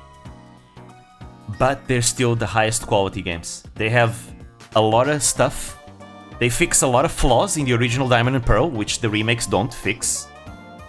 They have a better story. Well, okay, but to be fair, the story is only slightly better. There's not much different in between them. But still, it's still better. There's more content as well. It's just a better experience. It's the definitive best Sinnoh experience. Again, it fixes all the issues with the originals. So you'll enjoy Platinum. After that, you can play Black and White, Black or White. And then you play Black and White 2. Yes, you need to play them, because Black and White 2 are sequels. They are different stories from Black and White. It takes place years after. And then after that, the series goes on a downhill, starting in Gen 6. But I guess you could still play them if you want. Kalos is, in my opinion, the most unfinished Pokemon game, unfortunately, X and Y. They're the most unfinished games. Sun and Moon and Ultra Sun Ultra Moon would be awesome if only they were just one game instead of two games that each do something good, but neither does everything perfectly. Sun and Moon has the best story, Ultra Sun Ultra Moon has more content and better design content.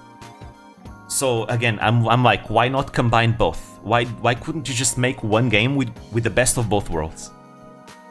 And after that, I haven't played any more Pokemon games after that. Ultra Sun Ultra Moon were the last ones I played, and Sun and Moon were the last games I bought. So yeah, and now I'm just waiting for like the series to get better before I buy Pokemon games again. I don't see it happening anytime soon though.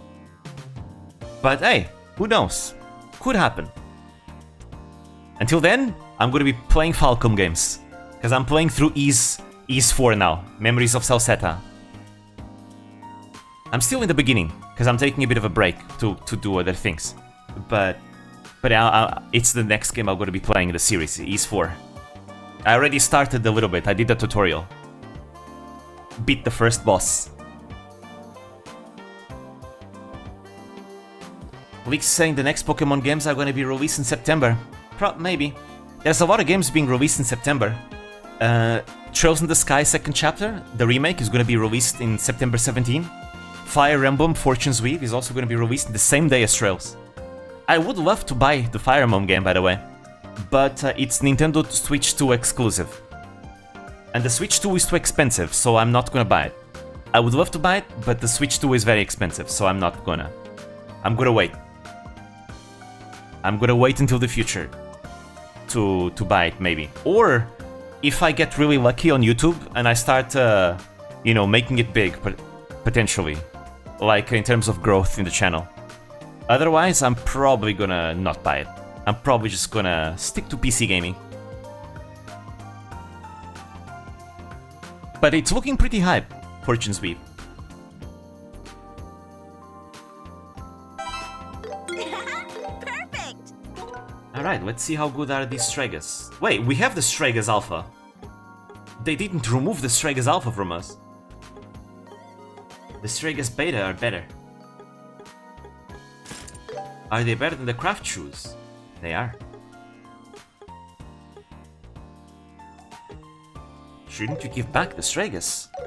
PC Master Race. Honestly, yeah, pretty much.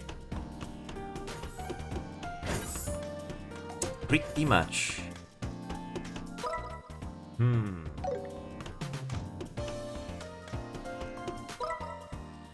No, not here. We did all the quests now. Let's report them before ending stream. Here to get your ornaments. Is it possible for ornaments to They just... all look so good. Okay, no, you so cannot much you cannot customize it. That's a shame. But I guess it's already better than the craft shoes, so it makes sense.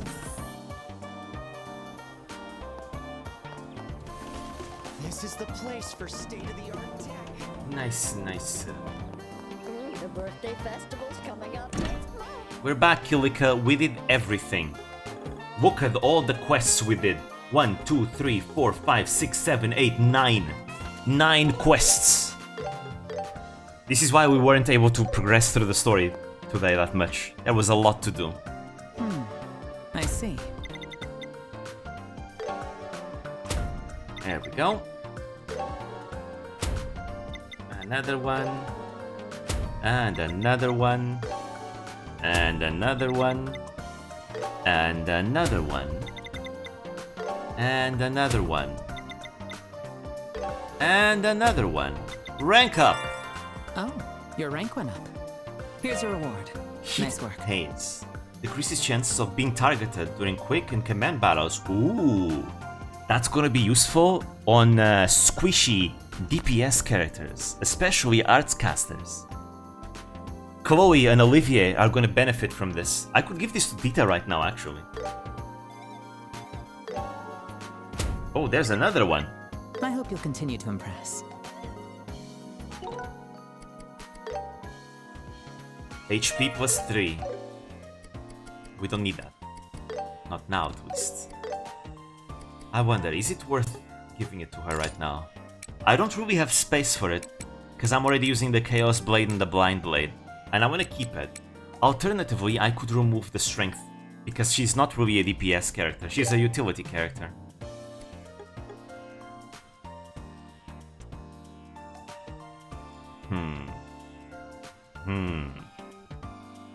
Yeah, why not? She's not a DPS character, she's here for utility. In terms of DPS, she doesn't do much.